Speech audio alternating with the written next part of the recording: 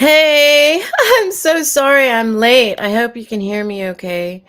Um, I just didn't get up that long ago. Oh, I'm already 60. It was at 10:14 a.m.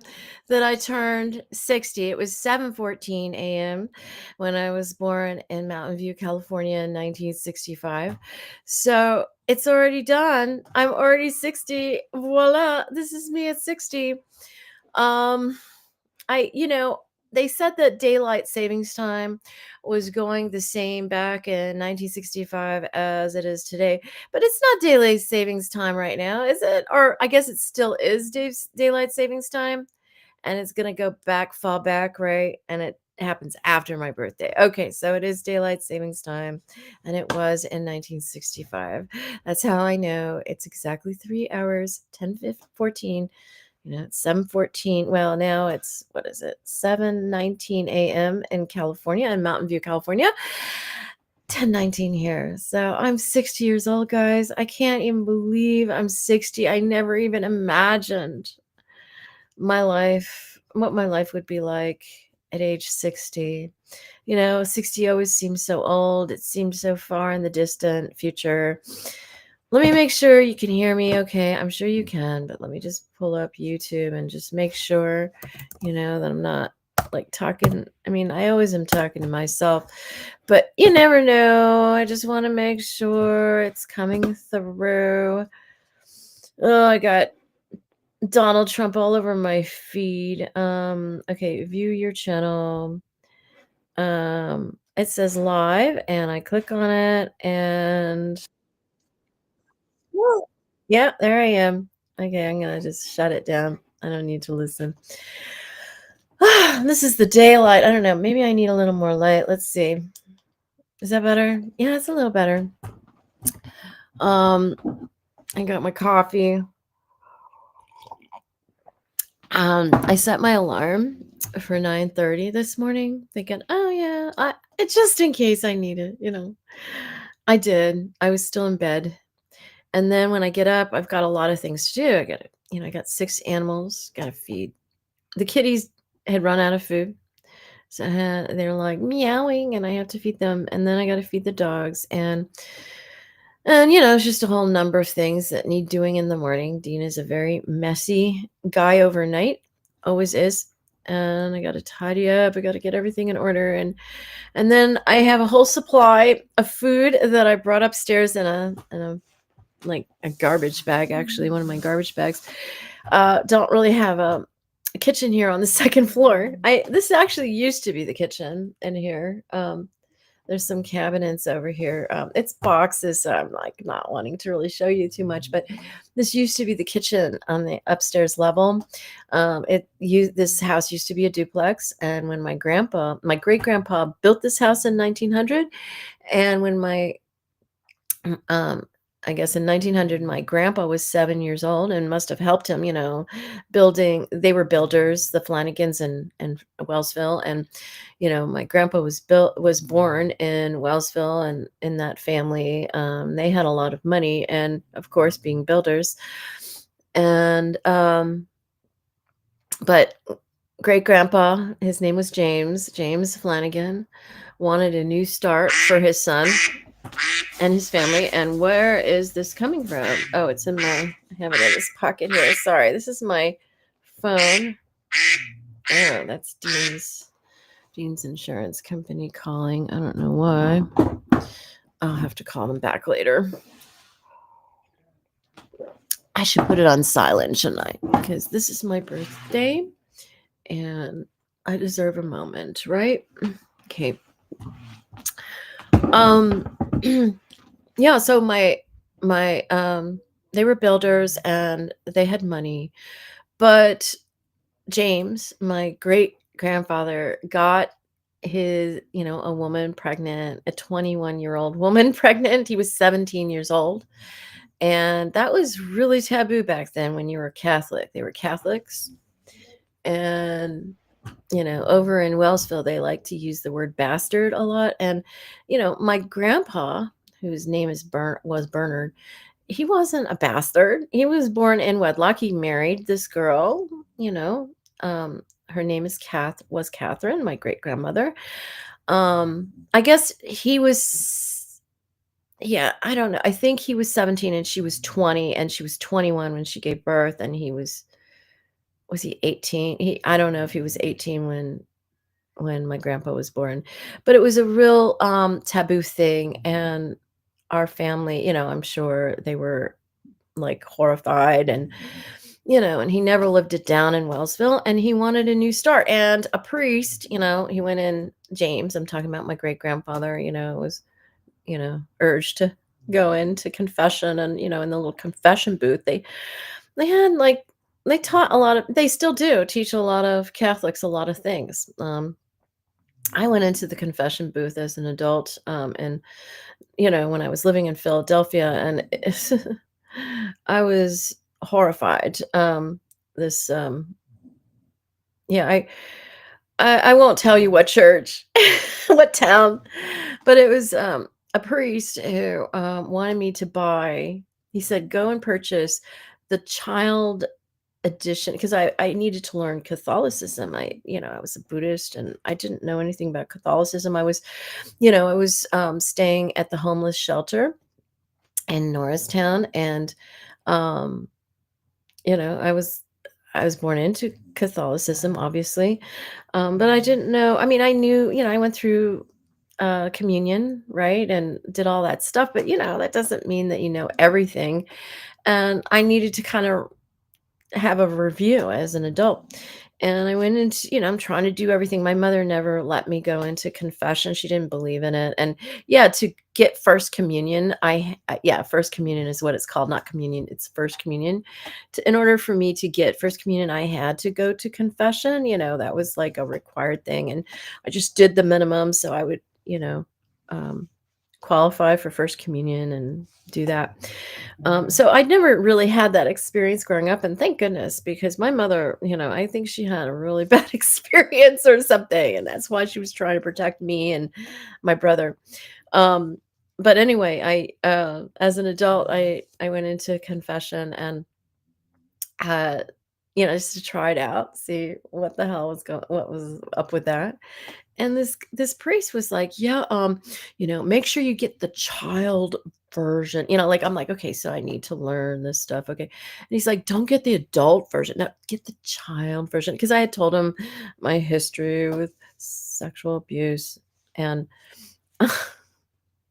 yeah, he wanted to like role play. It was disgusting, and never again. I mean, it was unspoken. He didn't say, "Okay, yeah, we can role."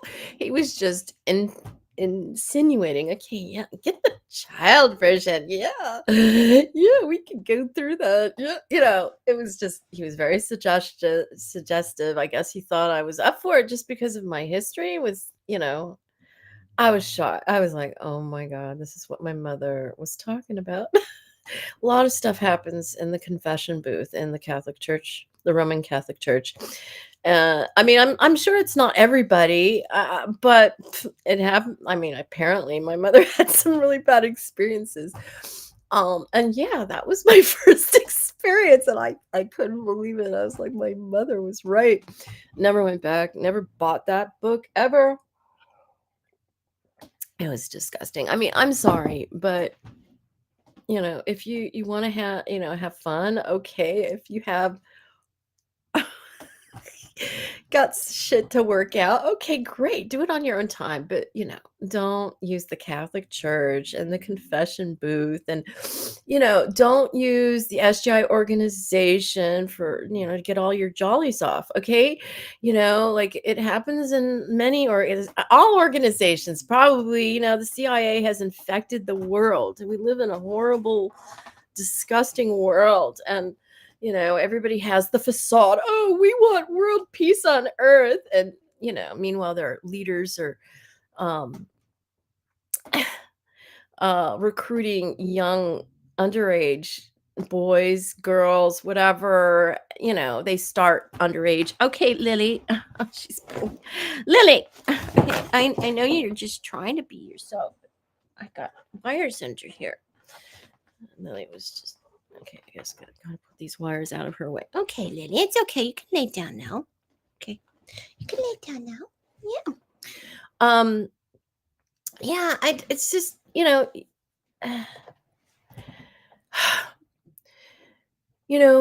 people look to they want there's nowhere to turn anymore. Like if your family is screwed, who do you turn to in our society? No, there's nowhere. You go to the church, you go to the Buddhist organization, you go wherever, and they're the same as your family. It's like nowhere, everybody wants to abuse you, everybody wants to take advantage of you, everybody's like a monster everywhere you turn.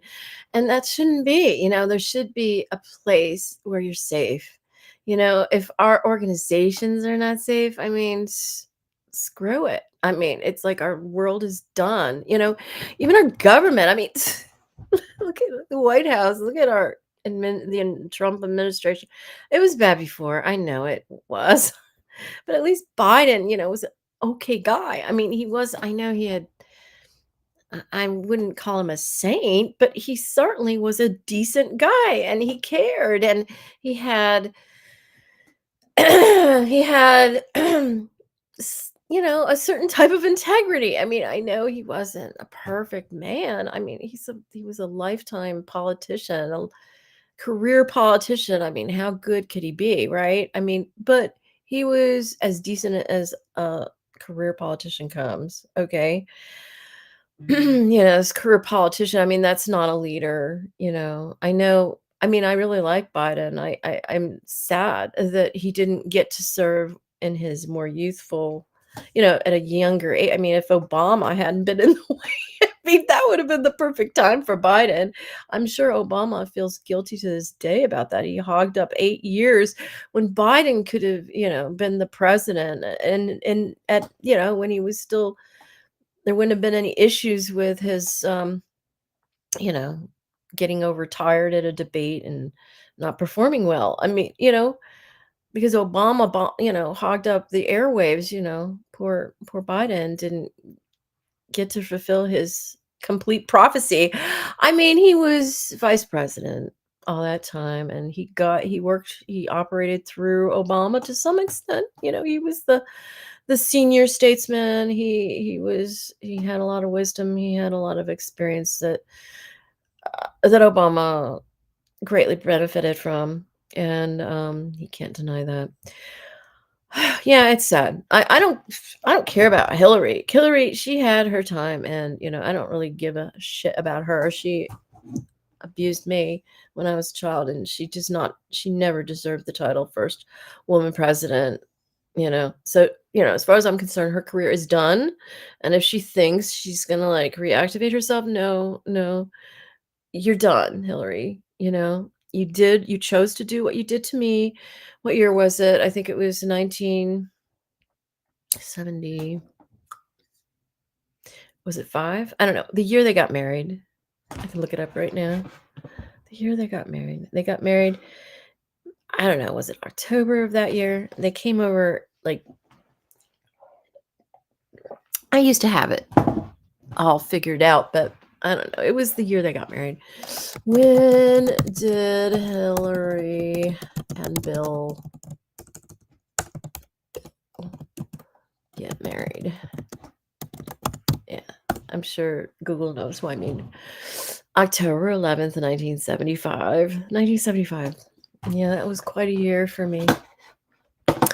Yeah, I was classified on July 23rd of that year. And I'm still classified. It's my 60th birthday today. And you think that my 60th birthday would be like the perfect moment, the perfect day to declassify Claire. I mean, I've been classified over 50 years. Most of my life, I've never known adulthood in the strictest sense of the word. So I'm still waiting to turn 18. I know I sound like a broken record, and I am. You would be too if you were waiting to start your life at age 60. I'm 60. I actually changed the title of my vlogging channel from Claire's Life to Claire's Life in parentheses after 60, because it's a big niche on in YouTube. You know, I've been resisting that niche. Oh shit, this thing fell. I've been resisting the niche quite a bit because I don't want to be. I mean, I don't feel 60. I don't, I relate more. I mean, I can't really say, I don't know. Yeah, I do. I do. I relate to younger people. I refuse to be an old person. I'm sorry, I just do. I haven't begun my life. I haven't been allowed to have a career. I haven't been allowed to be an adult, to have my own money, my own assets. Everybody else has fun and laughs to the bank, but not Claire. And it's my money in my name. I've never had that experience. I forgot to use this. I started using, it might be better. I'm gonna hook it up, I guess. I used it for the first time recently, and I bought this thing like a while ago. It's not like I've been able to buy anything for a while. It was towards the end of the time when we had a little bit of money, I bought this. I think it was Black Friday last year. That was the end of our money, but yeah, I had to take advantage of Black Friday. I love Black Friday. But can't do anything this year unless something dramatically changes between now and Black Friday.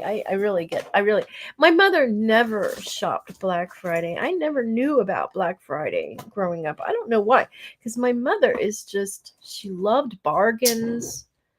Why wouldn't she have gotten into Black Friday? I know what it was. She hated crowds. I don't know where to put this. She hated crowds in stores. She hated them. And back then you couldn't go online to buy anything. There was no online, there was no web. And so that's why. And I remember that recently. I was like, yeah, that's because she hated crowds. So she didn't want to do the Black Friday thing. She would always find bargains. But I guess, Black Friday is not necessarily the only bargain of the year. You gonna walk the dogs, Dean? Thank you, Dean. I appreciate that. Okay, is this plugged in? Just gonna try it. Where is this? It's kind of a complex setup. That's why I didn't start using it right away. Okay, Lily. She's so excited. She loves her walks, and so does Mikey. Okay, there's that, and then this is plugged in. Is this plugged in now? I unplugged everything recently. Okay. Everything should be plugged in. Okay, so how do we do this? I turned it on. Sorry. Do I have to hold it? There it is. Okay, I just had to hold it. Sometimes you have to hold the button. Okay, that's lit up. Okay, I might have to, I don't know. I hope you can hear me. Let me see. I might have to go to my settings and audio. Yeah, it's got it. 1, 2. Yep. Okay, you're hearing me automatically. It's automatically switching to it because I set it up before. Is this better audio quality?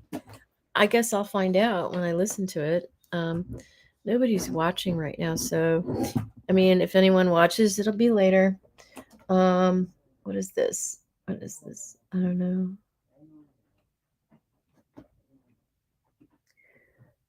Okay, I'm just putting it up to, I don't know what I'm supposed to do, but I hope you can hear me okay. I just will try it. Let me see. Now I've had it on. Maybe I should wait a few minutes because there's a delay on YouTube. I have got my coat on because, we live in an old house built in 1900 and we haven't updated the heating system. We bought the house with the original wood burning, coal burning stove. Furnace and stove. There were two. They said original, but no. We have two stacks. One in the front of our house and in the back, and they're not original to the house. What was original to the house was a fireplace in the middle of our house, and I guess it it went up to the second floor too. They would have had to have heat up here. This was a duplex originally. My grandpa and my great-grandparents and my great aunts lived downstairs, I believe, because, my great-grandpa built this house, and he would have had the tenants upstairs, right? I mean, I'm pretty sure. I don't know. I mean, I feel it, okay? I, put my, altar in a place downstairs that had some newer wood, filling in the gaps in the floor, and I didn't know what that was. And then we were down in our basement, which is it has a dirt floor, and so we have to take care of our radon problem as well. We have dirt in our house, where they built the int the interior staircase to go up here. We have an exterior one because it used to be a duplex, but, uh, somebody purchased this house in 2013 and kind of renovated it. Not f com He never finished. He sold it 10 years later, never finished it, and he didn't have obviously, he was in his 20s, and he didn't have a lot of money, and he really cut a lot of corners, but, he did a good enough job. He obviously had a lot of knowledge of building, and we really appreciate what he did, but, yeah, it's it's not done, and he was okay with having a coal burning, well, you wouldn't burn coal in it anymore. This old, you have to feed these. I mean, we never used them, okay? We were, it's not safe, it's over 100 years old, wood burning, coal burning furnace, and the wood burning, coal burning stove. And they put these 2 stacks on the outside of our house, and it was probably in 1917 that they did this because because that's when a couple bought the house. There was, like, a gap in the records, but this couple, yeah, I'm forgetting their names right now. Um, s They used the name in Harry Potter, the woman's name. She has a really cool old-fashioned name, and he has the name of the lettuce that they use for Caesar salad, and not Roland, but anyway, it doesn't matter. They're a couple, and they actually, lived in this house the longest of anyone, and I'm pretty sure they're the ones that renovated this house. They didn't connect the upstairs with the downstairs like the guy in 2013, but, they changed the location of the front door because, in the old days, the kitchen was where they had the fireplace and where they ate their food, and that had to be the biggest room in the house. But later, when they moved the kitchen to the rear of the house, they wanted the biggest room to be the living room, and you don't, the way that the front door was, you entered into the dining room, and they didn't want that, so they moved the front door to enter what they wanted to be the living room, and that's the way it is now. So I think they did a lot of renovating when they moved in, and, that fireplace is no more, and I think that's when these, furnace and stove was put in, which is over 100 years ago. And you'd have to feed it, like, all night long, and that's what this guy did, apparently, and the seller that we got the house from, he bought it in 2023, only lived in this house less than a year, and that's what he did too, and, we're the first ones. We were hoping, crossing our fingers that our, electric heaters, our high quality infrared heaters, would be enough, but, of course not in this climate, where it plunges below 0. I mean, not 32 is freezing. We're talking, like, below 0, which is 32 degrees below freezing, and then I remember the lowest, I believe, last winter was -9 degrees. So that's 32 plus 9 degrees below 0, freezing. And yeah, it just, we had to get a pellet stove, and we had to spend the rest of our money doing that. It was and it's still it just warms the area where you're sitting. It you can't I have to walk around with a coat, and it's not like nearly as cold as it will be in a month or so. We're about to go back to Augusta, but we're waiting for a specific uh, doctor's appointment that Dean has before we can. And I figure, we had to wait 8 months or more, 10 months for this guy because nobody comes to this area. It's a rural area. Um, and so we're not going to miss that appointment. I swear somebody planned this so it would stay in the state to this long. There's some legality. We did come and visit and see our house before it closed in November of last year. So we did come here and step on our land, about a year ago. I mean, well, we're not in November yet. It was early November. I don't remember the exact days, but yeah, so it will be a year since we stepped foot on this land. And I guess that's when we're gonna, go back to Augusta. We moved in. We arrived to the property to move in on January 11th of this year. So we're not quite a year here, but we're going to vote in the election here. I mean, they're all Republicans. There's hardly any Democrats to vote for. And, it's kind of funny. There's only one person running for mayor. Nobody's running against him. Yeah, nobody. There's two morgue people running for the morgue I don't know, medical examiner. I don't know. There's two people. They're both Republicans. There's nobody else running against them. The only one that has some Democrats are, I guess it's more of a state election, some judges or something. We're going to be voting for the Democrats no matter what. I don't, I've seen a lot of advertisements for the Republicans around here, but, the way the way the Republican Party is going, I can't do it anymore. I have to put as many Democrats in place as possible because the Republicans have lost their credibility with me. I don't care if they agree with Trump or not. They've allowed Trump to demonize our world and our life, and we're going to hell. That's how I see it. And I there's just nothing else to do but pray. I mean, and I can't even chant anymore. I got back to my chanting for a moment, and everything went to hell even faster.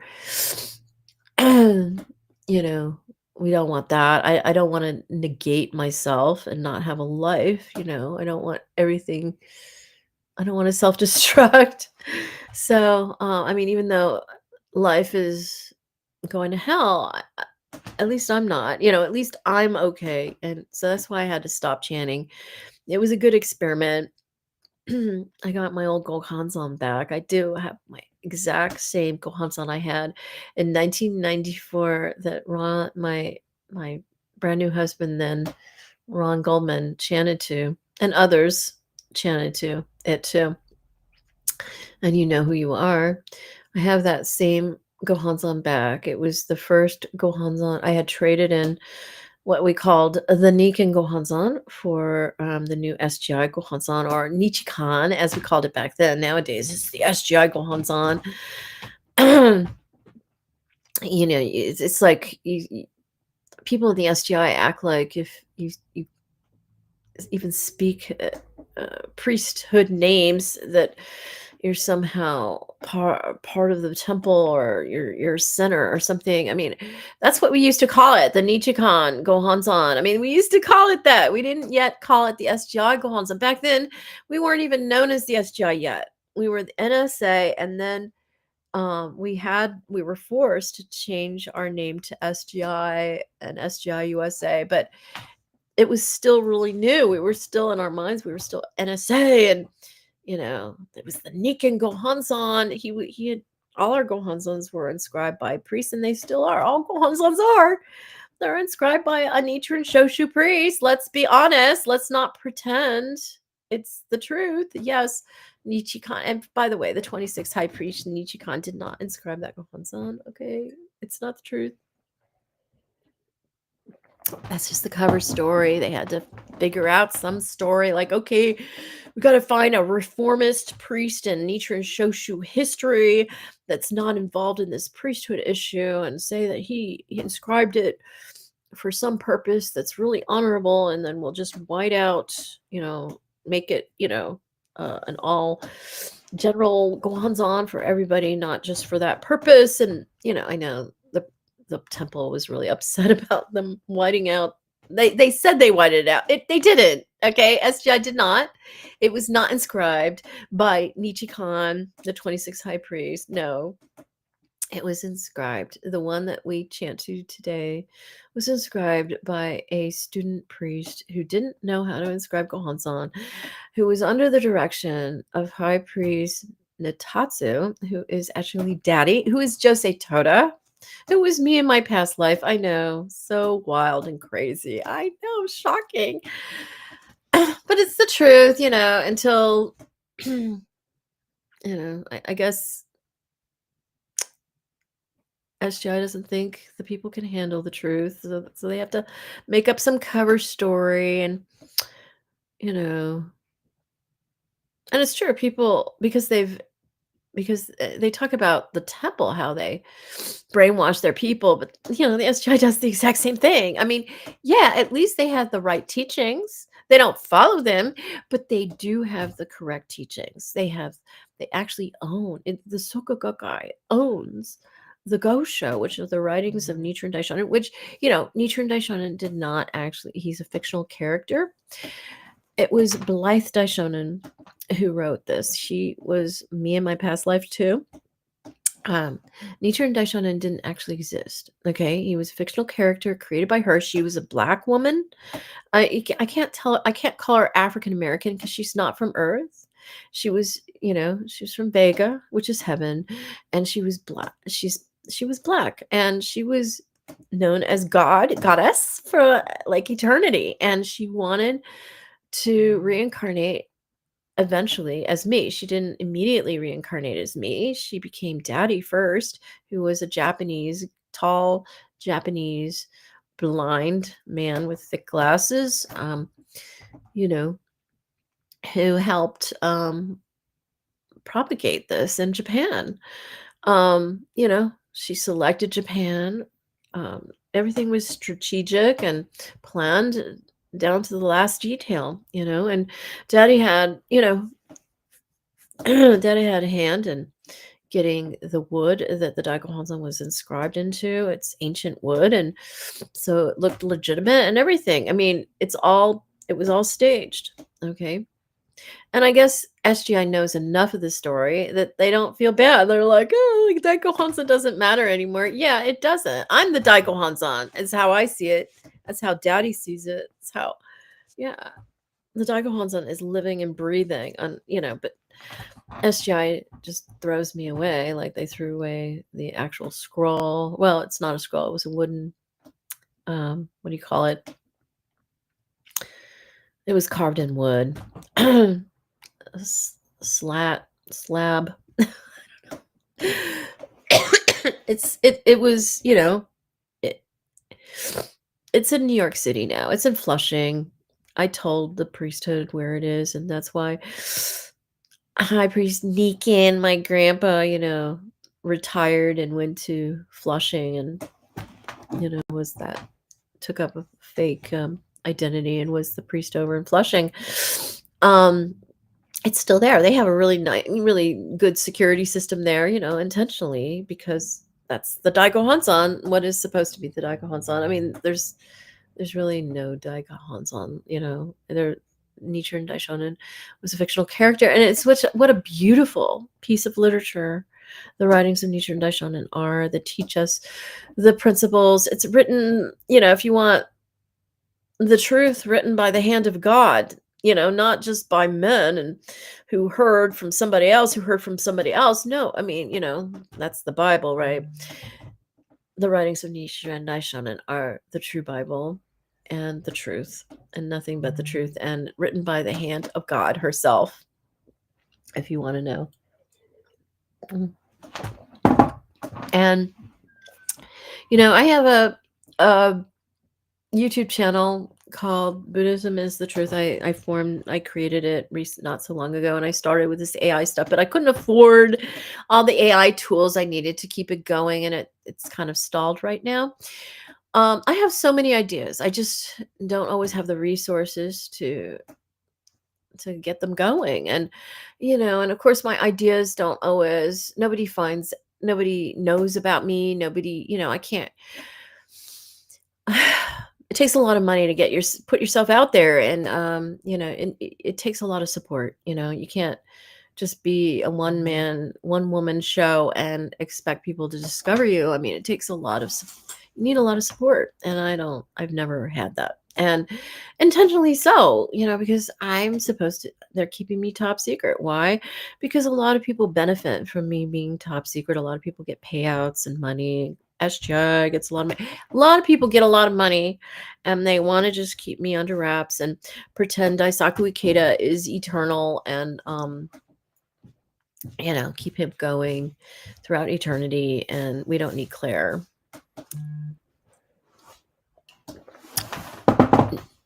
Oh, thank you, Dean.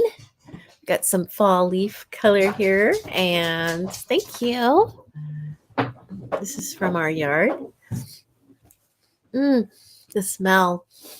It's fresh. It's fresh smell. It's not necessarily fall like. It's just fresh. It's this one that has the fresh smell. This is kind of fresh. That was a green leaf, but now it's a red leaf because of cold weather. Mm-hmm. Thank you, Dean. So today is my birthday. I was born 60 years ago today. I was the firstborn of triplets. I know my identical twin was born second. I know she thinks she was first. I mean, I know she thinks, if you want to know my identical twin, just look at Donald Trump. That's my identical twin when she was 15 in another body, a male body.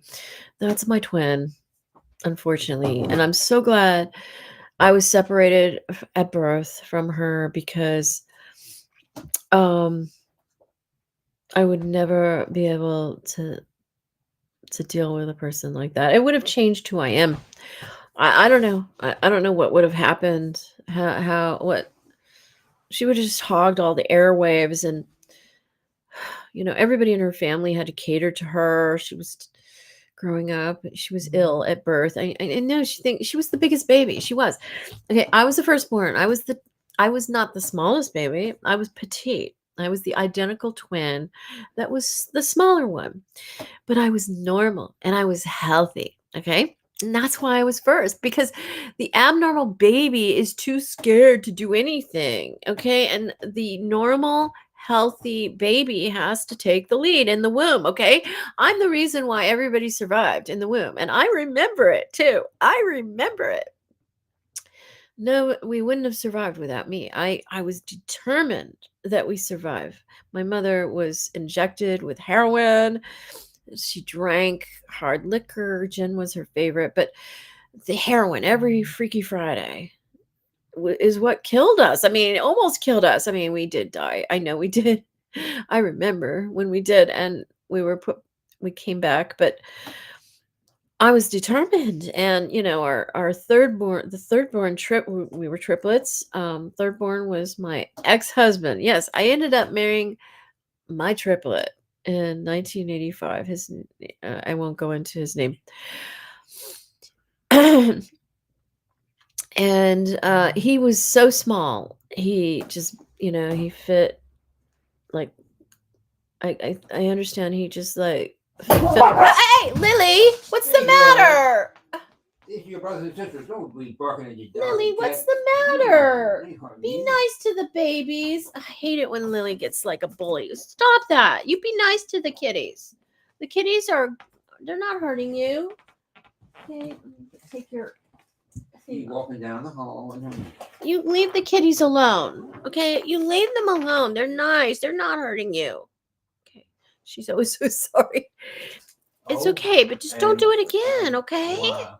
You're there. She can't help it. I guess she's just a hunter. But While you're there, um, tell multiple words. what, Dean? While you're there, tell multiple words. What? While you're there, tell multiple words. Tell her what I did.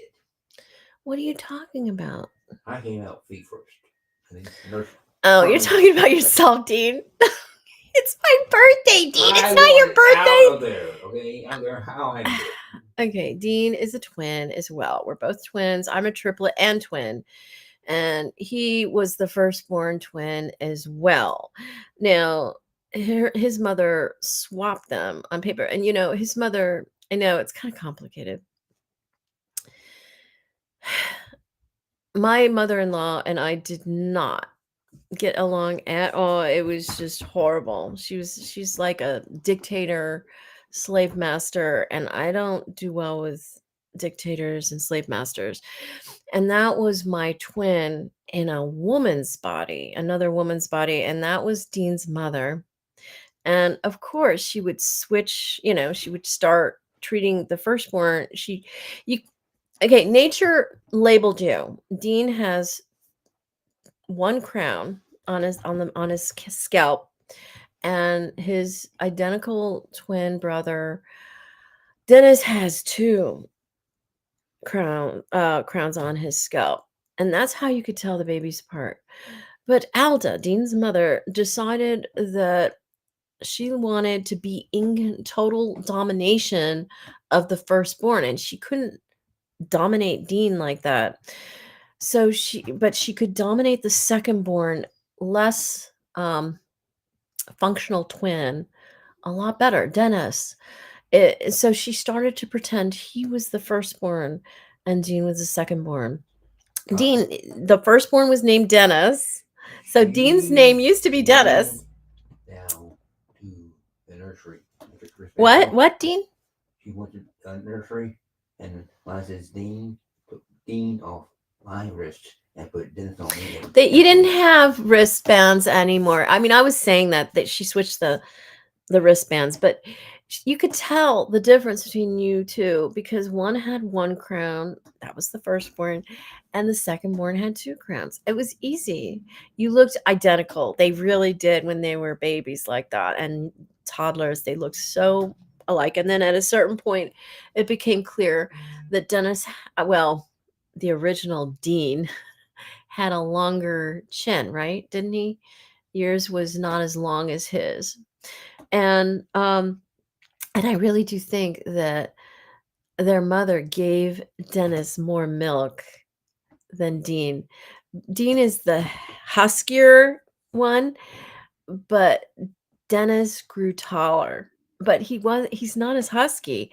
I think she deliberately gave Dennis, who used to be Dean, the secondborn, more milk and than you, so he would grow taller. Not so you would die, just so that he would seem like the firstborn. That's the way your mother, she was a very sick woman, and that's my twin. Sorry. And my twin no longer celebrates today as her birthday. Thank God.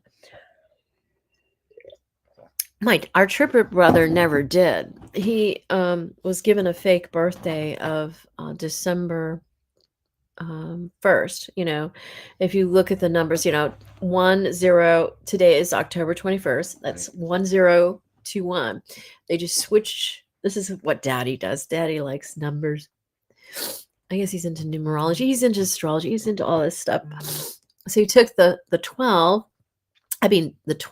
and made it, rearranged it, made it a 12, and then put that in front as the month. And 2 and 1 makes 3, Claire. Okay, listen, I'm trying to explain how my triplet brother, my ex-husband, got his fake birthday. So, okay, so 10, right, is 10 for October, right? That's our real birthday. And he took it and he put the 0 in front of the 1. That's 01, right? And then that became the day he was born. And then he took, and then the day we were really born, 21, he just rearranged it to make it 12 instead of 21, right?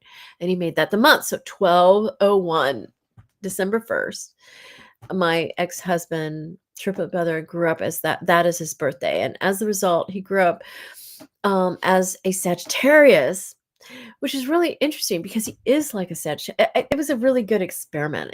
Daddy enjoys experiments, and he was me in my last life. Yeah, it's kind of hard to believe because I'm not anything like Daddy anymore. He just had all, he had everything at his fingertips. He just had everything he wanted. All the education, all the support he ever would have wanted. As Toto. I mean, I know he was in war-torn Japan and all that, and they went through that trauma. He was imprisoned, I know, wrongly imprisoned. I know. And all that. But that was like the only bad thing that ever happened to him. I'm sorry. My whole life has been an imprisonment. It's just maybe a couple highlights that have been nice, and my life is the reverse opposite of his, and I'm sure he planned that. And does that mean, Daddy, that I'm never going to have a life? I thought, the deal was, I was promised in 1994 that it was 20 years. It began as 20 years. Everybody needs 20 years to heal. So you'll be declassified in 20 years. They fought and fought. The FBI fought for 20 years. It ended up, 20 years became 25 years. And then that became 28. It was 28, 28, 28, and then 30. But of course, I thought that was 30 years from 1994. But no, I was up for reclassification in 1995 because I was classified in 1975. That would have been 20 years in 1995. And they were just getting a head start because I had gone through all this trauma with the murders and everything. And so they took all summer, the whole summer of 1994. It was this huge tug of war. But finally, they agreed to 30 years. But it was 30 years from 1995. And of course, for years, I thought it was from 1994 because I couldn't remember when I was classified. Oh, it's just been horrible going through this. I'd like any one of you to get a taste of what I've been through and see how you like it. But, it really is 31. Here we are. This is 2025. It would have been this year that would have been, it is 50 years I've been classified, and this would have been the year that would be 30 years from 1995. And here I am sitting here in my house, in my great-grandpa's house and grandpa's house, That he built. Yeah, I know. Built by my great-grandpa, where my grandpa grew up from age 7, and I know he helped his father build it and as a 7-year-old, but he was here when it was built. He was 7 years old, and until he was 18. His father died when he was 17, and his mother died when he was 18 from tuberculosis, which was very widespread at that time. Very sad. They're buried in the cemetery behind our house, and that's how I was able to remember everything. It was the land. It was the land. I need to go to the land, and the land speaks to me. Psychically, I don't hear anything or see anything. It's all like intuitive. And I was able to, it opened up, it triggered my memories and helped me put everything together, because I was given a lot of information over the years that my mother in particular did not want me to have and know. But I was able to remember everything, and it's a miracle in itself, but I don't know, I get no reward. Nobody told me in recent times, it was all in childhood pretty much. But yeah, I don't really get any reward. I don't know. I do think that I'm gonna be surprised one day, and somebody's gonna show up to declassify me, or I'm gonna turn on the news and I'm gonna see myself on the news. Huh? You know what your reward was? What? You goddamn survived. Yeah, I know. All that shit, you're still alive. Okay, so I survived. I'm alive. Wearing my winter coat inside my house because it's so cold. I mean, it's not so cold yet. It's getting there.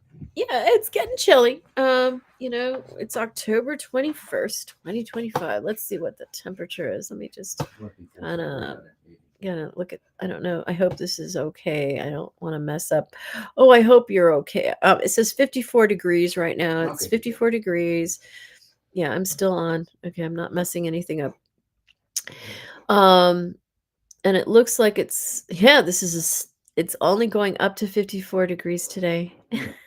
Is it 54 right now? Let me make sure. It feels like Right, it says now 54 degrees. Oh no. It's going up to 56 degrees at noon. So it's going to go up to 56 degrees at noon, and then by 1 o'clock it'll be 55. It'll be going back down again. Okay, that's how it is right now. And overnight, it was a little chillier last night. The night before was, I think, 55 overnight, which was not bad. That was actually warm because during the day it was in the 60s. But now, yeah, it's in the 50s, and overnight it's going into the 30s tonight, I think. Wait, I didn't double check that. I should have checked that. See what it was going to be overnight. Where is it? I don't want to cut this off. Okay. Okay.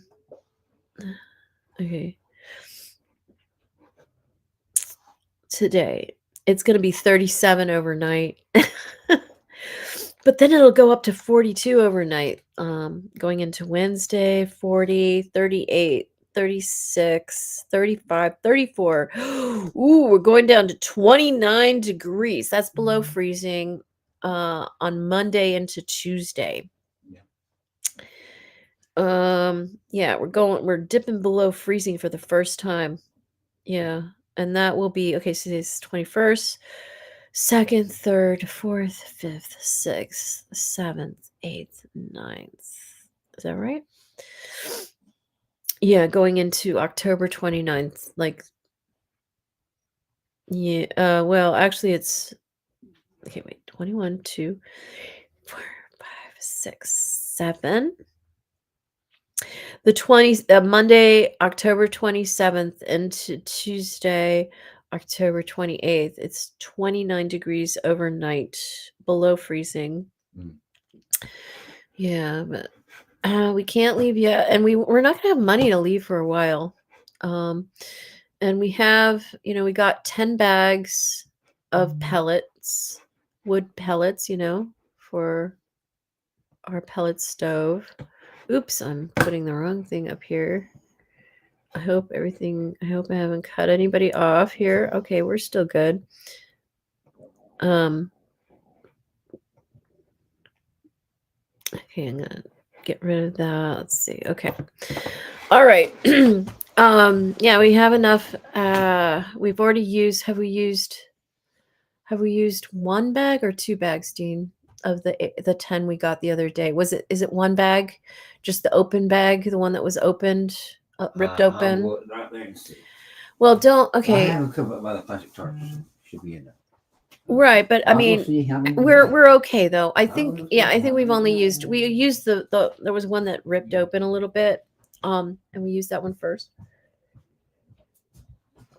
So I think we have 9 more bags, and we don't get paid. I don't get money. I get paid first. I don't get paid until the 3rd of November. So 10 bags of wood pellets have to last until October 3rd. And we got the cheap bags. We usually get higher quality, and we go to a local place usually, but because we're gonna be leaving, we're not gonna stick around too long. We're just going to Lowe's for now. I don't like rewarding Lowe's at all, because they take the wood pellets off the shelves when it serves them. They don't they don't care about people whose only heating is wood pellets. I mean, we have some electric heating sources that just make our electric bill go way out of hand. So we really depend on this wood pellet stove, which does use electricity, but it's very low. And wood pellets. Yeah, so 10 bag it's 9 more bags because we just used the last bag, we just finished using I'm keeping it on low. Over last winter, we couldn't keep it on low, um, but we're not it's not that cold yet that I mean, we like it a little warmer than this, but we're trying to conserve. And I just can't believe that my people are making me go through this. I mean, I know Trump is Trump. I hate him. I don't I'm sorry, I hate him. Um, I think it's, I detest him. If you want to be, I mean, it's,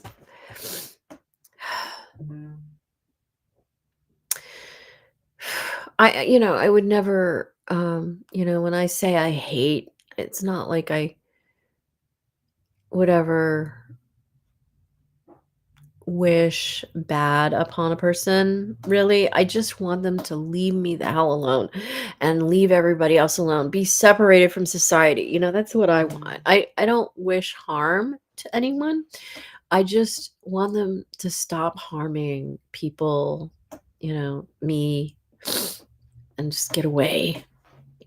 And I just, ugh, they make me furious. But that's what I mean. Like some people, when they say they hate somebody, they want like to destroy that person. No, that's not the way I feel. I'm not that kind of, I don't, I just want them to stop.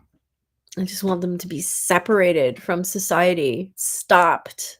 That's it. I just don't know why nobody can stop Trump, you know, from the mass destruction of our country, democracy, world. I just can't even believe that nobody can stop him and that there are actually people who want him to keep going, who actually like the way things are going. I just can't even believe it. And these are the people who are in control. And our people have just, my people are really in control. Okay. They're allowing the devils to be in control. They're not really, devils are never in truly in control, but they've been made to think they are so that they allow their true nature to come out for all to see. And oh, let me check YouTube and make sure that um I'm coming, you can hear me well. I'm sure you can, right? Let's see. YouTube.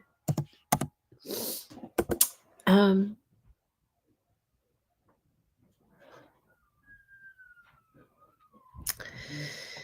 view my channel. Okay, it is live and I just want to see. Wait, is it Ah, am I not able are you not able to hear me?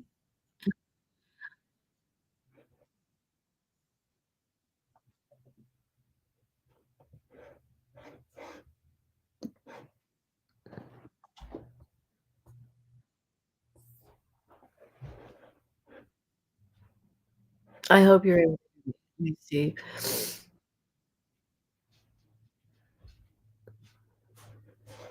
I don't know. Oh my god. Mm. Let me go on my phone. Maybe it's my phone I need to do. Right, that's what I thought. 9. Okay, let me just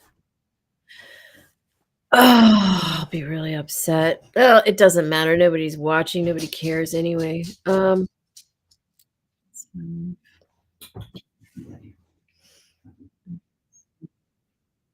my phone is a separate entity from my laptop.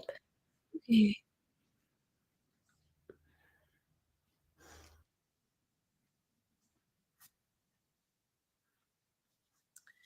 What's wrong with my phone? My internet's fine. Um,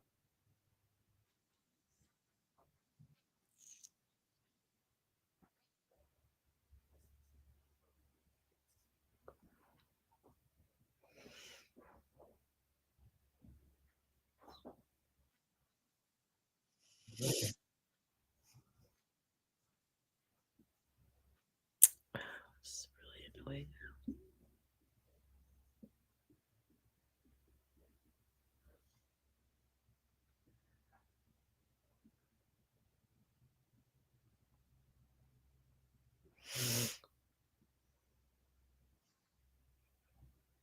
Okay, it's live. Okay, good. So it's it's on. Okay. 1, 2, 3, 1, 2, 3. I'm still looking. I'm looking at, Okay, it's live. Okay, good. Yeah. It's live. Okay. All right. All right. All right, I'm gonna turn it off. So it's On. Ah, that would be terrible. But you know, it's happened before. I've done this before. I'm gonna close the page. Okay, so we have 9 bags of pellets to last. 9 days. No, is it okay? The 3rd. So a week from today is the 28th, 29th, 30th, 31. 1, 2, 3 is Monday, right? So it is a week. It's more than 10 days, Dean. It's a week and 6 days. 13 days. Which is fine. Okay, 9. We just see, Dean, we can't. Okay, you still have the stove on, don't you? Yes, it is on. Maybe we should just turn it off for now No. to conserve. It's not making much of a difference. Did you when you walked in the house, did it feel a little warmer? Yes. Okay, so excuse me, makes a little difference, but it's about to go up to 56 outside, so Yeah. we don't need it on right now. We'll just save it for when it gets really cold outside. It's chilly, but not really, really cold like it will be.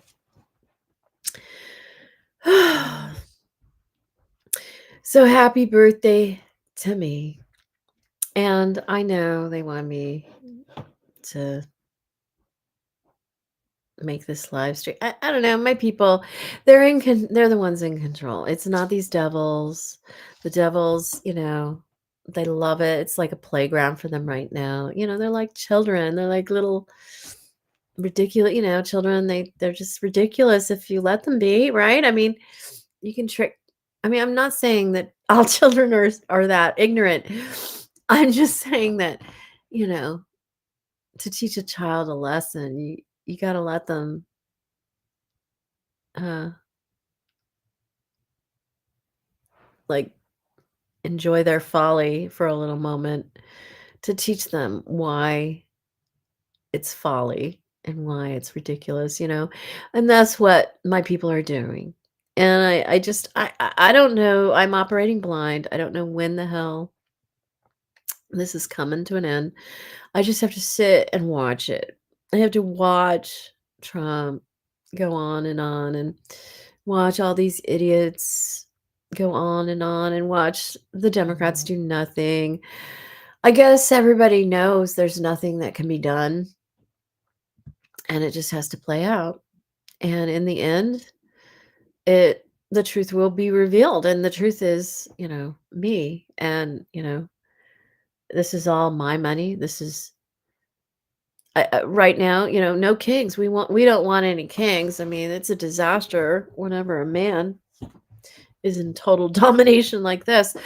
But you know, maybe somebody has to be, and it better be a woman who's been trained, like rigidly trained her whole life and cares with her whole heart, you know, and will put the money where it belongs, not in the pockets of trillionaires whose millions and trillions and billions are not even their own. You know, they just, somebody paid them that. They're just taking parts of my money and walking around with their ego pretending they're self-made billionaires. It's bullshit. Okay, first of all, there's no such thing as a self-made millionaire, billionaire, whatever.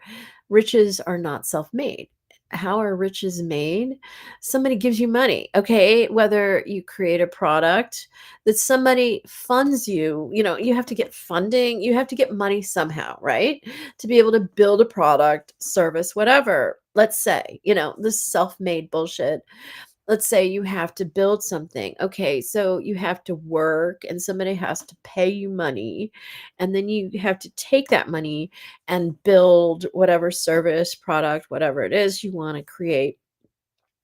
And then, and hopefully you have enough money because usually, it takes a lot of money, right? And so you usually have to have people like giving you money, even though you haven't earned it, right? Just investing in you, right? It takes people doing that usually, unless you're born into a family and you're independently wealthy. But even then, you don't want to use your own money, right? A lot of these zillionaires think it's so smart to use other people's money and not their own. Right. So there's always somebody like investing in you. Okay, so there's nobody like you, right? And they're not going to invest in just anyone. And this is where the self-made bullshit comes in. Like, oh, I convinced them, I talked them in. Yeah, usually what you're doing is you're bargaining with them and saying, I'll do this for you if you do this for me. Like, they don't just invest in you because you've got a nice smile and you're just somebody they like. I mean, not usually. I mean, it should be that way. It should be like, I really believe in you and I'm here for you and I'm, committed to what you're doing because it's in agreement with what I'm doing or whatever. It's not like that. It's usually like, okay, you do this for me and I'll do this for you and I'll do this, it's like an exchange. It's corrupt, okay? And so, yeah, if you're corrupt, it's an easy game for you to play. But if you're a good person, who's just, trying to be themselves and trying to offer what's in your heart to the world, nobody, this world will not fund you. You have to be you have to be like a prostitute. You do. That's the way the world works. And if you don't comply, if you don't cooperate, if you don't become a criminal yourself, you're only going to go so far. And maybe they let some people go a little further than others, to make it look like, yeah, it's just, everybody working really hard. Some are lucky and some aren't. No, it's not luck. It's, the people who get to parade around with my money or whatever, they paid for that. And I guess that's why, I mean, they didn't earn it. They just, well, I guess they think they did. And I don't know. It's not the way you think, though. It's not. First of all, usually it's my ideas that they're taking and claiming that are their own. They're taking my work and the work of others and pretending they did it and they directed it, and they didn't. They're just a front man. They're just walking around taking credit for shit they didn't do. The Mark Zuckerbergs, the Elon Musks, the who else? I mean, Amazon dude, um, Jeff Bezos, right? I don't know. They're just frontmen for my, I mean, I was given an opportunity none of them were given. Okay, I was a young girl and I have a role to play in the world that I'm not allowed to play yet, but as a child I was allowed to dabble in my role a little bit in a way I'm not allowed to even go near today as an adult.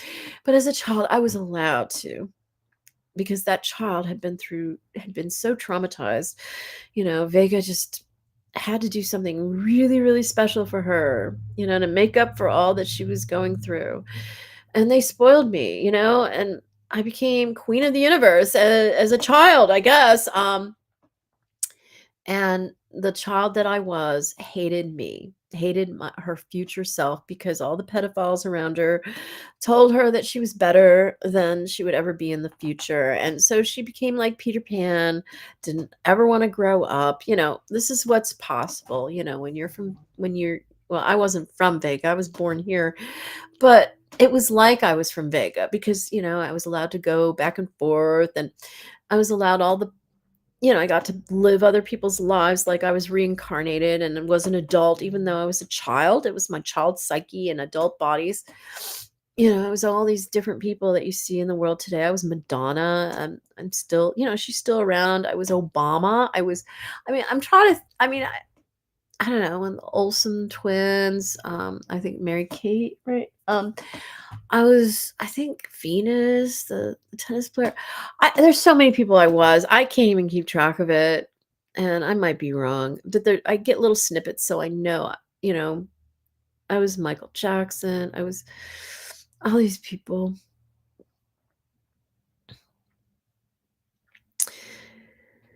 And I really thought I was superior to my future self when I was a child. I thought I was better than I was gonna be. You know, I looked at myself, you know, when I was a child in the future, living right now. Paris Hilton, I was Paris Hilton. Um, I was looking at me and I just thought I was a loser, and I am. I am. I'm a loser, everybody. And, you know, and I just thought, "Oh, yeah, I'm better." You know, like I was competing with my future self.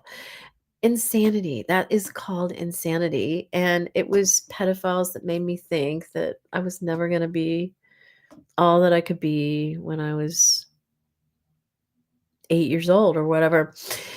And I really believed them, and I was Peter Pan, and I thought they would let me live my life this way forever and ever. I really did as a child, and one day, I remember the day when I was informed that it wasn't good for me to continue on this way, and that I would have to go back to my life as little Claire Elliott in Old Greenwich, Connecticut. And I'm like, "What? What are you talking about? No, no, you're kidding, right?" I mean, I couldn't believe it. And I was told that it's not good for me to continue on like this. This is unhealthy for me. I'm like, I'm fine, I'm doing great. You know, what's the problem? No, it's not good for you. You know, you need to go back to your life as Claire Elliott and grow up. And I'm like, no, I don't want to grow up. I want to just be me forever and ever. You know, I just thought that was because they were letting me do it forever and ever. And, you know, living all these lifetimes. And I know it sounds pretty bizarre when I talk about it like that. And these people are still walking around.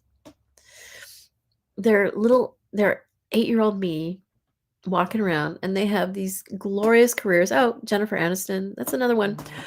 They have glorious careers. They have everything they want. They have a great life. And meanwhile, I'm sitting here in my 1900-year-old house in Hornell wearing my winter coat. Nobody knows who I am, celebrating my 60th birthday. We went to dinner. We did go to dinner. Well, not dinner. We went to lunch at Marino's a couple weeks back. I wanted to go early. I wanted to, you know, when you don't get your money promptly and you have to wait, you know, you live paycheck to paycheck and you're just barely getting by. It's nice to go out and have a nice huge meal at a luxurious restaurant, which is Marino's around here. My grandma Flanagan she lived in Wellsville, which is about 30 minutes from here. And she would always take us to dinner. Whenever she paid for dinner, we'd come here to Hornell. It was not called Marino's in those days. I think it was called, they called it the Brick. And what was it called? The Brick House Inn, not Inn. I got that wrong. It used to be called something else. The Red Brick Tavern or something. And it was a tavern. You know, my grandma was a drinker, but she went there to have dinner. And it, you know, it's always been a very traditional dinner there. And when we'd go, we'd always sit in the back room. She'd always say, "Oh, we want to sit in back." She would always sit in front when she'd come by herself to have dinner, which was where the bar is. And she would always direct them to seat us in the back. And she'd have her old fashioned, you know, she used to drink old fashions with her dinner. And it was very expensive then, and it's very expensive now. And we blew like, I think it was like almost $80 eating lunch there not so long ago. That was my birthday present. That was what I wanted, and I wanted it early. I didn't know what was going to happen on my birthday, and I wanted to just get it out of the way and just have our moment early. And we were, you know, waiting for the day, and it's just nice when when you can't eat everything you want to eat, you know, when you get paid, you eat the food you want to eat. Yeah, so, and then I got really sick afterwards. It's a wonderful place. I highly recommend Marino's in Hornell. It's the best restaurant in town. I love it. And I have a history there, and I grew up going to that. I think we went there like maybe, I don't, not many times. My parents usually paid for dinner when we'd come visit my grandma, and we'd always go to a place in Wellsville. But every time my grandma wanted to pay, and it wasn't very often because she was hosting us, we were staying with her, so we wanted to take her out. But every so often she would insist on paying, and she would take us on a car ride for about 30 minutes. And it wasn't until Dean and I were visiting in November, about a year ago, um, to see our house before it closed. Trump had just become president. I had just been elected, and it was just such a shock. And that's why we rushed here. I felt like I needed to step on New York state land, the Empire State Land where. My money began. Um, this is where Toda delivered the principal of my money to my grandmother in 1952. And, I just, he shouldn't have been elected. I knew he had done something, in Georgia, and they hadn't counted my vote, because when I vote, um, my vote, I have the queen vote. Everybody I vote for wins. If they're in, it has to be, they have to be on the ticket. They have to be either in the Democratic or Republican Party. They can't be in another party. It's a two-party system, unfortunately. And if I vote for a Republican or a Democrat on the ticket, and it has to be a national, and the general election, the primaries don't.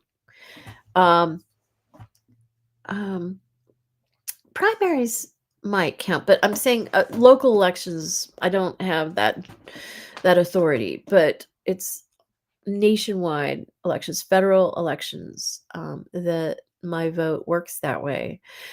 And I voted for Kamala, and I wanted her to be president so bad. The last thing I ever wanted was for Trump to be reelected, and it was like my nightmare come true.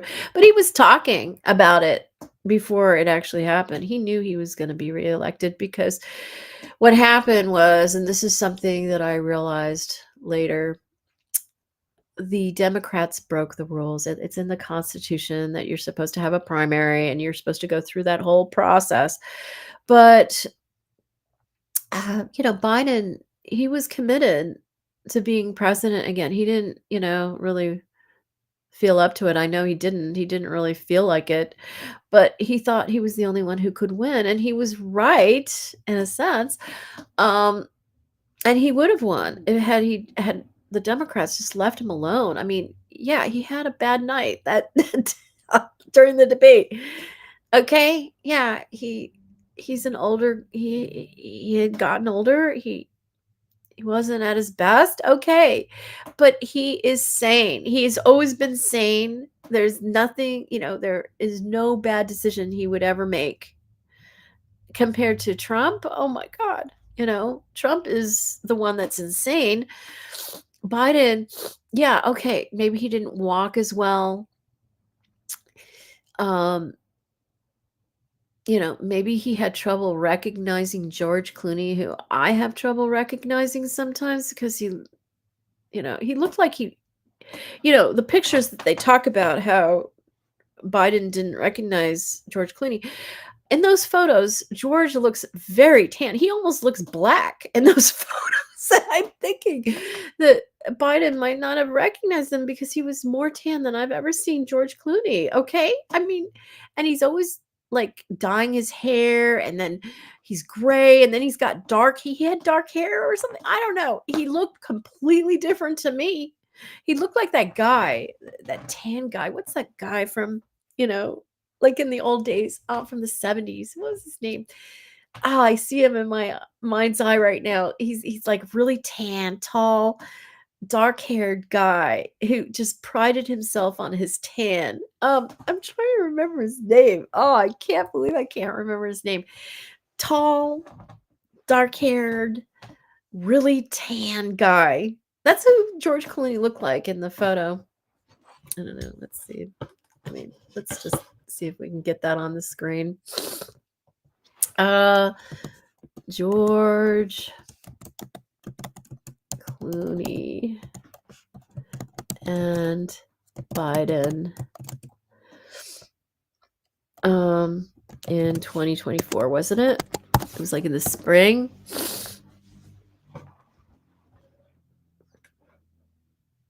Okay, images. I want images. I don't want the story. Yeah, this is it. Okay, so he's got some gray hair. I think this is it. Okay, let me share. Let's see if I can. I don't know. Is this gonna make the photo bigger? Come on, let me go. Oh, there it is. Okay, let me share. I think I shared this before.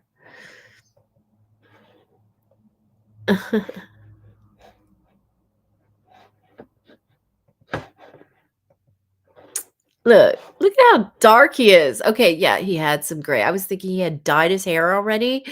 You know, remember when he dyed his hair? I didn't recognize him when I saw him. He had dyed his hair for a role right after this or something. But look at how dark he is. He looks like he's as dark as Obama. Look at this. Okay? This is why he didn't recognize him. Okay, possibly. Okay, and he probably hadn't seen him for a while. Okay? You know, and to be honest, you know, there is a thing where um you know, Brad Pitt, he's one of my genetic sons, even though he's older than me. He has a thing where he can't always recognize people. It's a disorder or something, right? Where you see somebody and you might meet somebody one time or two times, and then you see them again and you don't recognize them like other people naturally do. I don't know if I have it's obviously genetic and he has it and he just warns people, look, it's no offense to anyone. I just have this problem recognizing people sometimes. I don't know if I don't think I think he probably recognizes people he knows pretty well or has met a certain number of times, but people he's met one or two times or something, he really struggles with sometimes. I know I do sometimes. Okay. And I don't think that that was a sign of dementia. I'm sorry. I just think that people were trying to find an excuse, you know. I don't know. This is some operation. It was some operation. And I'm looking forward to the result of this operation. And my people did not, the end product, the end result was not, I mean, yes, it was going to be Trump in office, but that's not the goal. Okay. That's just temporary. And I'm still waiting to see how everything's going to pan out, because this is not permanent. This is tragic. It is so painful to watch, and I've really gotten to a point where I'm going to stop sharing. I really think it's time for me to start like having a prayer group or something, because there's just I mean, I can keep talking about it like other people are, but we just need it to turn out well in the end. I mean, it's so bad what's going on in the world. This is not a happy birthday for me. You know, age 60, wearing my winter coat inside my house because I have no heating system. That's, you know, we have a pellet stove. We're going to survive. But I'm upstairs and, you know, the pellet stove does not heat up here. And it's a big pellet stove, but, you know, we don't have a lot of insulation. It's an old, you know, house built in 1900, 125 years old, and counting. You know, this is not the way I envisioned my 60th birthday, and I know this is why it's happening this way. I could tell nothing was going to happen for me. I could tell, and but yeah, I just want to know what my people have in store for us, because this sucks. This sucks. You know, I was thinking, God, wouldn't it be nice if the No Kings protest was leading up to something, you know, really great today? but it didn't feel like it was. It just felt like more of the same, and here we are. Yeah, more of the same. I brought up some food from downstairs. I have this big bag of food that I'm not used to living in a 2-story house. I grew up in 2-story houses, but I'm not used to it. I have all my supplies here, because I want to. This is my birthday live stream, and welcome to everybody who's watching and on here right now. Thank you for showing up. And let me just see. There's nobody. I'm just gonna say welcome. Where are you coming from? Where are you in the world? I'll say that.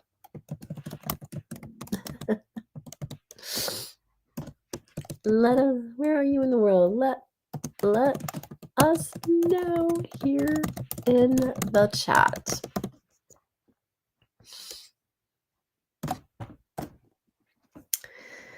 I don't know where that went. I don't see it. Welcome. Where are you in the world? Let us know here in the chat. Yeah, so I don't know. I don't know what's in store. I really don't. And they want to make sure I don't know what's in store. It's supposed to be a big surprise, It's not a birthday surprise, that's for sure. Well, it could still be. I mean, you never know. I mean, they could show up like right after I don't know. I've always kind of had this vision that, Navy SEALs, they're not being paid right now. They're not being paid, and I know this is why Trump shut down the government. And it's so funny that they like to blame the Democrats, because the Democrats won't just obey and sign the document. I mean, they're supposed to negotiate. This is the way our government has worked for hundreds of years. But the Republicans are not even, they're not even in town. They're not even in Washington. They're taking a permanent vacation. And, and they're blaming the Democrats, who won't just okay, we'll sign on the dotted line, whatever you want, Donald Trump. They're supposed to negotiate. It's supposed to be a compromise between the two parties, right? Our 2-party system, which really fucking sucks. They're supposed to negotiate and come up with an agreement to keep the government open. But under Trump, it's always shut down, isn't it? I mean, Biden kept the government open. I mean, there were some other times when it was shut down, right? During Obama or something. I don't remember. I was Obama, I know. And I don't remember that shit. Right. I think when Obama was in office, wasn't there he didn't have control, right? It was just him against the Congress, and the Congress wanted him to fail. And so they shut down the government so they could blame him. Oh, it's just such fucking bullshit. I mean, this is not leadership. This is bullshit. And people, these are not leaders. These are assholes. These are devils. This is not leadership. This is not what it's supposed to be. And yeah, okay, so here we go again, and everybody's getting a payout. There was a guy, and I'm going to find this. There's a guy who said, no kings, no kings means no paychecks. What is it? And that's what he literally said this. No kings means no paychecks. Yeah. I wonder who said that. Idiot said that. What is his name? Is it represent? No.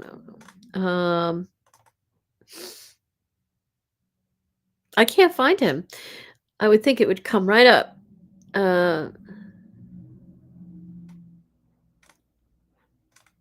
Representative. Is he a senator? Senator says, let's just put it, senator. I'm sure it's a senator. Senator says, no kings means no paychecks. Yeah, from my money.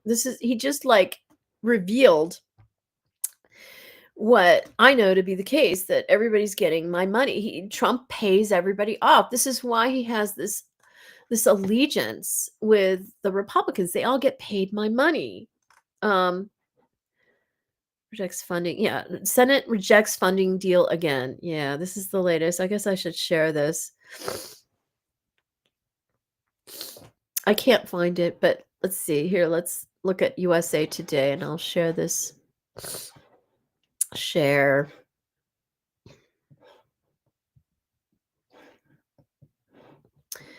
Government shutdown latest. Senate rejects funding deal. The federal government shutdown rolled on to its 20th day on Monday. Well, it's the 21st day today, as a resolution remains elusive amid a bitter stalemate in Congress.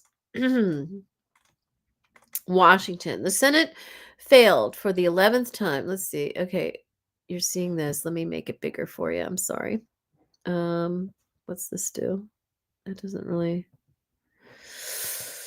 I'll make me smaller so you can see it. They failed for the 11th time. This doesn't happen under other presidents, okay? It's only under Trump this happens. And they all blame the Democrats, and it's them. The Senate failed for the 11th time to reopen the federal government, leaving the third longest shutdown in history. I guess they're going for the longest. I don't know when the longest was. To continue with workers missing paychecks, flights increasingly delayed, and lower income families threatened with losing food assistance. It's disgusting.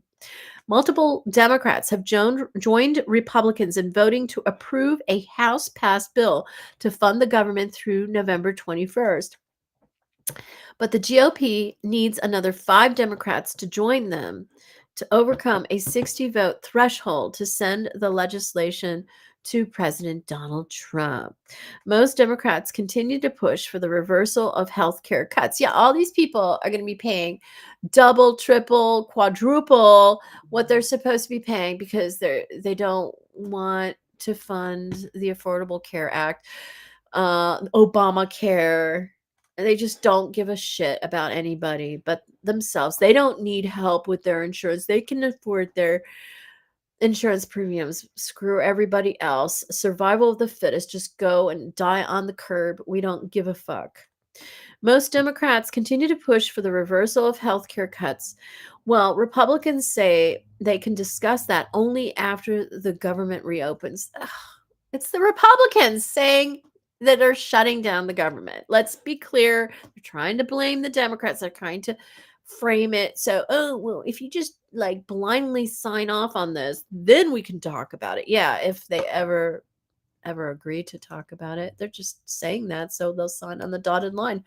Our country is staring down the barrel of a healthcare catastrophe, said Senate Minority Leader Chuck Schumer, Democrat, New York.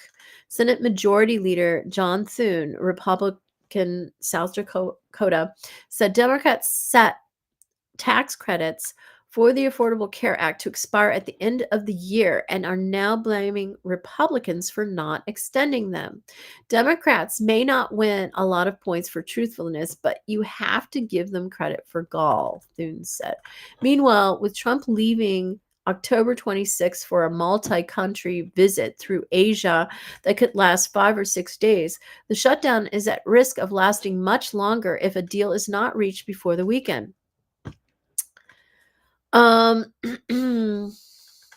Minority Leader Hakeem Jeffries, Democrat, New York, told reporters he spoke with House Speaker Mike Johnson, Republic, Louisiana. Oh, he's from Louisiana, over the weekend. But then he walked away from reporters rather than describe the chat. Speaker Johnson and I had a conversation this weekend, Jeffries said with a smile. Thank you, everyone. The revelation came as Democrats continue to complain about Republicans refusing to negotiate greater health care spending as a condition of reopening the government. Republicans have argued the government should reopen before health care talks begin. But if they do that, if the government reopens, they'll never talk about health care again. You know they won't. This is the way the Republicans operate. They're just a bunch of scam artists, is how I see it. Sorry to be so honest. It's the way it looks to me. Federal courts furlough non essential workers. Federal courts have been running on the fumes of funding reserves during the first 3 weeks of the shutdown, but have now furloughed non essential workers. The Supreme Court has closed its buildings to the public, although the justices will continue hearing cases. Yeah, they get paid, right? Do they? Right? Congress gets paid, right? I mean, I don't know who's paying. I mean, they get paid. What, you know?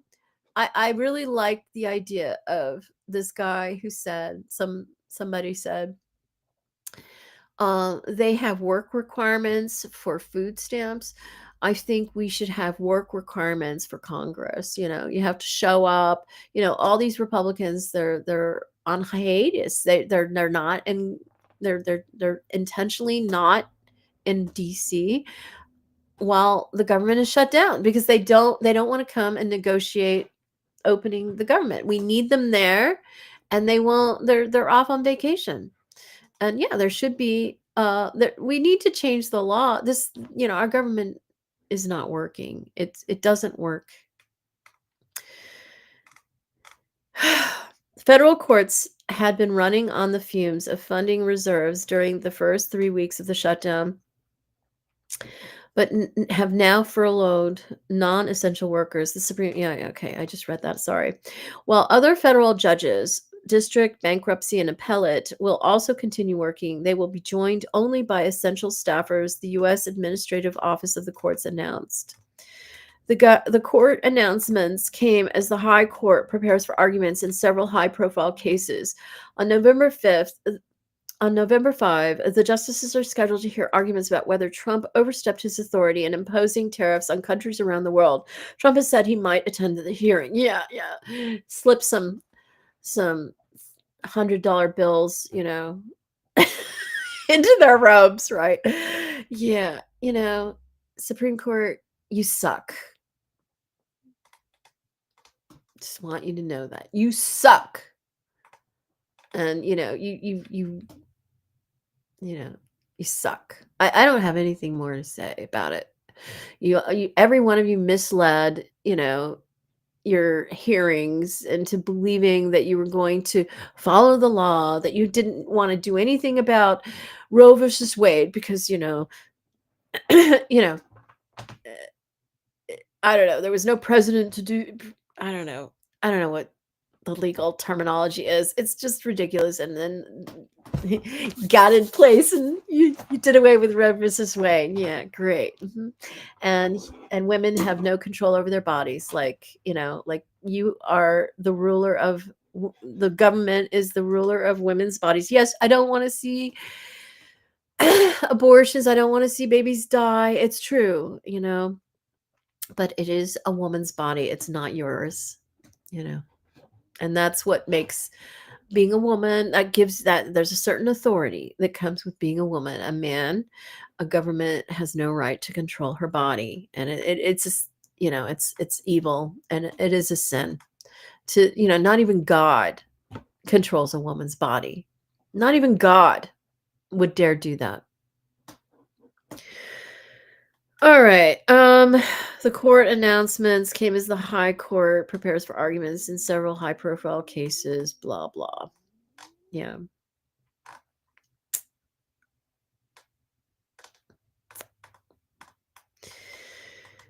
Thank goodness, you know, they can't touch Social Security payments, or they'd have people dying in the streets, literally. I don't know what.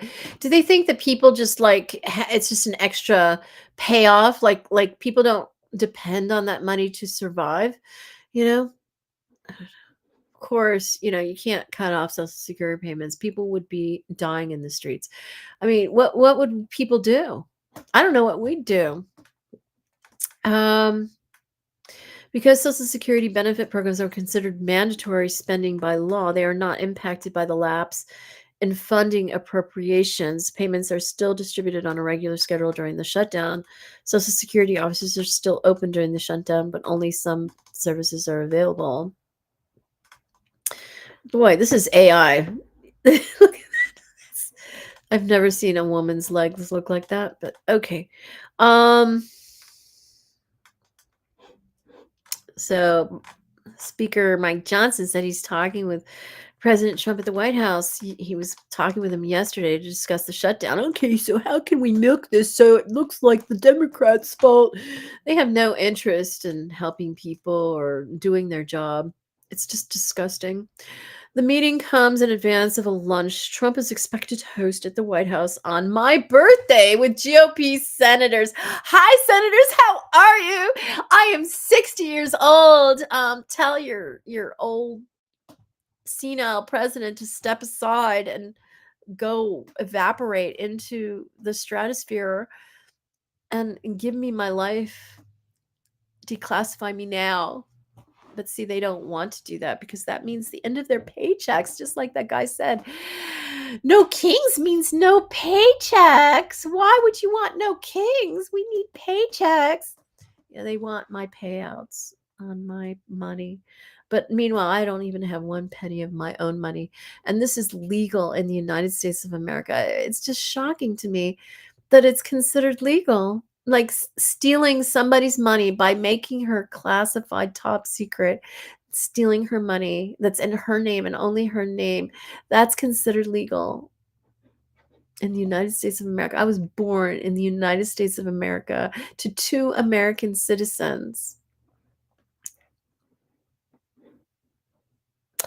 So lawmakers are huddling with Trump on the shutdown before he leaves October 24 for a multi-day trip to Asia. What's he going to do over there?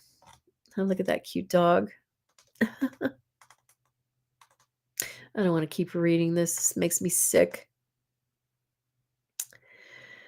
Oh, in a news conference on Monday, yesterday, House Speaker Mike Johnson joined other Republican leaders to criticize Democrats for the shutdown. Like it's the Democrats, like the Democrats are in control. Yeah, they have control, huh? It's the Republicans are in control of the House, the Senate, and the White House and the judiciary. I mean, Trump bought all the Supreme Court. I mean, I don't know why we even need the Supreme Court. I mean, why do we need them? They don't do shit. All they do, they don't do shit. We shouldn't have a Supreme Court. I think we don't need them.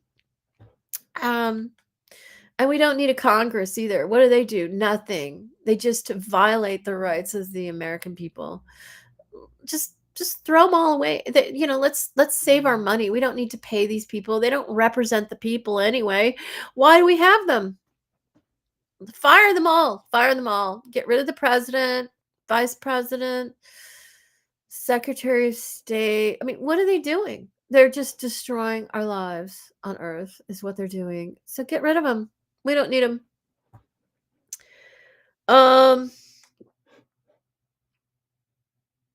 Okay, so they're criticizing the Democrats for the shutdown, claiming the party is treating the weeks-old impasse as a political stunt.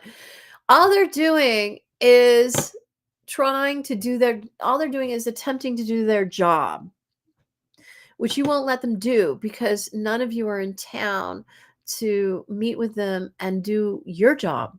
You don't want to do your job, and so they're stuck in town waiting to negotiate with no one to negotiate with. That's what you're supposed to do. That is the way government has been run for hundreds of years. The Democrats and the Republicans, they negotiate a deal and then they keep the government open. That's what they're supposed to do. If one side doesn't negotiate, then there's no deal. Signing on the dotted line without a negotiation is not a deal. That's dictatorship. We have a democracy. We're supposed to have a democracy. We're supposed to have a 2-party system. It's not a 1-party system just because one party dominates all the branches of government. And how my people ever allowed that to happen? It's just they're doing it so to put them on stage, to showcase them. I know, but when does the showcase stop? When does the show stop? is what I want to know. I mean, it would have been nice if the show stopped today, October 21st, my birthday, my 60th birthday. I am 60 years old and I still don't have a life. I'm still not allowed to do what I was born to do. And I mean, as far as Trump is concerned, you know, he's gonna destroy our government. So he's, on his last day of life, whenever the hell that'll be. And hopefully, I don't wish anyone ill, but he's not the healthiest guy in the world. So yes, I would like his life to conclude as soon as possible. So there's other options beyond him. But I mean, because he's done so much harm. Um, but yeah, the way he's setting it up on his last breath, he's going to be in office. He's going to keep like in office for the rest of his life. He's turning 80 right in June or something, right? And I guess he thinks he's got like another he's hoping for another 10 years if he's lucky. I mean, he's not the healthiest. And then somebody like JD Vance is going to take over, or his son Trump Jr., right? Is by then maybe he'll take over. And I don't know. Does he think he's going to live forever? Is he going to just continue to live? Does Trump think he's uh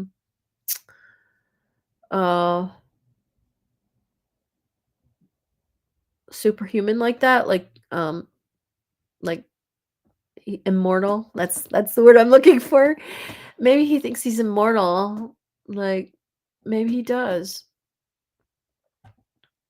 I mean, I really wouldn't be surprised if he thinks he's gonna live forever. I really think he thinks he's God because he's just changing everything and everything always goes his way. So he thinks he's God. That's what my twin thinks because she's a narcissist, because she was not born healthy. She's retarded. That's what a narcissist is. They're missing part of their brain and everything revolves around them. Yeah, it probably has something to do. There is probably a social element to it, the way you grow up. And, my twin grew up as the center of her household. Everybody had to attend to her because she was ill. And, to think that she thinks she was firstborn. And see, this is Trump, okay? He inside is a 15-year-old girl who thinks she was the firstborn triplet and firstborn twin, and that she's finally getting what she deserves, and that I'm the one, like, she thinks there's something wrong with me because I don't have money and nobody gives me, opportunities and money and like she gets. And so she thinks that's because there's something wrong with me and that she's the firstborn, the real. And this is why Trump thinks he's king, because he's my identical twin sister who is retarded. That's why. Because who else would have so much would do what he does the way he does it? Yeah, he says, I'm not king. Yeah, not he. In his mind, it's like, I'm not yet, but I'm on my way. He won't say that. But that's why he has such a hard time. If he was king, he'd have an easy time and everybody would obey, right? Yeah, that's my twin for you. Insane. I was the only healthy, normal twin triplet. Okay, I have all my marbles. I am not missing the part of my brain that cares about other people and cares about the world and my environment, more than sometimes I even care about myself. I mean, you got to care about yourself too, or you're no good for your environment or the world. But it's a kind of tricky balance. But I tend to put others ahead of myself. That is my tendency. And in this world, that's not respected or honored. It's all about me in this world. And the narcissist wins in this world. And I guess my twin thinks that makes her the firstborn twin and triplet, and that she doesn't want to be queen. She thinks she's a man, and she always has she's always considered herself to be a man in a woman's body. So it's perfect that she's in a man's body and she's Trump. It's perfect. It's really who she is. when she's a woman, it's even though she was born a woman, it's like she's, and this is, I had one of my ex-boyfriends, I ended up, it's kind of weird. I had an ex-boyfriend in the early 90s, and um it I found out that later, that this was her. She was 15 years old in this man's body who was my boyfriend. And he's still walking around today. And he there were people who accused him of being a wolf in sheep's clothing, and he was so upset about this. And that's what my twin is, when she's in her own body, and I've observed her, and I've also had the opportunity to see pictures of her, recent modern day pictures of her, to see what she looks like. I should share them with you. I don't know if I should, but I'd like to. Um, she's gotten a nose job, I have a wide nose. She had an even wider nose. She was a bigger baby, and she's a bigger person than me, and she had a wider nose, and I know she didn't like that. And she got a nose job, and now she's got like this little nose, and she looks really good. She's very pretty. We don't look like twins, though. We really don't. We never did. It's just people who knew us that I think we have very similar eyes. And if you get close to, my eyes are very distinctive. I have very large pupils, and I guess she does too, or something. And you get at the right angle, and we have very unusual eyes, I guess. And that's the way her brother could tell that I was her twin. At first glance, you wouldn't know, that we were twin, even pre-surgery for her. Um, Anyway, and now she bleaches her hair and destroys her eyebrows, because that kind of is a very distinctive part of our face, is our dark eyebrows, and she's plucked all her eyebrows. She doesn't have any eyebrows really, and what remains are light, she bleaches them. Very, very alters your appearance greatly. And so she's got tan skin. She tans her skin. She's orange like President Trump, but tan. I mean, she goes to a tanning salon. I think he does too, but he wears makeup as well, doesn't he? I don't know what he does.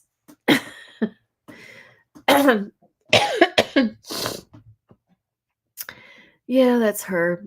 There was a time when I bleached my hair and tanned my skin in tanning beds, and I guess I was her lead. I don't know. She got the idea from me. Maybe, I don't know. It did alter my appearance greatly, but I never destroyed my eyebrows, and I never got a nose job either. Yeah, we didn't look like twins, identical twins before, but we are. And we really don't look like identical twins today. And she's always looked a lot older than me. She's always been the heavier one too, and I'm at my heaviest right now. So I guess we look more alike now than we ever have. Well, if she hadn't gotten her nose job and didn't tan her skin and lighten her hair and all that. Okay, well, it's really depressing. This world is, and I don't like to focus on it because it's just depressing. Oh, look at this naughty list. Oh, that Bondi really makes me upset. Oh, she makes me sick. That's funny. It's getting close to Christmas, isn't it? Ugh, yeah, Mike Johnson makes me sick. I just want to vomit, going through the news. Who is this talking? Right. We should be able to wrap up this week. It's okay. Here it is. Mark Kelly of Arizona. I like him. And he is a Democrat. That's good. I didn't know if he was a Democrat. I'm glad to know he is. A Democratic senator also offers optimism with a caveat. Democrat Senator Mark Kelly of Arizona on Sunday said the shutdown can end this week if Republicans agree to negotiate health care policies, something they have refused to entertain. We should be able to wrap this up this week if they will sit down and have a negotiation with us, like has been done for hundreds of years in US government. But has it expressed hesitation about the Democrats' top demand that expiring health care subsidies in the Affordable Care Act are extended to keep insurance premiums from increasing? That's up to the Senate to decide, he said. But if you look at the expiring subsidies, the vast majority of people, certainly low income people, aren't affected at all. Really? It's just that the policy has expanded to people up to 4 times of the poverty level.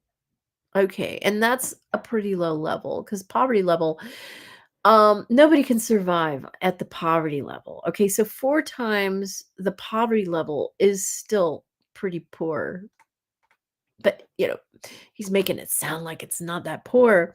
If the Affordable Care Act subsidies are not renewed, premiums are expected to double. According to the research organization KFF, about 22 million people receive the ACA subsidies that are set to expire. So the White House shelves projects in blue cities, fires workers.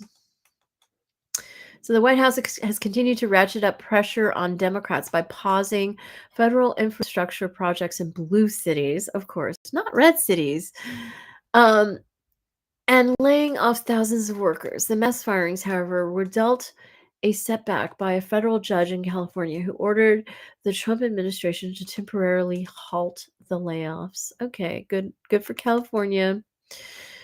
What would we do without you, California? That's my birth state. The shutdown has resulted in about 750,000 federal workers being placed on furlough. Trump has threatened that some of them might not receive payback when they return to work. Are they working for free? Republican leaders have, I guess furlough means they're not working and that he doesn't want to pay them. Why don't we try not paying you, Trump? I know he supposedly donates his salary somewhere in government that probably pays him back, right? And then people just pay him under the table for favors, right? That's how he makes his money in crypto and all that shit.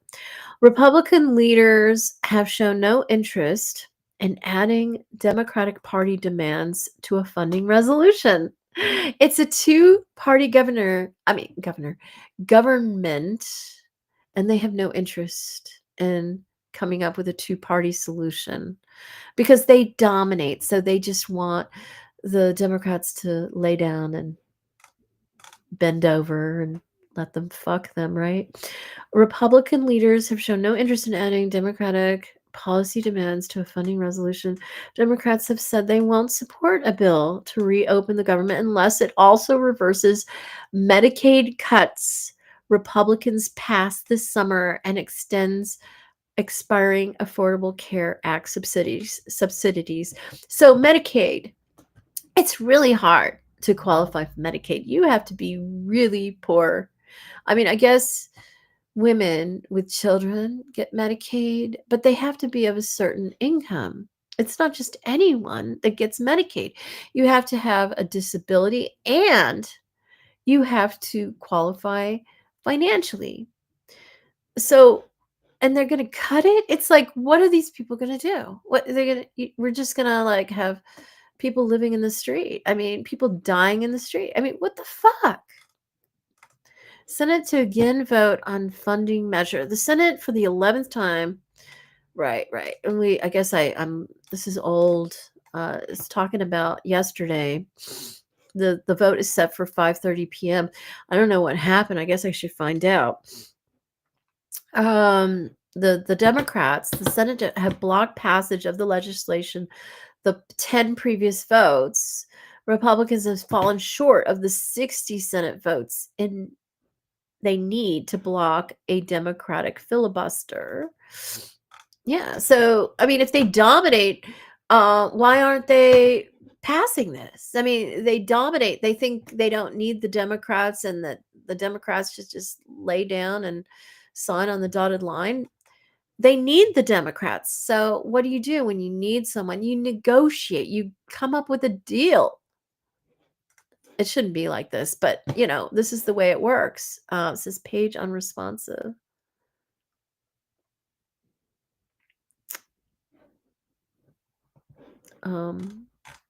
Is this still okay? It's still there.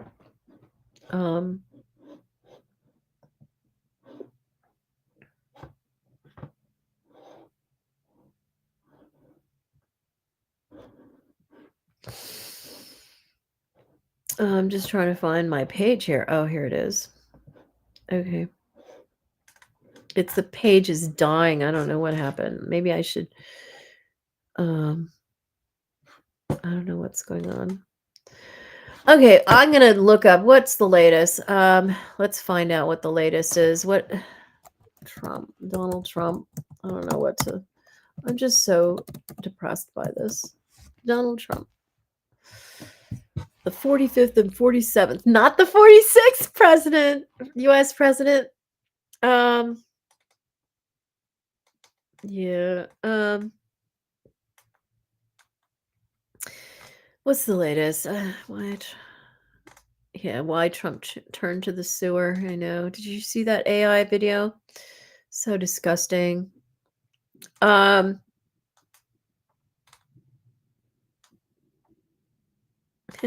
White House begins demolishing East Wing facade to build Trump's hall or whatever it is. Oh, it's just disgusting. Just disgusted. What is new? I mean, I just want news. Let's go to I don't know. CNN never has news when I'm looking for it. They always have some kind of documentary or they're talking about sports. I just want news when I go to CNN. I don't want a documentary. I don't want some show about I don't get news on CNN 24/7 anymore. It used to be. Okay, let me share this. This is CNN. Vance won't put deadline on Hamas returning hostage remains or disarming. Okay. Trump scored a legal victory over National Guard troop deployment to Portland. Who cares? House Speaker Johnson stresses Trump is, quote, is not going to negotiate with Democrats. Why? That's your job as president of the United States. And it's the job of the Republicans to negotiate. You're not doing your job. You should be fired. All of you should be fired. We don't need you. If you're not going to do your job, you're just going to get in the way of progress. Why do we need you? We don't need the Supreme Court either. They're useless. Just fire that Clarence Thomas. He makes me sick. Always has. Always will. Brent what's his name? And I grew up with him at my house. Kavanaugh. Brent. What? Where did I come out? It's so funny. I don't even know his name anymore. Is his name Brett? No, Brett. You know the way I remembered that? I have a sibling name who changed their name to Brett. That's how I remembered his name. He's so much in my history. I don't even like to think about him or remember his name, apparently.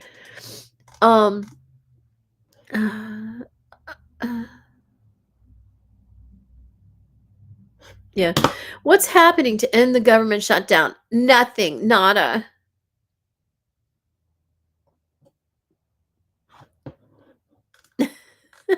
What a fucking joke. Do you know how this is going to go down in history? Do you know how bad? I mean, this is hell on earth. Okay? At some point, Democrats and Republicans will have to change tactics. And the Republicans are trying to make it the Democrats because they have the majority, right? They don't give a fuck.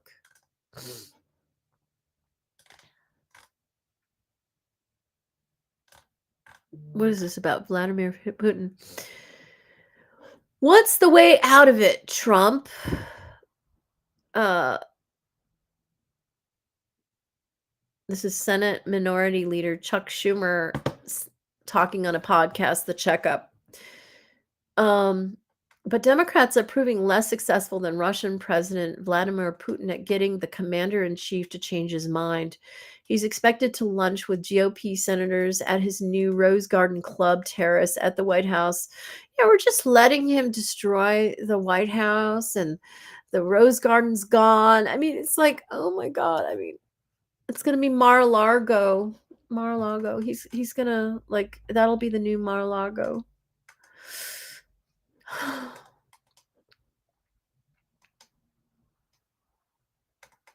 Okay, so they're lunching right now as we speak, the GOP senators and Trump at the Rose Garden Club terrace right now as we speak.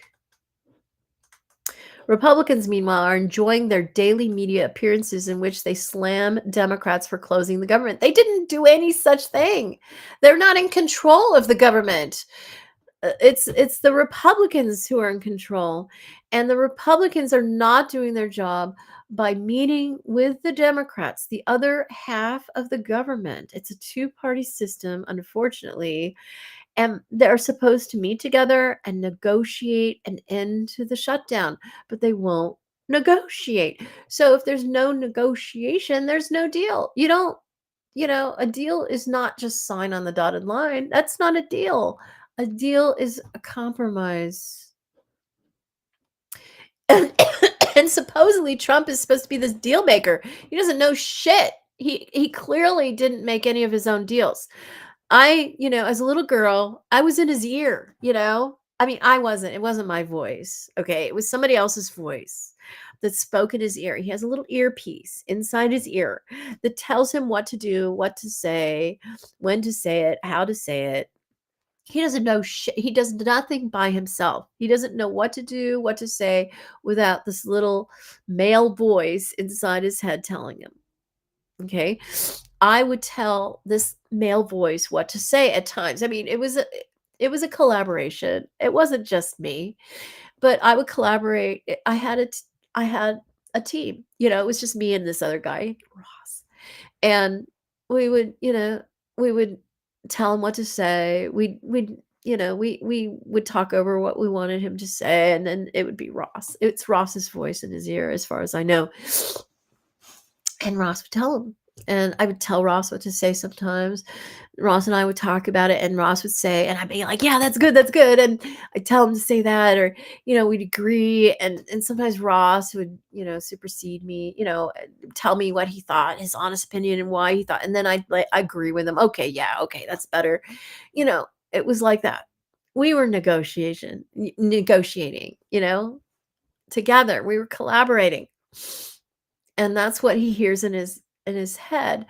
And I don't know, I don't remember what we did. They wiped my memory clean, so I can't remember everything. They don't want me to. They want me to be operating blind. And this little girl that I was resented my future self, who is me today, and just thought I was a loser, and wanted to make my life a living hell, apparently, and didn't give a fuck. She hated it. Was like self-hatred. It was self-loathing, and it's very sad. And I know my people understand what's going on, and they know the child that I was is spoiled, and they're having, in Vega, they revere children. They love children, and they feel so horrified over what was done to me as a child. And they'll do anything for this child. I know, because she went through so much shit. But the adult me has gone through more shit. But yes, I'm an adult. I'm fully formed. My brain is fully developed. My body is fully developed. Of course, I'm 60 years old now. I'm not as physically strong as I was when I was in my 20s. I'm not exercising like I should. And, I swore for years, by age 60, I would be thin.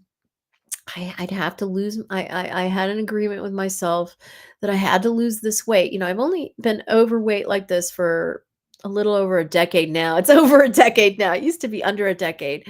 It was when I hit menopause. I guess, I don't know, at a certain point in menopause, this is when, and they helped it along. They gave me a lot of medications and things to help trigger my weight gain. It was hard to get me fat, but they got me fat. And I grew up with an obese mother. you know I'm used to being able to eat what I want when I want, and not gain weight. I've always been thin. But as time went on, as I got closer to menopause, in my 30s, I started to not be as thin. I was thin, but I call it medium thin. In my 20s, I was very thin. And sometimes there were times when I even got a little skinny for a while, but that was when I was exercising or eating less, or more physical. Living in New York helped keep me a lot slimmer too, because you're always walking everywhere. Um, you know, but then in my 30s, yeah, I wasn't getting as much exercise, and I was getting, older, and slowly as I got closer to menopause, which happened in my 40s, um, got a little more weight on me, and I wasn't exercising. I lived in LA, and by then I lived in Los Angeles, and I wasn't walking everywhere. It was, I had a car some of the time, and other times, yeah, you have to, I don't know, you're not walking around in LA. You can't. Everything's too far apart. You have to get a ride, take a bus, or you can't walk around. So I wasn't getting the same exercise when I lived in New York, and they're putting me on all kinds of medications, which triggers weight gain, um, and then uh, I'm not. It was just a temporary thing with medication. I don't take any medication other than I have slightly high blood pressure, and I take a blood pressure medicine, and that's it. I finally broke down and did that a couple years ago when my brother-in-law was trying to kill me with his mother's heart medicine that raised her blood pressure. He put that in my food, and my blood pressure went through the roof. And they think that I might have, I went to the emergency room concerned about my husband, who had too low blood pressure. He was trying to kill both of us with her heart medicines. He gave the heart medicine that lowers blood pressure to my husband, who tends to have low blood pressure, and he gave the high the medication that raises your blood pressure to me, who has, since I put on this extra weight on my body, my blood pressure has kind of been borderline high. And I never had to take medication before, but when my blood pressure went through the roof, all of a sudden, when he started putting this in my food, it was French fries. He would always give Dean, I would never eat his food, that he would send down. And I told Dean not to eat his food. I wouldn't even eat his mother's food anymore, because I just suspected they were doing stuff to the food. And they just wished such harm on us. But French fries, I had a weakness for French fries, and he knew it. And he sprinkled this stuff, rat poison and her medicine, on my French fries. And I just remember the last French fries I ate from him, that he gave to Dean, who gave it to me. I had to scrape them off because they had a coating of granular stuff on it. And I'm smelling something. Dean is cooking. I really hope he's not burning anything. In New York State, we have a fire alarm, and I can't turn it off. And thank goodness they adjusted it so it won't go, so it's not hypersensitive. I better check. If I'm smelling it up here, it means he's already cooked. I think he made some eggs. Oh shoot! It really worries me when he cooks, because in New York State, oh shoot, he burnt it. Oh God, I hope he didn't. I guess the alarm would be going off by now if it was going to go off. In New York State, they have to send the fire department if your fire alarm goes off. In Georgia, I just cancel it, and tell them it's fine. I just burnt something. But here, if you burn something and it sets the alarms off, thank goodness they made them less sensitive. the fire department is required to come here, and they've come here a couple times. Only 2 times. And it wasn't Dean that set it off, it was me. Yeah, but I guess he's okay. I guess the alarm didn't go off, and it doesn't smell like it was that bad. Dean, I don't like it when he cooks. I know he's about to bring something up. He's trying to be nice to me on my birthday. I'm very fortunate. At least I have Dean. Somebody who cares. Somebody who cares enough to be by my side. There might be some people out there, a lot of people, maybe a zillion of people who really in their heart care so much for me, but none of them is by my side like Dean. Dean is the only one who is by my side when I really need somebody. And no offense to all those people who care about me, who are not allowed to have any contact with me and can't, can only telepathically let me know if at all.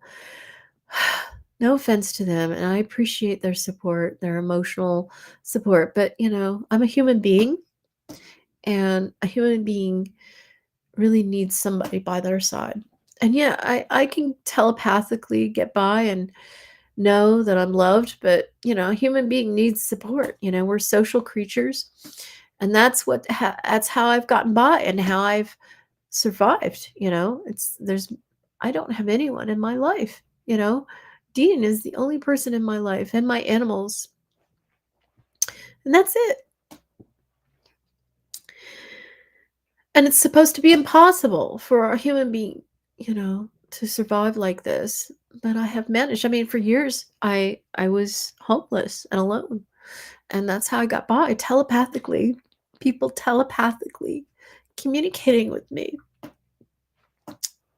Of course I don't hear I don't hear them. It's just, it's an intuitive thing. I start talking and saying something or thinking about something, and I realize, oh, somebody has told me this. I mean, it's me. It's my thoughts, my understanding, my realization, my epiphany, whatever. But I realize, oh, this is somebody told me this. So I just received that. This is my experience with telepathy. I don't hear them. I mean, very rarely do I. I mean, I can maybe imagine their voice. It's like an echo, kind of. When you're imagining somebody's voice and you hear it in your memory, it's more of like an echo or a sense of their voice. It's not their actual voice. Yeah. So Dean cooked something. Maybe he cooked it for himself, because I don't hear him coming upstairs. I didn't cook for him this morning because I had to get to this. I have food up here too, so he knows I have food up here. Yeah. I just know he always is doing that. I'm just, I don't know, I guess today he's not doing that, but I guess because he knows I have food up here. I have a bag here, but I don't want to stop talking and eating in front of you, I don't know what I was thinking.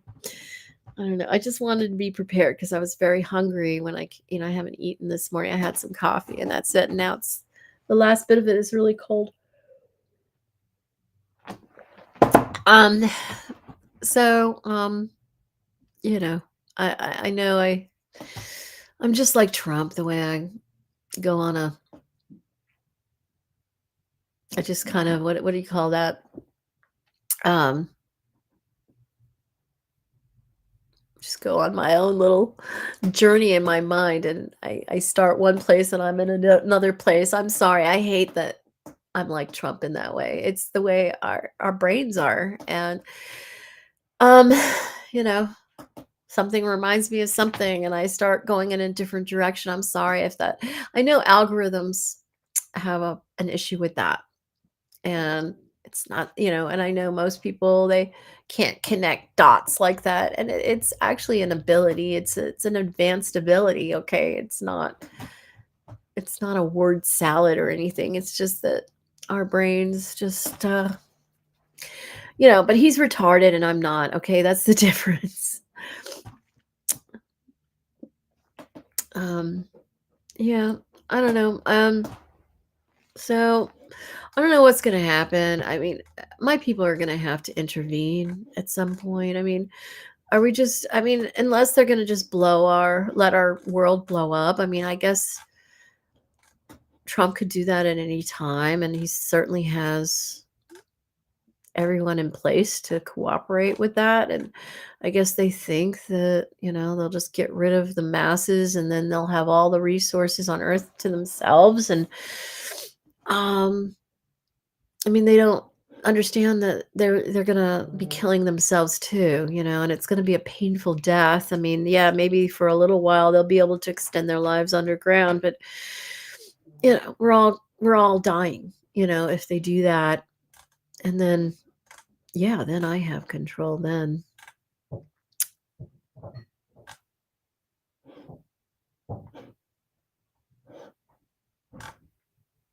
I just think it's pointless to talk about this. I can talk about it up until a point, and then I'm just like, forget it. I don't even want to read about it. I don't even want to know what's going on. I do want to know what's going on, but it's just so depressing. And there doesn't seem to be an end in sight. And hurricane by the weekend. Tropical storm Melissa. It's forming in the Caribbean.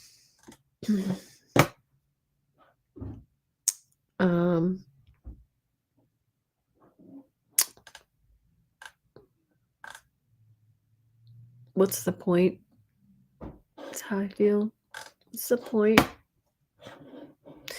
So I've kind of gotten to the point where I just feel like we need to pray. And I can't chant, and that's frustrating because I'll just destroy myself, and I don't want to. I mean, that's the last thing I want to do. So I just feel like we need to pray.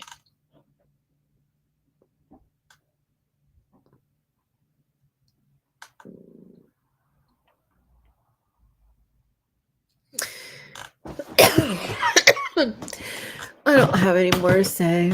I guess I don't know. That's all. I mean, that's CNN. If this is all the news. There's nothing going on.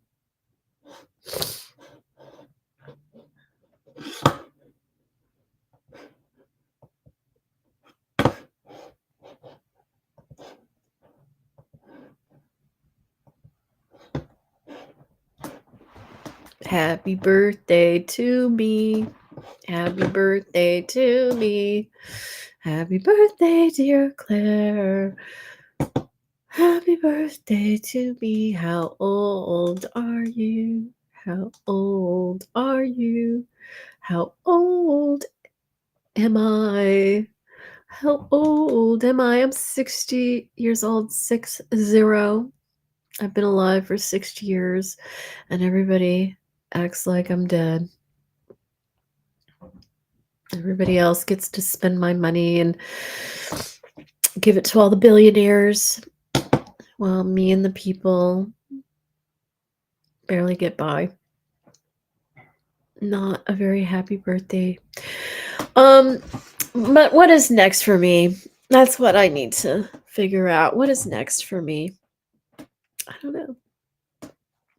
I just wait to be surprised. Birthday is not, I used to love surprise parties when I was growing up. I always want a surprise birthday party, and and it's amazing. They always surprised me. I knew I was getting a surprise party, and they'd always manage to surprise me. I don't know. I was always so surprised. It was always the last thing I expected. Somehow they always surprise me. And I guess they're gonna surprise me again. I don't know. Maybe I'm just like fooling myself. But this would be the way they would surprise me. They would do it this way. They would. But Are they going to wait till next year?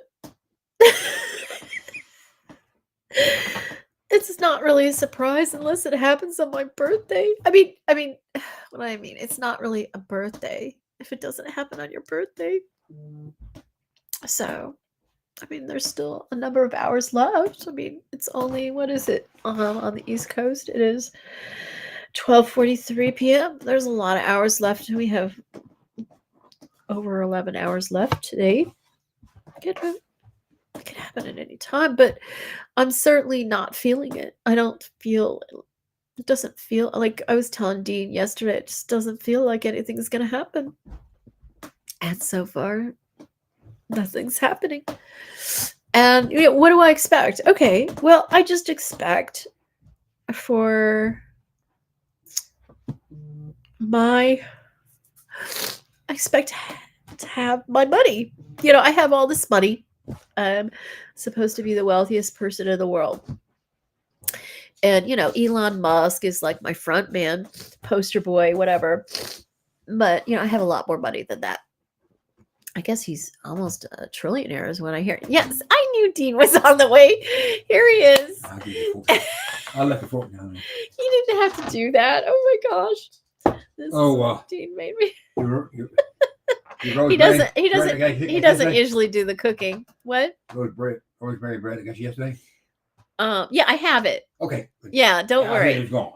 No, I have it. Okay. I brought it up here. I'll go over and eat it. Yeah, we went to the food pantry yesterday. Every Monday and Wednesday, you can get food around here in Hornell. They serve Steuben County. It's right here in downtown Hornell.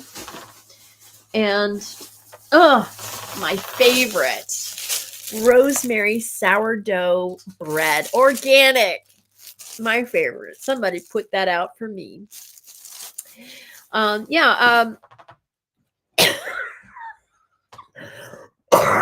had this cough. I hope it's not the radon in my house that's causing me to cough.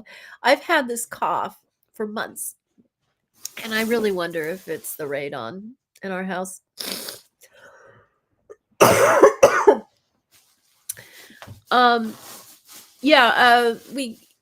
Okay, so there's the pantry. There's the room. You go to the pantry room, and you get staples. Things that you get like one meat. I always get the salmon, the frozen salmon. They have that in there for me too. I love my salmon. When I was growing up, they always made sure I got my salmon for my brain development. It's very good for brain development. Okay. Like you get two, like on each shelf you get, we're a household of 2 people. And so we get one of this, 2 of this, like I think we get 2, I guess carbohydrate, whatever, it's like rice or pasta. We get 2, like cans of something, like vegetable soup or whatever. We get 2, 1 or 2 of everything. Oh, thank you, Dean. I had some utensils. Thank you. I appreciate it, Dean. That's very sweet of you. Dean doesn't usually cook, so it's nice of you to do this, Dean. And it's all dried up. Wait. How about my sticky fingers at the food shelter? Huh? My sticky fingers at the shelter. Yeah. They're very strict about how much you can take, especially if you don't have a big family. I don't know. Dean always gets a little more. I don't want to advertise that. Hey, we have 2 children. We have 6. No, 6 six animals, which doesn't count. They don't count that. They should. They don't. But yeah, Dean really loves his pastries, and they have, okay, so Monday and Fridays, Wegmans, which is the local grocery store, brings all their food they need to get rid of.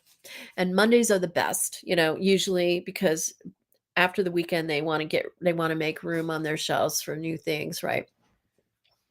And it's a lot of the things are expensive, really it can be a pricey store. It's pretty affordable most of the time, but some of those pastries and pies and things, and they want you to leave the bigger items for the bigger families. Dino always gets a couple extra things, and we're only supposed to get one, but Dino always gets a couple extra. Well, you have your bag, I got mine. Well, no, And you know we're supposed to be one You household, don't know Dean. what's in my bag. We are one household. We're supposed to, we're only supposed to get either one or two. There's a cooler, and you're only allowed one on one side. They have a sign. It depends on how much food they get. One on one side and one on the other, or one and two, or two and two, depending on how much food they have. And usually inside the cooler, it's like salads. Sometimes they have little meals like pasta meals and things from the deli, that they prepare. Kind of pricey sometimes. I think Dean has never eaten so many salads. They're very delicious, aren't they, Dean? And then we get one pastry, but Dean always gets a couple. And then they have things out in the hall that they're not controlling, and you can take whatever you want. And we get lots of bread and stuff. And the pantry is a different thing. That's separate. That's just Wegmans that I'm talking about. It's the hallway, Mondays and Fridays. And then only twice a month, we get to go into the pantry room for more staple items. And, you come out with a big bag, and it's stuff like rice. You get to pick. I got some dried milk, powdered milk this time. I get my frozen salmon. I love, you get one meat, and that's what I choose. I guess some people don't want salmon. It's very good for You get It's very good one for you, too. snack item or two small It's very ones. good for you. You get some pasta, you get some vegetables, you get two fruit and two vegetables. And if you go in the cooler, that's the better stuff. I don't like canned stuff as much, and I like the fresh stuff. And you can get some really good things, but sometimes it's not as good, depending.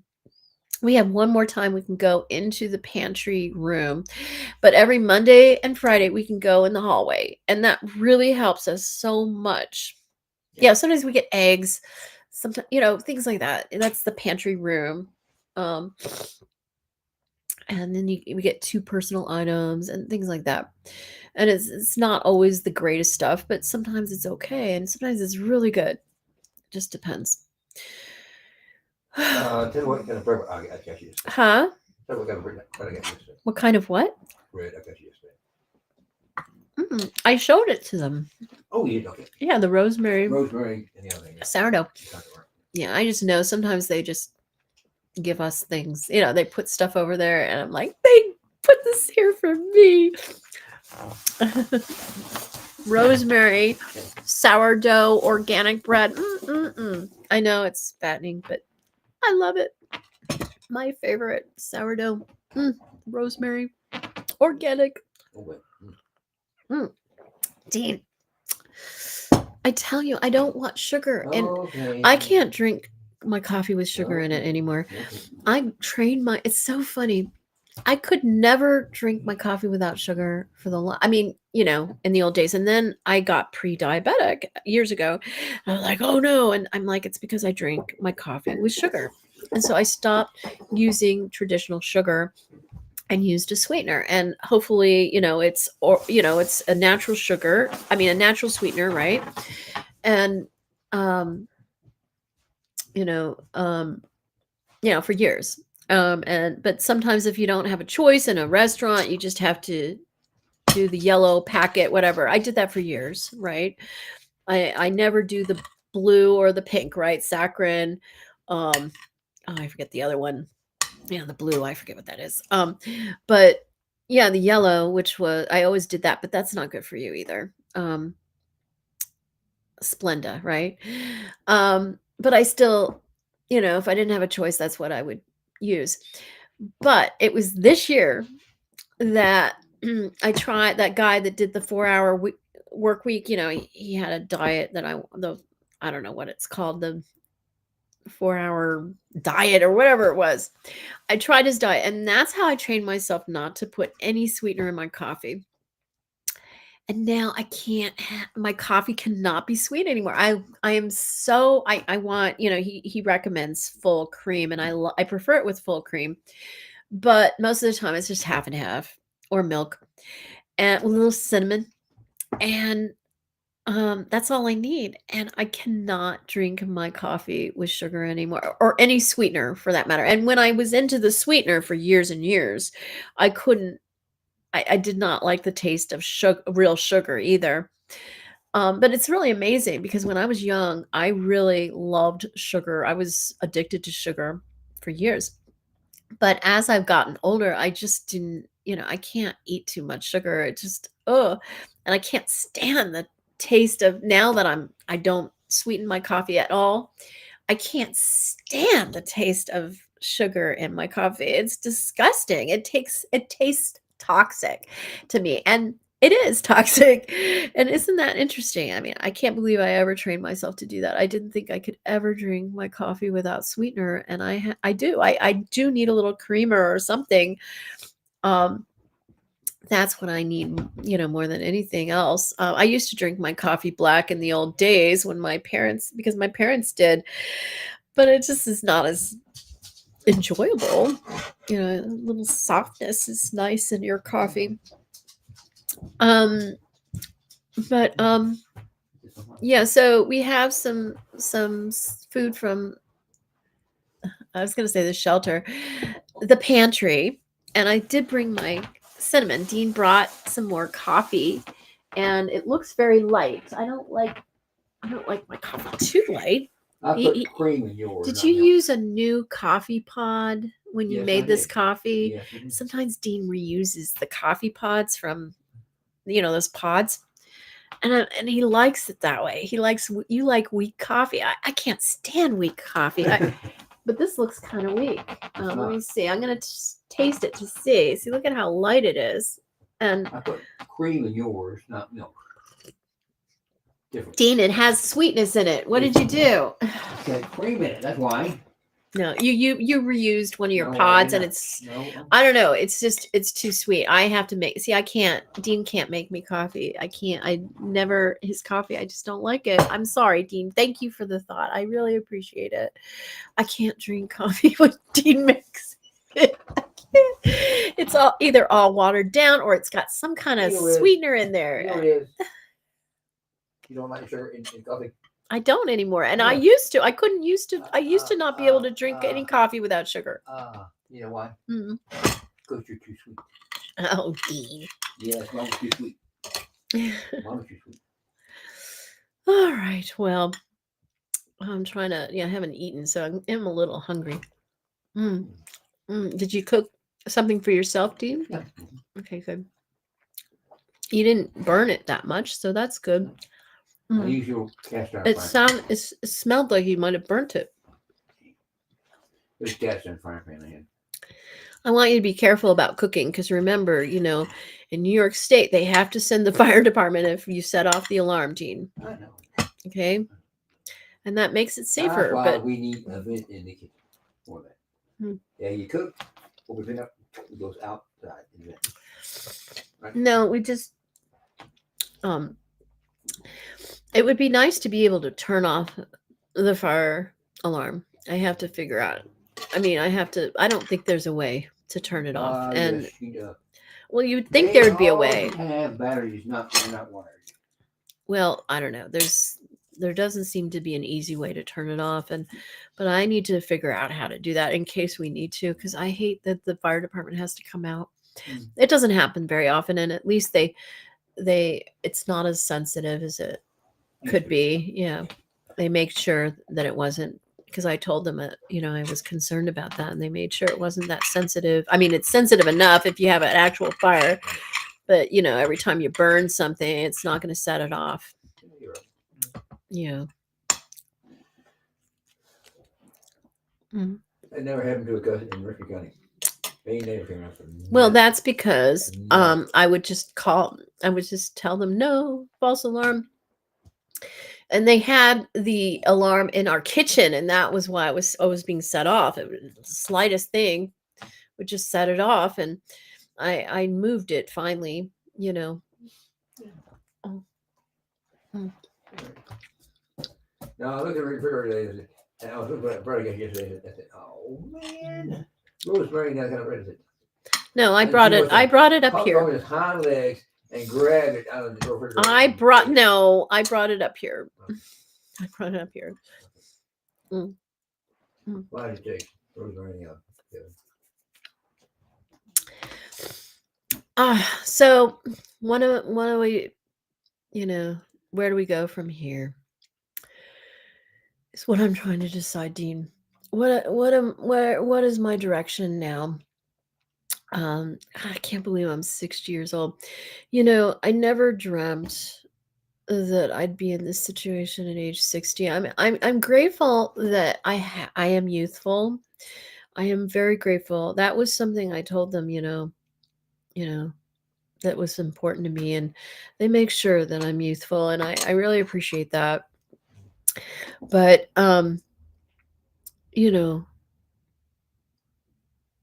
I certainly didn't think that I would be in this situation. And I'm pretty sure this was the age my grandmother wanted me to be before I got my money and my life, you know. I remember when I was a child, she told me the age, and I have blocked it out in my mind. I do not remember her telling me Yeah. it was 60 years When old. you're 6 or 7 years old, Mhm. and Grandma talked about when you're 60, you live as like, what? Mm. I could die before I'm 60, right? Mhm. Mm. I could be dead. I don't remember the number that came out of her mouth. I just remember my reaction to it. I was like, "What? Are you crazy? Like, you want me to be an old lady when I get my money?" No. Use your grandma's terms. You want me to be a fucking old maid. Right? Well, you know, it was just such a shock that I have wiped it out of my mind. I can't hear the words that the number she said, and for years I thought it was 40.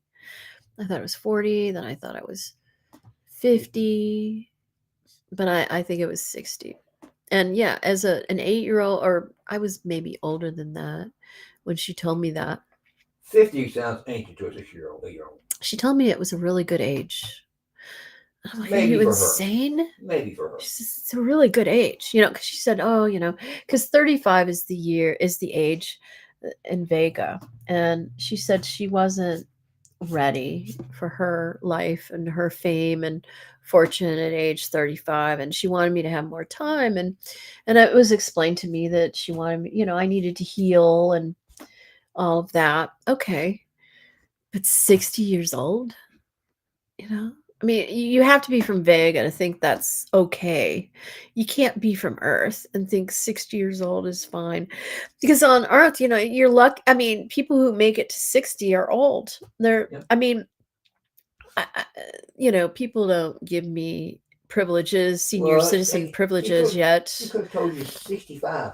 Oh, Well, you'll get Uncle Sam's check and you get your check. well, in Augusta, Georgia, you know, when I turned 55, you know, 55 is the age that IHOP starts, you know, you qualify for senior citizen pricing at age 55. And I said, yes, I am. And I was really delighted, you know, because for years, okay, let me speak. For years, I was always very jealous of senior citizens that got a break, you know, and when I was down and out and all by myself, and you know, I wanted that discount, you know. It wasn't fair, you know. I really needed the discount. And these people who have pensions and social security, you know, don't need the break. They get the discount and I don't, you know. I used to get really jealous of that. And then so when I turned 55, I was excited. Okay, I get the discount. Yay. But the thing is, you know, I'd go to restaurants in Augusta and they just take one look at me and they're like, "No, you don't qualify." He does, you know. Like there was this African American woman who hated me at Bojangles, and she would not allow Dean to get 2 senior drinks and give one to me. I mean, come on. He's the guy who's buying. It's his. He has earned this, and he can buy it for whoever he wants.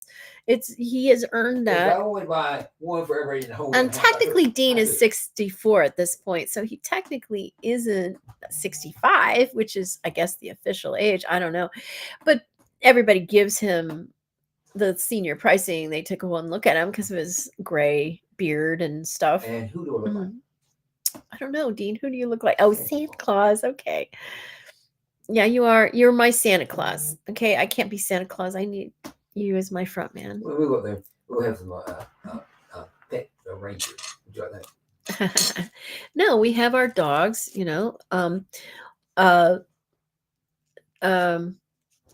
Dixie was Rudolph. She's no longer with us. And Lily is Cupid. And Mikey is Prancer. Oh, this is sourdough. Yeah. Mhm. And it's sourdough and something else. Mhm. What's it say in the bag? I don't know. So the sourdough. The other one is rosemary, but Rosemary right here. this is a different sourdough. Okay. Mm. Yes.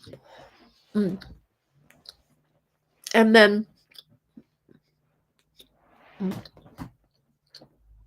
hold on. Mm.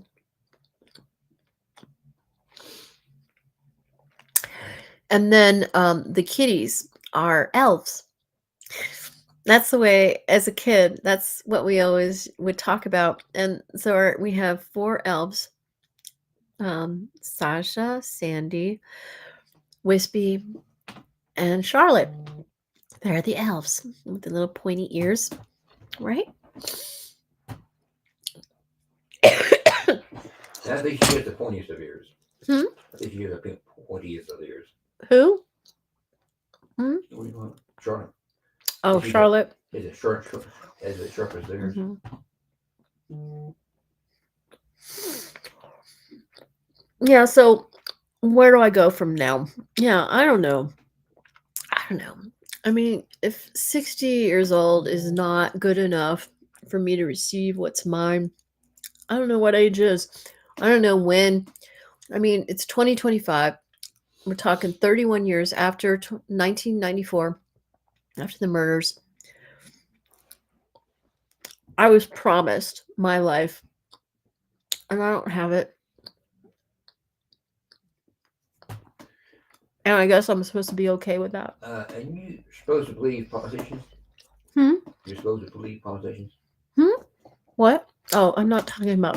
I'd rather have a drunk on the street tell me something. I'm not And talking I'm already about. drunk. It wasn't politicians who promised me anything. It was the FBI. And the FBI is not getting paid right now. We're in a government shutdown. That's why Trump shut down the government, so I couldn't be declassified, because I believe it's today I'm quite that I'm sure supposed to be in your declassified. books it tells you when the date will be. No, I'm pretty sure today's the day, because he started this shutdown in October, and that's my birth month. And my twin, she has changed her identity. She, I mean, yeah, she's in Trump, but I mean, in her own body, she's no longer has her same name, and she no longer celebrates this as her birthday. They tricked her into changing her identity. So now this is really my birthday, because my triplet brother never celebrated this birthday. They rearranged the numbers to create a fake birthday for him. And he is more like a Sagittarius than he is a Libra anyway. She's nothing like a Libra. I don't know. She's born after me. I'm born at 7:14 a.m. I don't know how much after me she was born. I do remember being born, and I remember being held by the nurse. And my mother used to always tell me the story about how she could, hear me. I had a melodic cry, and as soon as they put me in her arms, I stopped crying. And that's just I now remember that it was I stopped crying when it was the nurse that helped deliver me. Okay, there was the obstetrician, whatever, OBGYN guy. He spanked me because I was turning purple, and I was really offended. It really hurt, and I was so angry at him. I mean, why did you do that? I was having a moment. I was about to take a breath. I was taking in my surroundings and I was about to take a breath. And yes, I was turning purple, but I was fine. I was about to inhale. I just wanted a moment. And he slaps me on the ass. I mean, of course, he, as a doctor, he's like all worried and he wants to make sure I breathe. Of course, I'm going to breathe if you just give me a moment. I didn't turn blue. I was just purple. I mean, I remember that was the story when I was growing up. I was born purple. And then later, my mother was embarrassed about that because she thought maybe I was abnormal or something. No, I was about to take a breath. It was like not a big deal. I was about to take a breath. And he just ruined it for me and made me cry. I was so upset as a baby, newborn baby. And it hurt. It wasn't like he tapped me. He was worried. I guess he was worried I wasn't going to breathe or something. And then he was happy. He was happy when I was crying. I was so upset. He was happy. He was laughing. He was smiling and I was so upset at him. I'm like, what are you laughing about? What are you smiling? That's how I felt. Hey, what did you go back? I mean, I thought he was evil. I was like, what an evil man. I remember feeling that way. You have the mind of an officer. Why that son of a hit me a slap me in the eyes? And then I was handed to the nurse and I stopped crying. Why? Because that was Daddy in disguise. And I stopped crying. And my mother always used to tell me the story. And, she doesn't think I remember anything. Oh, they put you in my arms and you stopped crying. They put me in the arms of the nurse and she was chanting. That was Daddy. And I stopped crying because I knew I was okay.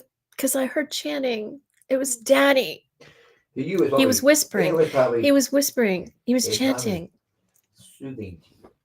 Of course, I had heard chanting the whole pregnancy. And I immediately stopped crying. And my mother turned that into this is what my mother always did. She always would change the story to suit her own purposes. And she would always tell me when I was growing up, oh, and they put me in you in my arms and you stopped crying. No, it was she noticed that I stopped crying when I was put in the arms of the nurse, who was a woman nurse that Daddy was it was a disguise. And he was chanting, under his breath softly. But I heard that and I immediately stopped crying because I knew I was okay.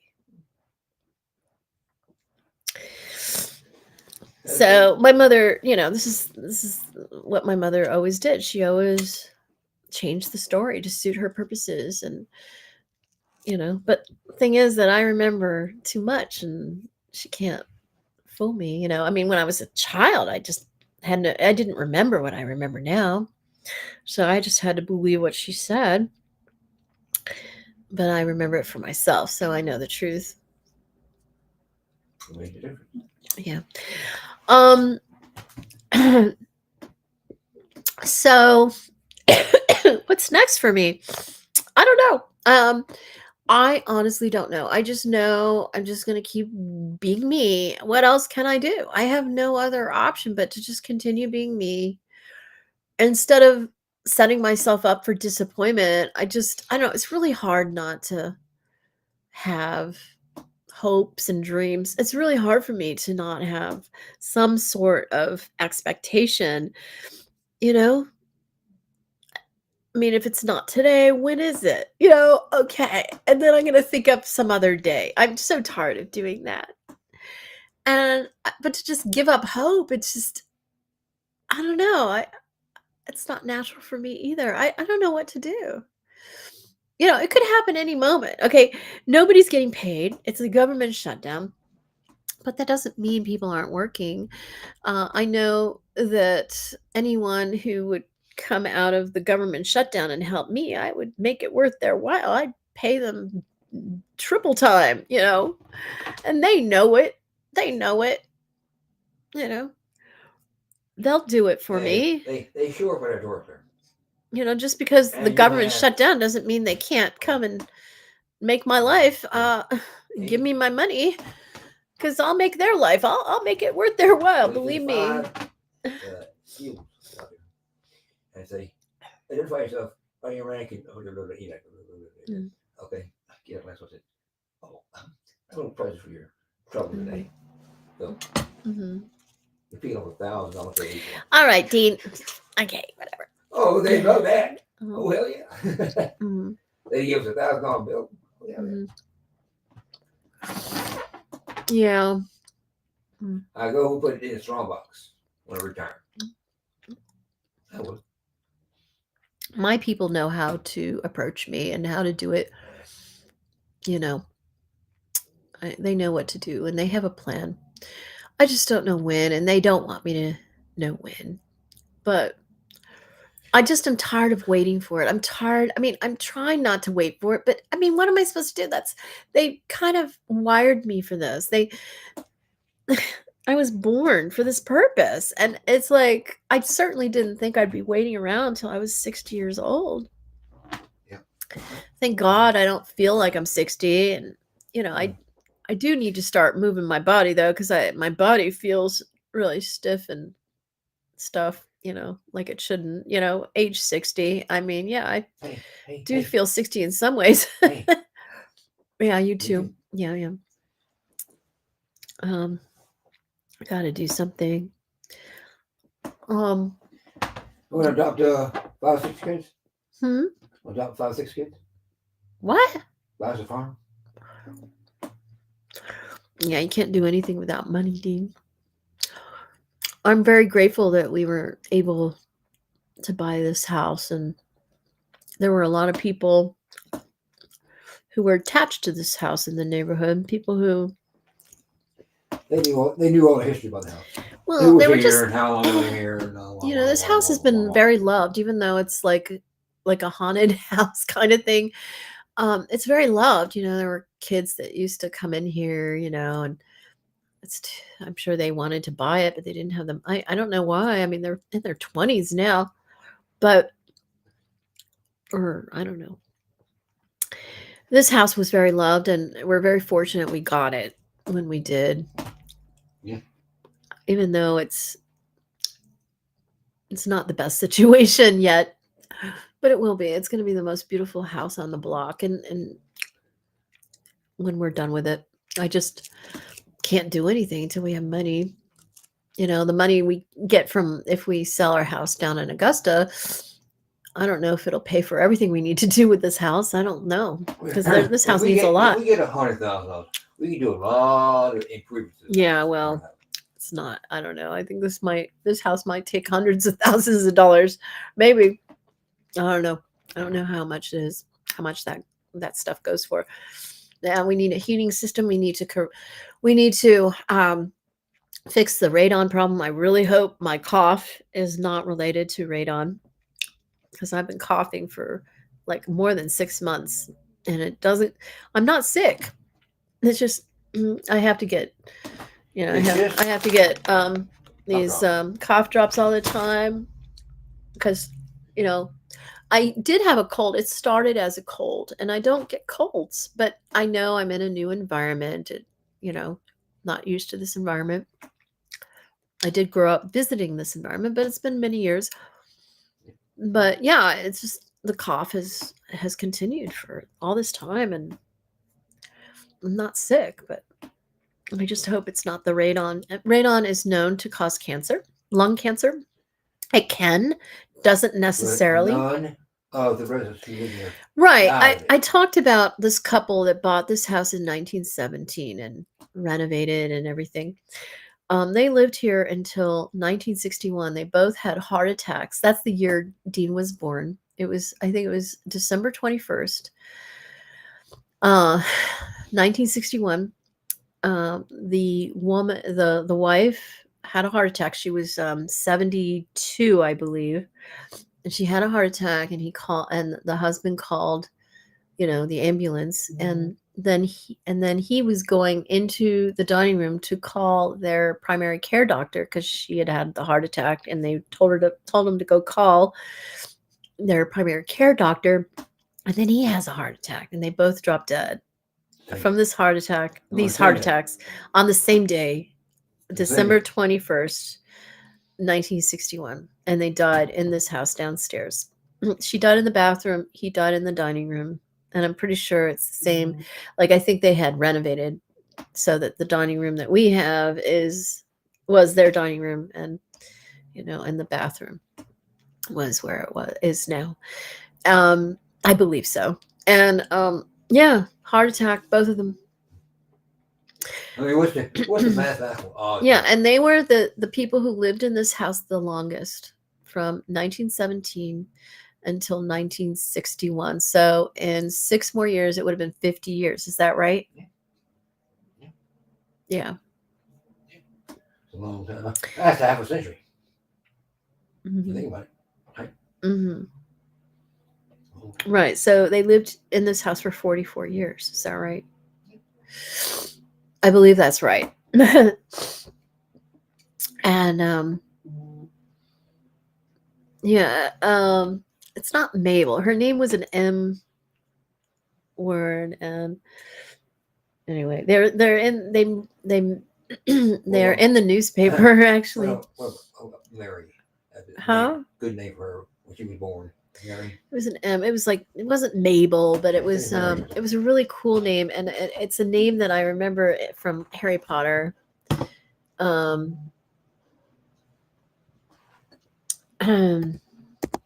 I'm just gonna look up something.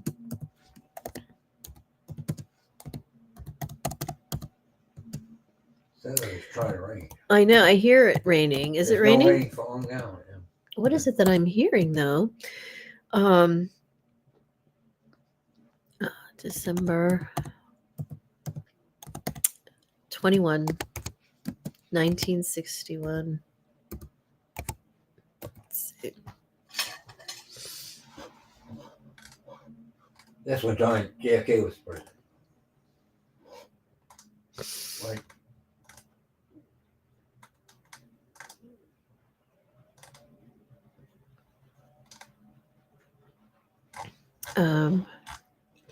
It's not telling me, but I don't know if they have the. I don't see it. New York obituaries. Well, I don't see it. It's not coming up, but it was in the newspaper. Here, maybe if I take away the date. Let's see.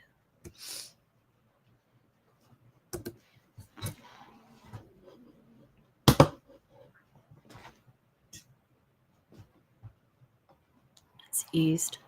Oh, there's 82. I see our house. Oh, look at that. What? Is that it?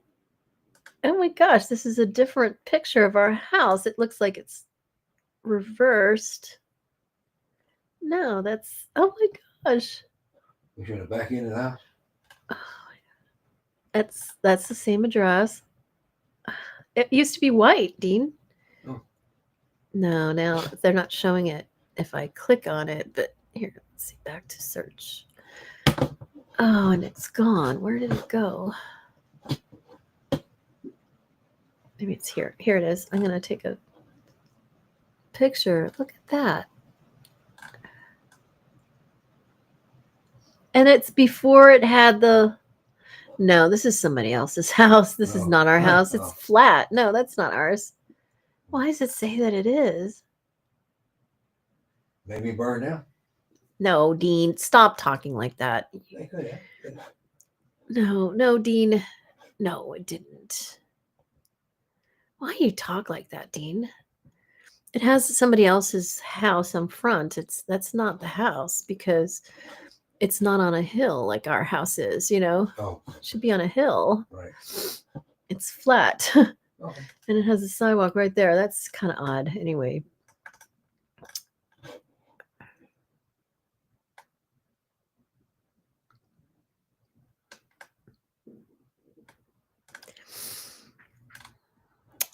Mm.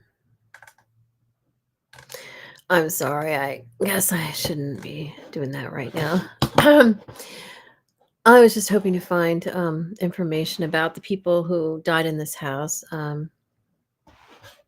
I have it. I just wanted to find it fast.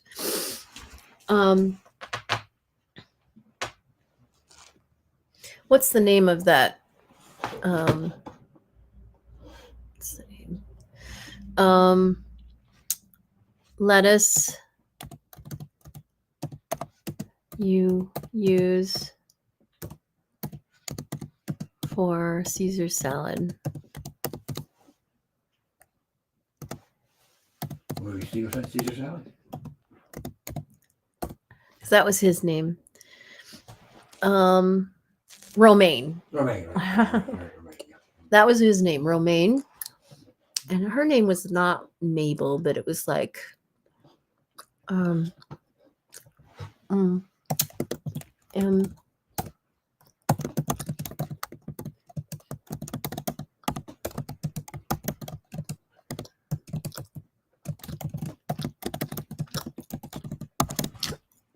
searching for a name.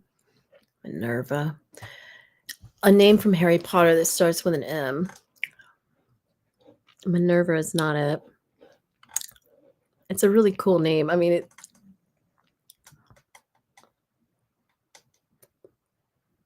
I don't see it. Oh, there's more.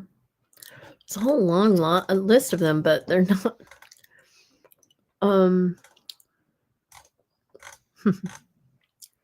I should just get my, it's in a. I don't see it. It's in my little notebook, but I don't want to get it right now. Dean, don't worry about it. Don't worry about it. I don't think you know what I'm talking about. So don't try and figure it out, Dean.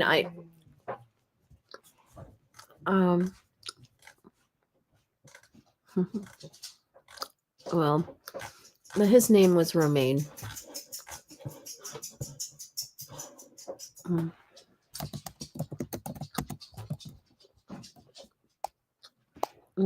Let me just look up one more thing.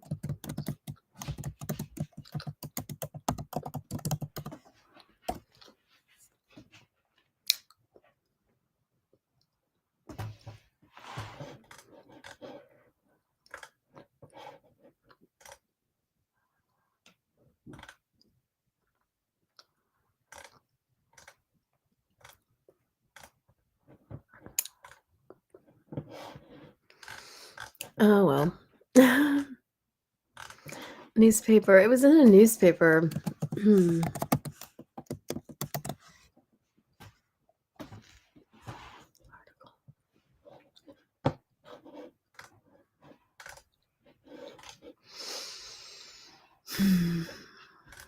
All right, I'm just gonna stop. Elderly man.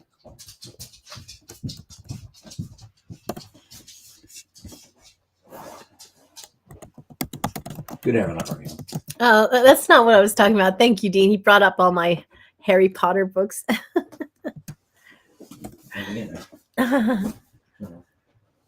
Oh, here it is. No. Oh, he wasn't 89. That's a different person. Okay, that's a recent thing. 1961. Come on, 1961. Hi. Whoa. Yeah. Hi. Hi, Sandy. Oh.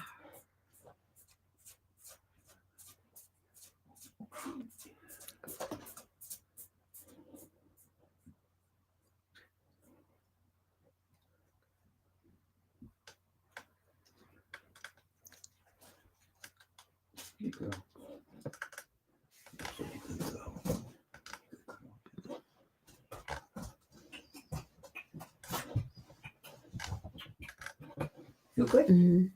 Well, nothing's coming up right now. So, oh well. Hi, Sandy. So what's next for me? Well, I a lot of. Hi, Sandy. This is Sandy. Hi, baby.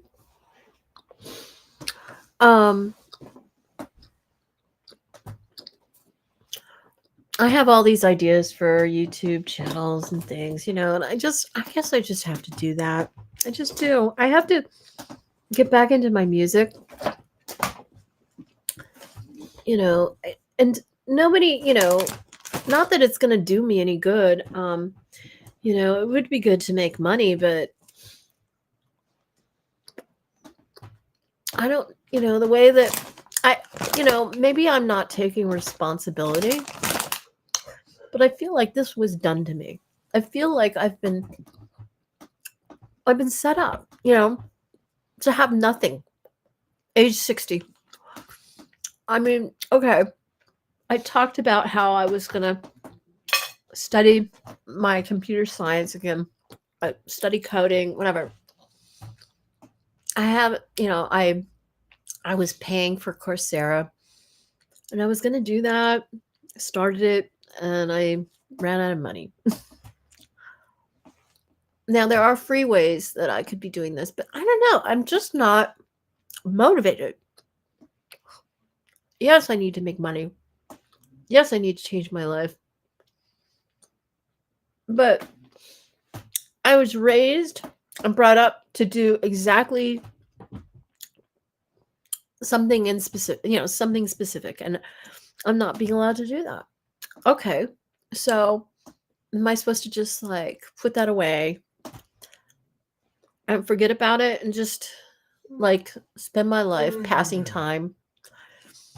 I have, Dean and I into oblivion. Right? Dean and I have a very minuscule salary, Social Security that we both receive. I mean, he receives Social Security and I receive, I'm not disabled, but they won't cut it off. I thought they were going to last year and they didn't. I mean, I'm glad they didn't cut it off because I need to survive. And I don't know that we could survive on just Dean's income. But, mine is not much more than Dean. So, I don't know. I worked 32 years for mine. Know that? Almost 32. It's a little over 31. I don't know what's next.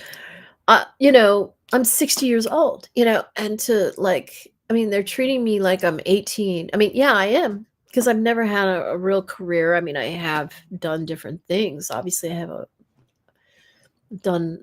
a lot of life experience and job experience, but I've never trained to do something that I enjoy. Not really. I've just been kind of winging it all these years. I mean, I can't believe I'm 60. I don't know what I've been doing all this time. What a waste of a life. That's how I feel. I mean, I've been healing. I had a lot to overcome and a lot to heal from, and I've done it, but it doesn't seem like anybody cares. I mean, it's like, okay, yeah, I'm alive. I'm ready to go. Dean, the animals and Dean take up a lot of my time.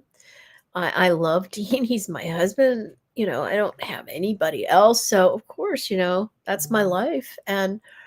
But I guess I would, if we had more financial support, then we'd have people to help us, and we'd hire people to help us with the animals, with us, it wouldn't everything wouldn't take so much time and wouldn't be so much effort, and we'd be much more comfortable. But we're kind of being forced to live like 20 somethings, roughing it out. When you're 20 something, it's exciting. It's like, oh, we're starting a new journey, we're starting a new life. I remember how that felt, and I didn't mind roughing it out. I didn't mind, because I had my whole life ahead of me. But when you turn 60, and you're still in the same situation or a very similar one, And you're it's just past that. yeah, it's just it feels like like you feel like a failure, like nobody cares. What have I been alive all this time for? It's just been a waste of time. I mean, I guess we're just going to be surviving and just growing into old age and deteriorating, and that's it. That's the end. That's all that I worked so hard for, so that everybody else gets paid and I don't get shit, and I just have to like barely get by. And I mean, who knows what's going to happen to with our government and the world. And I mean, Trump just acts like he owns everything, and just, it's just your tough luck. You weren't born me, so I get to do anything I want, and I don't care how it affects anyone else. He doesn't care. He just wants to control the people who have more resources, so he gets more and feels powerful, I guess. I mean, I guess so. He doesn't care if you don't have resources. He doesn't care about you. You might as well just die right now, right? God is always watching them. I know, and I'm just, it's the side of God that I'm just like, okay, God. Even God has to learn there. Dean, okay, my people. When I talk about my people, there is a God chair. Okay, God is a person. Okay, God is a leader, and there's a lot of technology in Vega that is at the fingertips of the leader, and that person is God. And I have, I'm supposed to be that leader. I know it sounds really weird. I have a God chair up there. Okay, other people sit in it with my permission, because they're standing in for me. They're at the computers, just looking over everything and making sure everything's going the way it's supposed to be going. And this is part of the plan, to have all these devils take over our world. It's not permanent. It's supposed to be temporary. And it's been how many days, how many months? How many years? When do my people intervene and do something? See, I'm down here. I'm not up there. I can't do shit. I'm depending on my people to take care of things. And, I'm down here with the people. And, that's my training. You see, I'm not, my life doesn't end when I die down here. I'm supposed to be the new leader.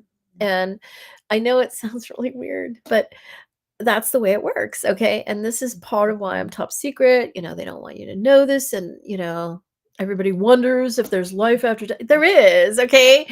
And the life after death is more real than what we're going through down here. What's going on Earth? It's bogus. It's ridiculous. It's not the truth. Okay. The truth, you find out the truth when you die. And you're like, oh my God, I can't believe this. When you die, you find out the truth, and you're just like, I work oh my my ass off God. every day of my damn life and finally die. Yeah, and you find out what all these people were actually doing. They were telling you lies, and you find out the truth, and it's shocking as hell. It's a shock. And down here, people in government, I don't know, everybody has different levels of information, and according to their security clearance, they know more or less. And I don't know how much everybody in government knows, but they certainly know more than we do, civilians, regular civilians. And I do believe that maybe a lot of Democrats know they can't do shit, so they're just letting happen whatever happens, because they don't have any other option. Right. Their hands are tied. It's the Republicans in control, and the Republicans think that they're in control. They're not, but they think they are, and they're going to make everything the way they want to make it. I mean, it's unbelievable. They think they're God. I mean, they really do. Just like Trump probably thinks he's God. I really think that's what they think, and they're fashioning the world the way they see fit. And it's totally opposite of what God would ever do. I mean, if you know anything about Jesus, he does not, like, he doesn't turn his back on the people who are on Medicaid and people who are barely getting by and don't have much resources, those are the people he favors. He turns his back on the billionaires who are causing all the problems in the world. He doesn't, and all these people who have money and they think they're Christians. No, I mean, there's nothing wrong with money if you do something good with it, but if you're only going to use it to destroy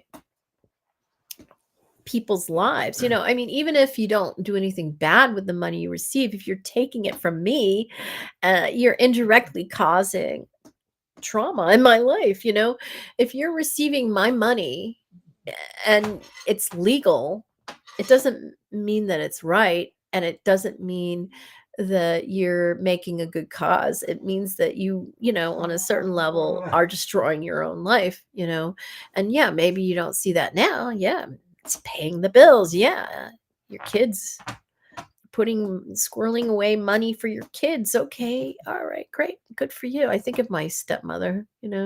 She's not doing anything wrong, right? She's not doing anything illegal. She's just taking my money, and it's legal, so she's gonna take it for her kids, right? She doesn't give a fuck about me. She just cares about her kids. I mean, I guess it's normal that a mother cares about her kids. How old are kids now? They're adults. All of them are adults. 56 years old. No, they're not that old. The youngest is maybe like 25. I don't know. They were born. Sorry. I keep saying she. They are non-gender, or what do you call that? Neutral gender. They don't identify. Neutral gender. Right. Neutral. I forget the phrasing. Neutral. Yeah. Non-gender, neutral gender. I don't know. It's they were born female, and they identified as male for a while, but then realized that they, as a child, wore a lot of dresses and things, and realized how feminine they were, and realized they were more neutral than male. And so they are neutral now. And they take hormones to grow. Beards. Yeah, 'cause they thought they were really identifying as male, but they had a realization at some point, and they are neutral now. They're neither nor the other. And they have a life partner who I believe identifies as male, who I believe was born female. So it's kind of confusing, but they are more male. And so you can understand how maybe with the beginning of that relationship, it was natural for them to embrace their feminine side a little more, right? And now they're neutral. And I'm sure that is a total relief for my stepmother, who did not want to lose her daughter, but that was she'll take it, They are neutral, and that's better than completely losing her daughter. Yep. I guess. I don't know. Maybe I'm misinterpreting it. I haven't. I know they don't talk that way. I just know Inez, my stepmother, that was a really hard thing for her to go through, and she's being really supportive, and I'm sure they've all gone through therapy, and that's really great. I just wish that my stepmother would have a little more understanding of what I've been through. Of course, that's the child she gave birth to. She didn't give birth to me. I just happened to exist before she ever met my father. But she doesn't have the same respect for me, as she does. Of course. I mean, every mother who gives birth is going to be protecting those children more than any other children in existence. But you'd think, as my stepmother, she'd have some kind of feeling of some kind of motherly feeling towards me. Something. Okay. Look over the entire family. Yeah, well, she just thinks I'm like the devil incarnate, I guess. She just thinks I wish them ill will or something, and that it's a war between us. I don't know why she thinks that. I mean, yes, I have gone through hell, and she has watched me, and has misinterpreted it as I just want to cause them hell or something. And it's like, what about me? What about what I've been going through? You stole my father from me when you got married. You married him, and I didn't have a father anymore. How would your children lost their father when he died? Yep. The youngest was not even 21. Okay, so he died in 2020. I think they were 19. I think. Right, turning 20. And that's what happened to me at age 23. I think I was 23 when she married him, if I'm not mistaken. It was 89. Yeah, I was 23. And I lost my father at age 23. And it's worse to lose your parent and watch them still live. I mean, Right. when your father dies, that's it, right? Right. But to have to watch him have a life, a new life And have that doesn't new include kids, you is even worse, okay, than losing your father to death. and having new kids too. Right, a new family that replaces you. Yeah. And then on top of that, at a certain point, my brother was embraced, but I was like, it was like Claire was dead. My I was always the one that I grew up. When I met my stepmother, I was 17 and she was 23. Oh, cool. Yeah, the age I was when she married him. And we were friends. Of course, she wants to befriend me because she wants to be with my father. She wants to go out with my father, and she's trying to be all chummy with me. And okay, fine, I'm good with that. My mother. I was down and out with my mother, and my mother wasn't nice to me. So okay, I'll be friendly with the woman my father's dating, this young girl. Okay, I was okay. I knew she wanted to look good to my father. She was trying to earn points, brownie points. So, she was trying to get with my father. I understood that. I wasn't stupid, but I was okay with having, somebody be nice to me. It was nice to be that somebody was nice to me because my own mother was really mean to me. She was wanting me to not exist anymore because I inherited my grandma's, the money my grandma left to me as the sole heir was my money before I was born. And my mother didn't seem to understand that. She thought it was her money. And then to think that grandma gave it to me, she thought it was hers. And it wasn't. It never was my mother's. She just totally misunderstood the situation. She's not from Vega. My grandma was from Vega. And this is how it works in Vega. It's about lineages. I was my grandmother's direct, my mother was not my grandmother's daughter, even though she was adopted by my grandma and was her genetic granddaughter. Sorry. I was grandma's actual genetic daughter. Right. And I know it's complicated. My mother didn't understand that. And that's why she got confused. And it was always my money. I have a special lineage. I wasn't naturally conceived. I was created, I was a test tube baby with many lineages, more lineages. I own all the lineages, and that's why I'm queen. I was born queen. And, they couldn't tell my parents. They didn't want to tell my parents. And that's why I'm top secret. It was to protect me in any way that they could without telling my parents. But my parents are both dead. Yes, my stepmother still lives, but she doesn't have the rights over me that my own parents did. Thank God. Yep. And I want my life. And I want it now. I don't want to wait any longer. 60 years without a life. What kind of torture is what that is? So what do I do? Where do I go from now? Well, I'm just going to live my life, entertaining myself with different YouTube channels that I come up with, and I have lots of ideas. I've already months ago I made this parody video about Trump, that is so perfect for right now. I didn't even realize how perfect it was when I made it, and now it's perfect for right now. I guess that's why I didn't put it out when I could have. But yeah, I mean, I have a lot of ideas, and that's the problem. I have so many ideas.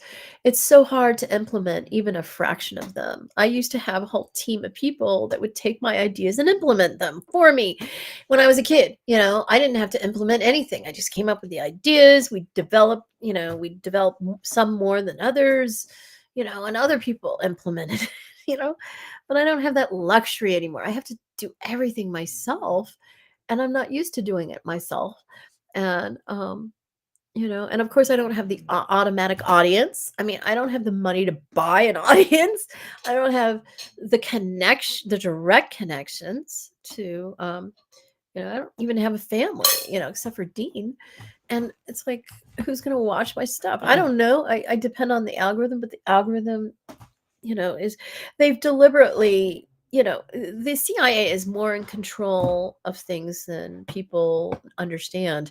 They're in total control of your career. They have it rigged at YouTube that nobody watches my videos, or very few people do. They have it rigged. They will not, the algorithm at YouTube will not allow me to become too successful. They keep me, they give me a little, they give me 200 views max. I mean, not even 200.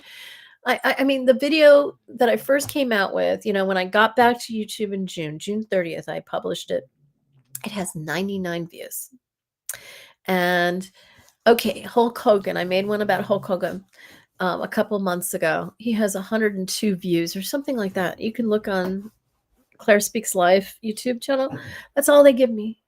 I made a few shorts and they got thousands of views. That's a different algorithm. It's a shorts algorithm. You don't get paid as well for shorts.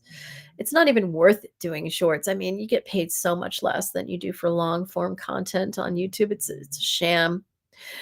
But I like shorts. I just am not going to mix it on my channel. I'm going to create different. I have different channels that I want to, that I've created for that. I haven't followed through. Yeah, this is hard. It's hard having a life and not getting paid for the time I spend on all of this. I'm not getting paid. I need money. I have to go to the fucking pantry to get, to have enough food to eat. I think the dog food will last until I get paid on the 3rd. If it doesn't, then I have to cook rice for them. And I have some ground chicken in the freezer I could use to mix with the rice. This is the situation that I'm in. I can't pay all my bills. I can't pay, they're going to cut off my internet at the end of the month. I get paid on the 3rd. So our internet might be out for more than 24 hours before I can pay it. Things like this. And we owe taxes on this house. We owe taxes on the house down in Augusta. I mean, it's just, Wow sent me, they want their modem back down in Augusta, and we're about to go back. So all this shit, and here I am on my 60th birthday. This would have been the perfect day to solve all these problems for us.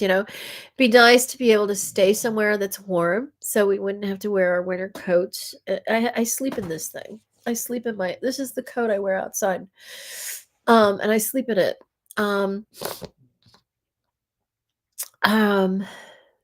It'd be nice to be staying in a warm house while we renovate this one. But no, we have to go down to Augusta. Our bus is very cold. We had to wait for a particular doctor's appointment that we've been waiting 10 months for Dean before we leave, or we would have left by now.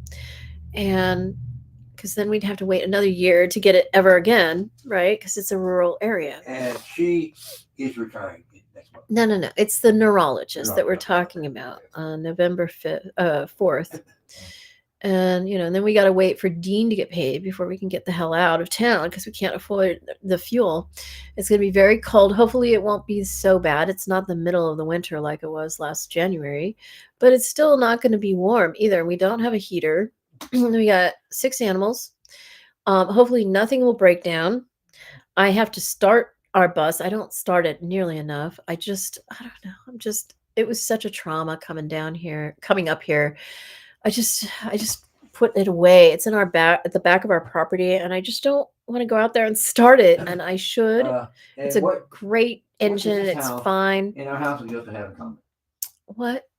What does this house have, and the house we used to have in common? This house and what? House in Augusta. What? We park the bus on the back end of the property. Well, it wasn't the back end in Augusta. It's right in front, but but yeah, we can park it on our property in Augusta too. Yeah, it works.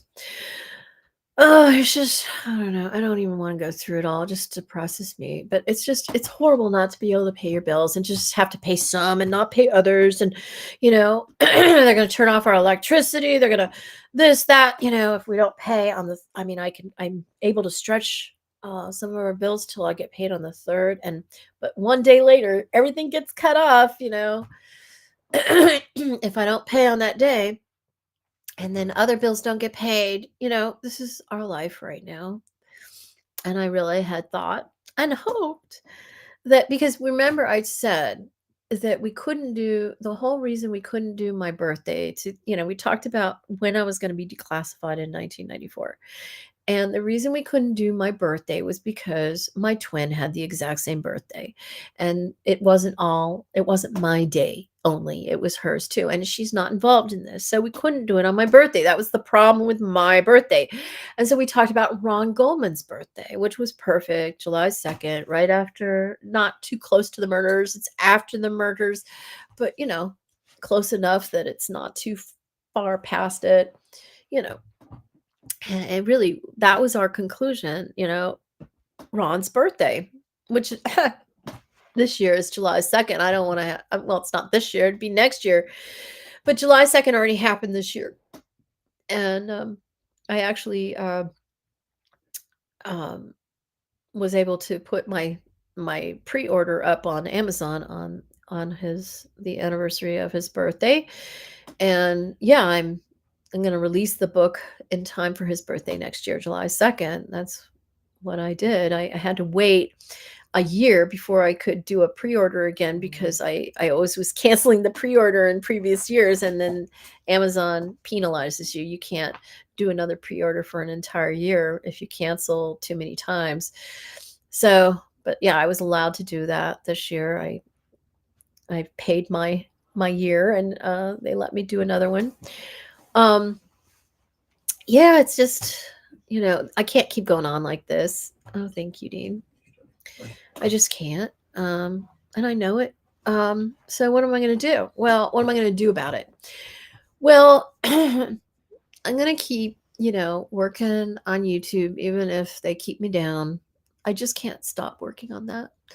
I do have plans to get back into my music, to start creating music again. I know they've been waiting for me to do that. That's my greatest talent. And I haven't worked on my music forever. I guess because maybe I'm kind of scared of my superpower. I don't know. It's just been so long. I never was an instrumentalist ever. I mean, yeah, I played the violin growing up. I played the piano a little bit. It's not like I haven't played an instrument. I was always a singer. And the way I always wrote my music as a child is I sang it. That's always the way I did it, starting from when I was a baby with Daddy. And you can understand why it's very emotional for me, because it goes back to when I was a baby with Daddy. And I miss Daddy so much. And he's not in my life. You'd think on my birthday, maybe my people would reunite me with my daddy. He's the person who truly raised me. And, they put me in his arms when I was born, and that's how I stopped crying, like my mother always used to talk about. It was in Daddy's arms. And, he was disguised as a female nurse, of course. And he was chanting, and that's why I stopped chanting. I mean, that's why I stopped crying. Because I knew I was okay. And it just would be nice to be reunited with him, you know. That's Clint Eastwood. You know, he's old. And he's older than he's supposed to be. He was actually born in 1926, so he's 99 years old, turning 26. I guess it's April 21st of 2026. He'll be 100 years old. I know he's supposed to be a lot younger, born in 1930 or something, and I guess I don't know what his birthday is, May, or I don't know. That's a fake birthday. It's a fake, you know, he's Clint Eastwood is a character. He's actually British. He doesn't talk like that. It's an act. He's playing a role. It's not really who he is. And it just would be nice, you know, to be reunited with him one day in the future. But I guess if I haven't been reunited with him by now on my 60th birthday, I mean, it's very possible I won't ever be. You know, it's very possible. I mean, I know this not to be the truth. This thing is falling. I have my bag of food over here and it's all falling all over. Yeah, let me just no, okay. This is from the pantry. It's like well, it's from Wegmans. It's not from the pantry room. It's the food that's in the hallway that arrives every Monday and Friday. It's just, this is like what is it called? Texas style caviar. It's got, you know, it's got corn, you know, white corn and tomatoes. It's like a mixture. It's really delicious with beans and things. There we go.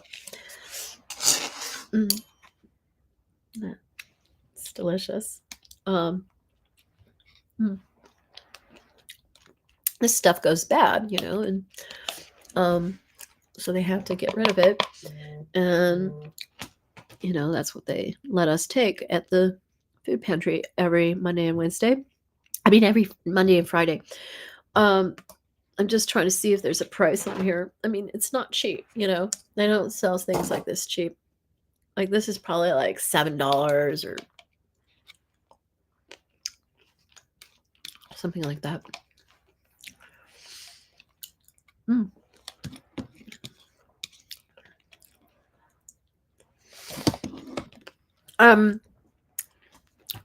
Yeah, it just would have been nice to have been reunited with him by today. I mean, you know, the day's not over, but if my life hasn't changed by now, it gets less and less likely that it's going to change, you know? I mean, every day, every month that goes by, it's less and less likely. I know I'm not forgotten about. I know they're not just throwing me away and using me like the devils think. I know that they have a plan and they don't want me to have any idea what that plan is, because as soon as I have an idea, I announce it to the world and tell everybody, and they don't want anyone to know. And I know they always are changing things. I understand. That's what they have to do.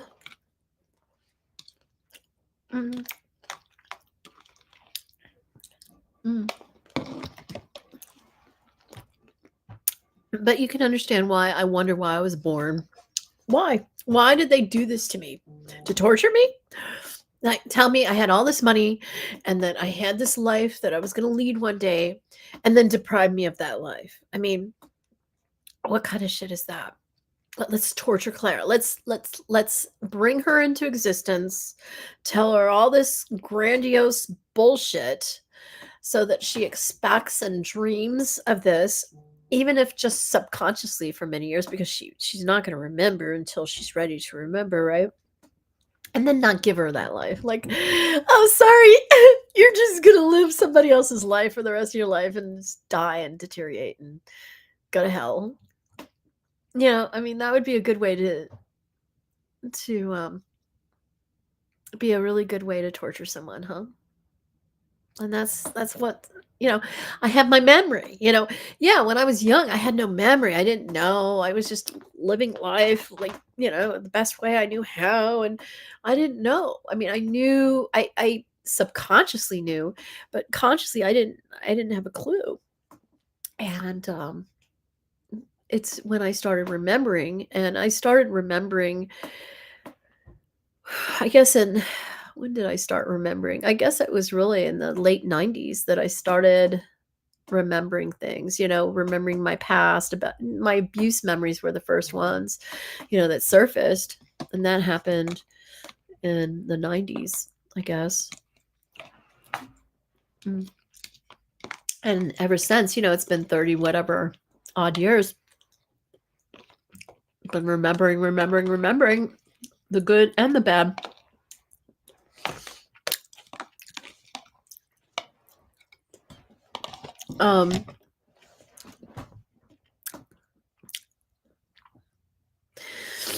And it's a joy to remember, even if it's bad shit, because I realize how strong, how much I've overcome, how much I've healed. It's a delight.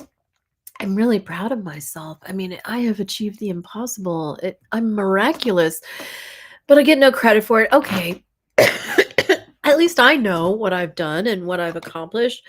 But I guess because we're a social creature, I'm a human being. Um, it's hard to keep that in mind when everybody in the world and in society thinks you're a fucking loser. I'm a proud loser. Okay. I can make the best of that. But, I am a social creature. I can tell myself all I want, but it really sucks to not. I mean, I don't care, to be honest. I don't care about what people think. What I care about is my quality of life. I would really like to be comfortable, to be safe and comfortable. That's it. That's all I need. To be able to do what I want when I need to do it, be safe, and be able to protect myself and those I love, and be able to, do things that I want to do. And I mean, I wouldn't need a very extravagant life. I just want a good house to live in. I want to be able to go out and eat. I want to be able to travel somewhere and be able to afford pet care and have people I can trust to take care of my animals the way we take care of them. Things like that. Just safety and security and comfort. That's all I want. I wouldn't even need people to know my story. I'd give up the fame for just quality of life, and really, I don't care to be famous. I mean, when I was younger, I really wanted to be famous. That was, I mean, I left home to go to New York to become an actress. I was inspired by what's his name? Kevin Bacon. How he came to New York as a teenager. I don't know. I think he was 17 or something. I thought it was 18. I left home when I was 18 to go to New York to become an actress. I was inspired by Kevin Bacon, and I was inspired by, we're talking like 1984. That was when I was in 1983. October 21st, 1983, I turned 18. And I dropped out of high school because my grades, I hadn't attended class. So they told me that I would have to attend an extra year of high school if I wanted to graduate. I'm like, screw that. Not staying here any longer than I have to. And I dropped out. I thought I was the only person in my class or in the high school who ever dropped out, because it was a very academic environment. Everybody, I mean, nobody ever dropped out of Princeton High School, but it was a public high school, and there were always, I guess there are other people who did. I just didn't know. I don't know. It was a big enough place that I didn't really know. The people I knew would never, they all went to Ivy League universities. They all became lawyers, doctors, they're many of them had parents who were professors at Princeton University. It was like an extension of Princeton University in a lot of ways. There were some of them that took classes at the university, advanced level courses, that would put them over there on that campus. I mean, real college classes. Yeah, it was a very competitive, high achieving environment to grow up in. I mean, and I was the one that didn't go to class, that had a straight F average. I mean, what else was I going to do in an environment like that? There was no way I could compete with these people who had parents who structured their days and made sure they were high achieving, and they had all the support and everything they needed, Meanwhile, everybody's raping me at home every night, so when I'm supposed to be doing my homework, can't really compete with that, right? So did all I could do, and I still got into Columbia University because they slipped me an IQ test. Didn't know it was an IQ test, and they accepted me on probation. I had a straight F average. Well, I think it was a D average, from all my absences, and they accepted me on probation. Can you imagine how well I did on that IQ test? I had no idea. Anyway, I'm supposed to have the highest IQ in the world, by the way, but and I'm a woman. Oh my God. Well, it is the woman that passes on the IQ, okay? It's not, genetically speaking, it's not the man who passes on his IQ, it's the woman. So, if there's a man with a high IQ, he got that from his mother. He didn't get it from his father. So, of course it's going to be a woman, right? I don't feel like anybody with high IQ at all. I feel like the stupidest idiot loser in the world. And I guess that's the plan, to keep me down. Because if I got any kind of success, they wouldn't be able to control me, right? So they gotta keep me down. Yeah, even my people have to keep me down. Can't let Claire think too highly of herself. Oh no. Once she realizes how powerful she is, then she'll take over the world. I don't know what they think. I mean, anything would be better than that Trump idiot in the White House. Oh my God. I can't even imagine anybody thinking he's anything good. I mean, he's obviously paying people off with my money.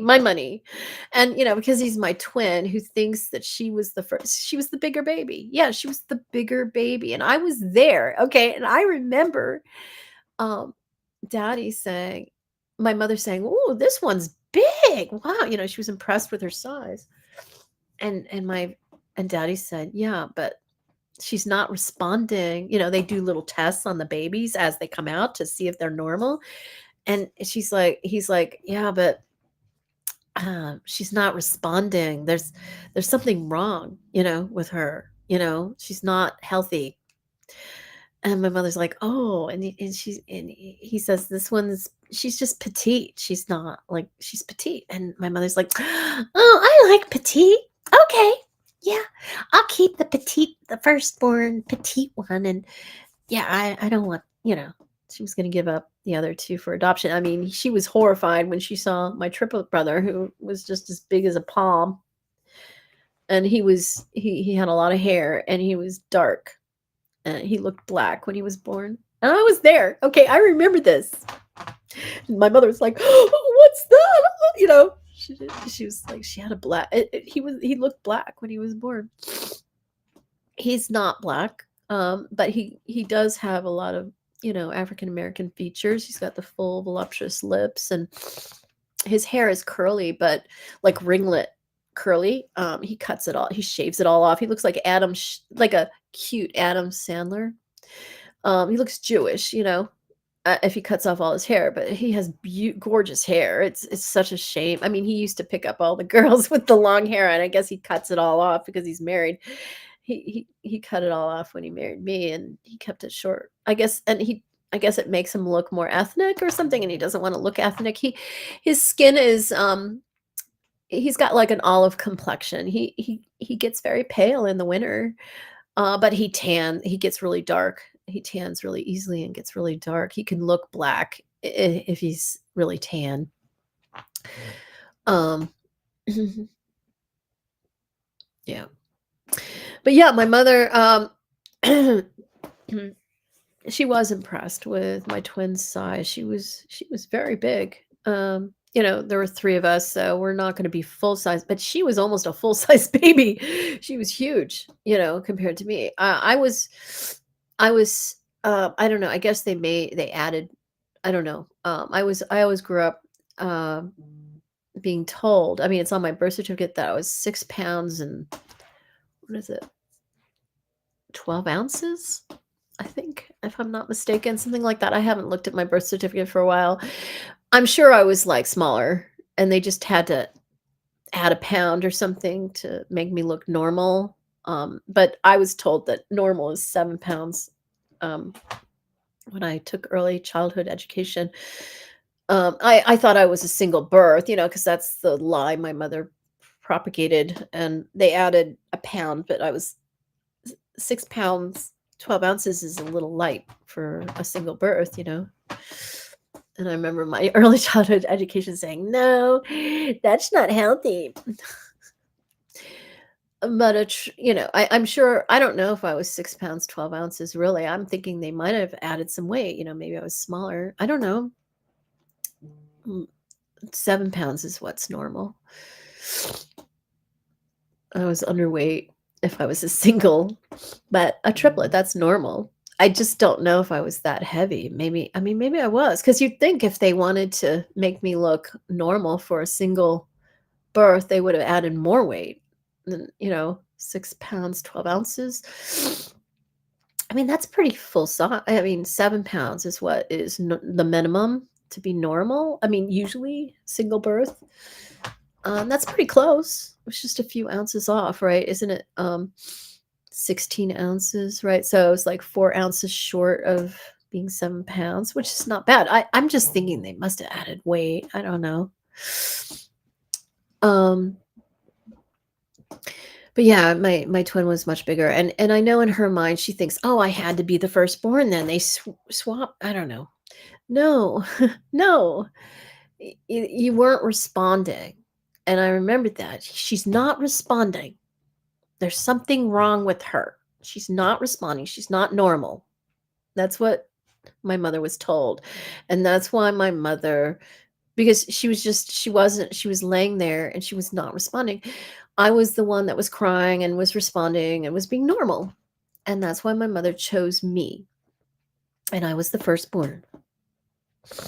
And it's the one that is normal and responding and can take the lead, you know, in the birthing process, because, you know, somebody has to go first and it's not going to be the scaredy cat. My twin was the scaredy cat. And of course the little one is you know, it's going to be kind of scared too, right? If you're a little baby that fits in a palm, you know, you're going to be kind of scared, you know. You're going to want the bigger babies to go first. And my twin was the biggest baby, but she was a scaredy cat. And I was the one that had to manage them both, you know. And there were many more embryos that didn't make it like we did. We did not start off as triplets. They implanted my mother with many triplets, with many embryos, and most did not make it. We were the only 3 that did. And I was the leader, and the leader goes first, and that was me. My, you know, I know my twin is very domineering now, but when she was a baby, she was a fraidy cat. She was scared of the world. And that's, you know, you look at Donald Trump, he's inside, he is a bewildered little boy. and this is why he acts the way he does. He overcompensates for, he feels very small inside, so he has to take over everything outside, right? Doesn't that make sense? And that's the way my twin was at birth. She was just she was bewildered by everything. She was overwhelmed by everything. She was the biggest baby, but she was the biggest baby, literally, emotionally too, and somebody had to manage her, and that was me in the womb. Okay, I managed her, and I managed my triplet brother. He would never have survived if it hadn't been for me. I wanted him to survive. I was determined in the womb that he make it. He was so small, but he was going to make it, and everything was going to be okay. My twin, she was scared of everything. I was the one that had courage, that convinced her it was going to be fine. And I was the one that had to be the first to dive in there. And she followed my lead, okay? She was born second. I was born first. Donald Trump was born second. And, he didn't even grow up in first of all, Trump is not her identity. She is a girl. She's not a man. And she didn't even grow up in my family. I didn't even know her growing up. Okay, my mother gave her up for adoption at birth, and our triplet brother as well. And I ended up marrying him later on in life. And, my mother got to see both of them, of course, because I married one of them. And the other one she saw at summer camp. And she always, I remember, this is a recent memory of mine. These memories have developed recently. I believe I talked on a live stream about it. Oh, wow. I've been going on for 4 hours. Wow. I think I talked on another live stream about it, about how my mother thought that my twin looked more like her than I looked like her. And I remember when she told me that, it made me wonder if she liked my twin better than me, I mean, she didn't know my twin. She just saw her. But yeah, my twin is a bigger woman than I am. She's bigger. My mother was a bigger woman than me too. And she had darker hair, kind of. Her hair was straighter like my mother's hair, and her hair was a little darker, I think. And she just had a bigger frame, and I don't know, she did look like my mother a little more than I did. It's kind of weird. My mother is not our genetic mother, but it's the way it turned out. And, I remember asking my mother, "Oh, is that really my twin?" Because we were introduced, and her parents said, "Oh, this is, they're twins. They're twins. See, look, And they were just beholding us, and then her brother, Greg, who I helped, I remember he was my brother that I was in my mother's belly, and who they stopped the heroin when they cut us off. I talk about this in another live stream. They cut us off the heroin. I was given heroin after birth, and I remember always being really shocked that they would do that to a baby. But if I was born that way, I guess, I would have had withdrawal symptoms, right? If they had cut me off. So that every Freaky Friday we got injected. And then when she got pregnant with my brother, who was actually Greg, not my brother Mark, they cut her off cold turkey, and me off cold turkey, and we went through withdrawals. And my mother, to compensate, went heavy on the gin. He didn't get heroin, but he got gin, and he really struggled. And I had to talk. And Daddy, encouraged me to talk to him through my mother's belly. And I got him through that pregnancy, and he ended up born normal and healthy like me, which is amazing. And he was pretty big too. He was bigger than Mark. It was my twin's mother who carried my brother, Mark. And he was premature. They had to time it. They made my mother stay in the hospital for 2 whole weeks, giving my brother an extra week of development, or a couple more weeks of development. So he wouldn't be too premature. And she, their mother wanted to make sure Mark was going to be okay. She didn't want him, to be born too prematurely. And then my mother brought home Mark instead of Greg, and she told me it wasn't the same baby. She knew it wasn't because the other baby was bigger and he didn't have my father's eyes. But she said, I know this is Denny, my father's child, because he has Denny's eyes. And I remember that. I remember this for myself. I was there. I was 2.5 years old, and they have a picture of me holding him on the couch, and I just remember. I mean, no offense to my brother, but it wasn't the same baby, and I knew it. I didn't have the same bond with him. I was really looking forward to meeting that baby, and it wasn't the same baby. And my brother and I have never had that bond. We never have. Like I have with Greg, but I've only met Greg once really quickly. And I think I talked about this in another live stream. But yeah, and then later I asked my mother, after we had been introduced to I went to summer camp, and she was there 2 year. Well, she was there 1 year, and during the second, there were 2 week sessions, and I went 1 2 week session, and she came the other, and she went out with my same boyfriend, and then when I came back to camp, I was there for a whole month, and so I wouldn't miss anything. And then like she stole my boyfriend. I don't know, it was really a bummer. She was more developed than me. I was still I was the petite one, yes, and I developed later than she did. And of course I didn't have as much weight on me. She was not heavy in those days, but she was, I was very thin, and she was the one that had more meat on the bone, as they say. And I mean, she was more voluptuous because of that, And so, yeah, young 13-year-old guys. I mean, it wasn't just that. It was, it was, I was the hot one, but I don't know. It was kind of like there was this, I don't know what happened. It was a social, when I went back to camp, it was just, everything was different. And everybody, my boyfriend had like longed for the day to, us to reunite, and I had too, and everything was just so different. And I don't know, my twin kind of had a hand in kind of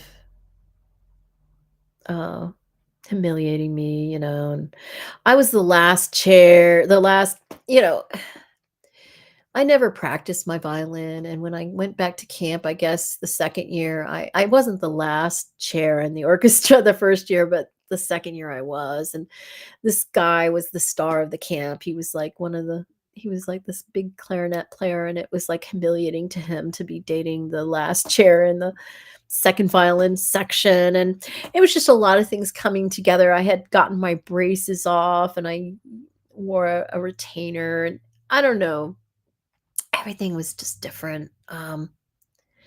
And my twin took advantage and badmouthed me behind my back and manipulated the situation. And I don't know, stole my boyfriend. And then I ended up going out with what's that guy's name? Danilyn. It's my brother. And Nicole's daughter, Danilyn.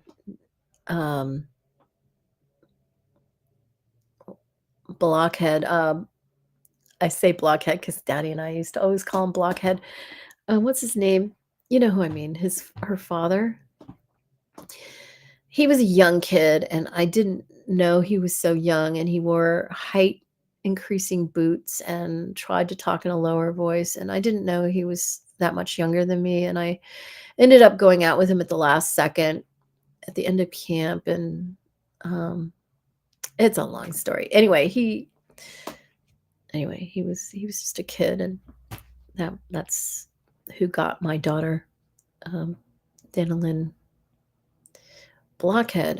What's his name? You know who I mean. Burkhead.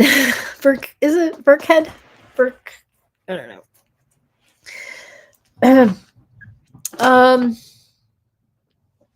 Okay, well, so what am I gonna do? I'm just gonna go about my life as usual. We're gonna go back down to Augusta, sell our house. I mean, if nothing happens, if nobody gives me my fucking money, we're gonna have to sell our house down there. We'd rather not. I'd love to renovate that house down there. You know, I always dreamt of renovating it. I'm the best person to renovate it. Not that we want to spend time down there or anything, but I should be the one to renovate that house. Nobody else. And if I went to the trouble of renovating it, it'd be nice to visit sometimes, especially if Dennis Boyd, you know, Dean's twin brother, is put away somewhere. And we really hope he's put away somewhere by now, maybe a mental facility. I don't know, separated from society, we hope. But we don't know. You know, we might have to deal with him all over again when we go down there, and we're not looking forward to that. I'm very protective of Dean, and I you know, who knows what Dennis is going to do. I don't want him killing my husband. I don't want him killing me. I don't want him poisoning my animals. I mean, I don't know what he's going to do next. I just, you know, some of our utilities are off down at that house. We have to turn them on. We got to somehow figure that out financially. The house is a mess. It's stuffed, and I have so much work to clear it out and prepare it to be put on the market. And that's going to be my focus. I mean, it's a relief to know that I don't have a deadline. Like, I don't have to do it, you know, in a week. You know, I need more than a week. I need a month at least to go through that whole house. And, you know, I can't just, you know, there's just too many things in there. I have to go through things. There's so many things that I have to go through, and nobody else can do it. You can't just hand that to somebody to do, even if you had money. Those are our personal belongings, you know, and only we know what we want to keep and what we're going to let go of. And we're going to let go most everything. But there are certain things that are important to us. And I have to go through, there's some keys that I have to locate, and there's just so much to do. That's going to be dominating my life and for a while. And boy, it's going to take a while. And I'm relieved that we're going to just go down there for the winter, you know, when we go down there. So there's no rush, you know, I can get it done when you know, as little by little. And it's just hard to live in a house that you can't move inside of. And, you know, there's not enough room for everything. And that's going to be a pain in the ass. It's been a nice refresh to be in a different house and not have so much stuff in our lives. And that we needed a break from the house so we could go back, and I could just let everything, you know, Dean, especially, he's the hoarder. You know, it'll be easier for us to let go of everything because we've been away from it for a while. We needed that time away. So that's going to be a focus of mine. It would just be nice to be able to stay in a hotel. It'd be nice to have pet care, to not worry about money and, oh, how are we going to pay this bill? And, oh, this is going to be so much to reconnect the gas and and, you know, supposedly the gas company claims there was some kind of leak. I mean, our bill was more in 8 days. I happened to cut off the gas at just the perfect time because the 8 days of service we had on the latest bill ran up the bill more than a month, one of the months we lived in the house. So obviously they're claiming there's a gas leak. Thank God I cut off the gas in time. I mean, I had no idea there was any leak when I cut it off. I just cut it off to save money. And, you know, so we have to figure that out.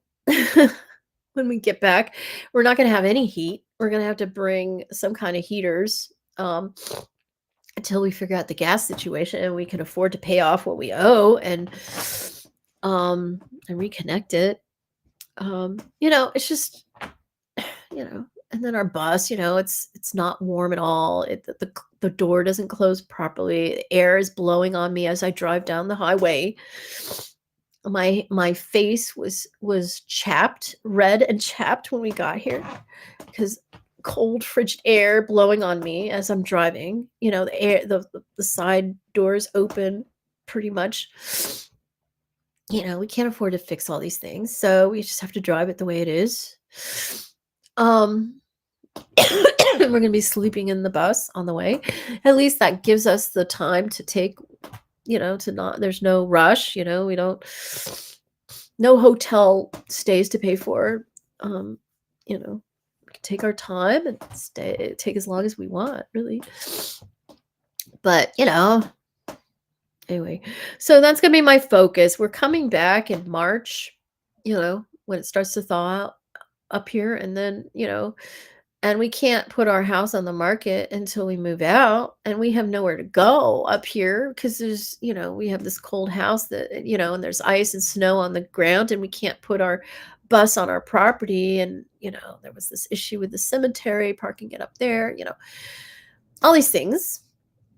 So, we're not coming, we're not going to have any money before March if nobody gives me money now. And we can't come back here to live in this house so that we can put the other house on the market until March, right? And yeah, so this is our life, and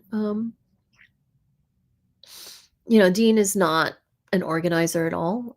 He just makes a mess, and I always have to clean it up and organize it. And he's the kind of person that throws out the baby with the bathwater. He gets overwhelmed really easily, and so I have to do everything. So it's my project. We got stuff in storage we're paying a fortune for because they, public storage cranks it up. I mean, I think we started paying $100 a month we got it when it was $100 a couple of years ago. And now it costs, starting in November, it's going to be $315 a month. Can you believe that's legal? They treat it like it's real estate. They tell me that it's legal for them to charge us like it is part of our house. And that's what real estate costs. And we're paying like real estate prices for a 10 by 10 space that is climate controlled. Right across town, no access. I can't live there, I can't. But they're charging us real estate prices. I can't even believe that's legal. I wonder if it's just Georgia. They get away with that. And not, I don't know, New York State would let them do that. I don't know. So yeah, we got to that's killing us. $315 a month. I mean, right now it's like $268 or something. Well, actually it's probably more, plus $15 insurance. I don't know what it is. It's crazy. Yeah, so, I was really counting on more support by now. It would have been nice. I guess I could say I was really thinking it'd be nice to be able to go down to Augusta, stay in a hotel, have pet care for my animals. Pet care I could rely on, not some schmuck or service, but people that I can trust to take care of my animals the way we take care of them. People we can, I can trust around my belongings and, things like that. I don't really let people into my house. I'm very private that way. I'm hypersensitive about my environment. And yeah, and it would have been nice, and I don't see that happening. But again, they could surprise me. I mean, I've always liked a surprise birthday party, right? And I almost wonder if that's the plan. But then because I'm saying this publicly, they're going to change it up, so it really is a surprise. So we just don't know. And again, I know there are people who think I'm like crazy or whatever, and that it's never going to happen, and that I'm just such a fucking loser, crazy maniac. I don't know. I know I'm not crazy. But yeah, I certainly am a fucking loser, aren't I? And yeah, maybe I'm just gonna be like keeping myself busy and selling the other house, renovating this one when we get back. If we can sell the house properly and and Well, we won't be able to do everything we need to do to our house here, but we certainly will get some good thing. We'll get it insulated properly. We'll get the radon situation solved, hopefully. We'll get a good heating system in here, or at least the beginnings of a good heating system to heat the entire house. Maybe not heating the entire house yet, but at least having the size pump we need, heat pump, whatever. I'd love geothermal. Screw the way the house looks. I mean, we weren't able to paint it completely like we had anticipated. I mean, we ran out of money. Finally, we got some money at the last second before the weather got cold, but then Dean couldn't do it. He just couldn't do it. He was able to paint one side of our house almost completely, but I don't know, he lost a lot of weight this year. I don't know. He just can't physically do it anymore. And we have this long pole to paint the top of the house, barely paints it. Really, that's not really doing it right. We really need professionals to come and, with a crane or with scaffolding. This is a very tall, big house, and it's just really hard to paint, yourself. We'd like to get fiber cement siding, but we'd like it the color we want it. This color that we painted our house, we really like it.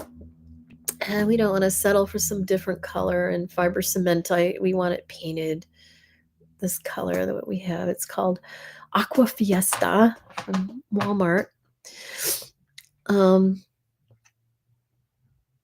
Yeah. There's a lot of woodworking. It needs to be scraped properly. There's many layers of paint over the years, and it's all bumpy. You scrape it, but it's going to take a machine to scrape off all the different layers so it's smooth. And there's a lot of wood that needs to be replaced and painted, and we just did the best we could, though. And it's better than it was. It's certainly not the way it should be, but I'm proud that we did what we did. I painted the I got the porch done and the front steps done, and that makes a big difference, to preserve that wood. It's really important for the winter. And then after that, I don't know. I mean, yeah, I need some more money. So, I have to figure out my money situation. I can't selling the house down in Augusta will solve it temporarily, but not permanently. So I got to figure out my money.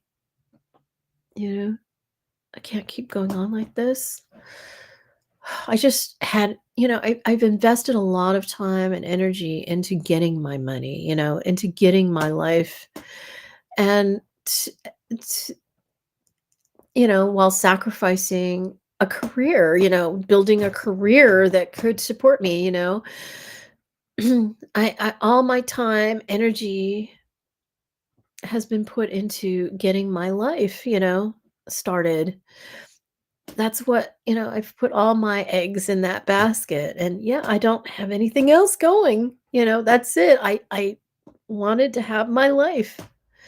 I wanted to be declassified. I wanted all my assets so I could do what I was born to do.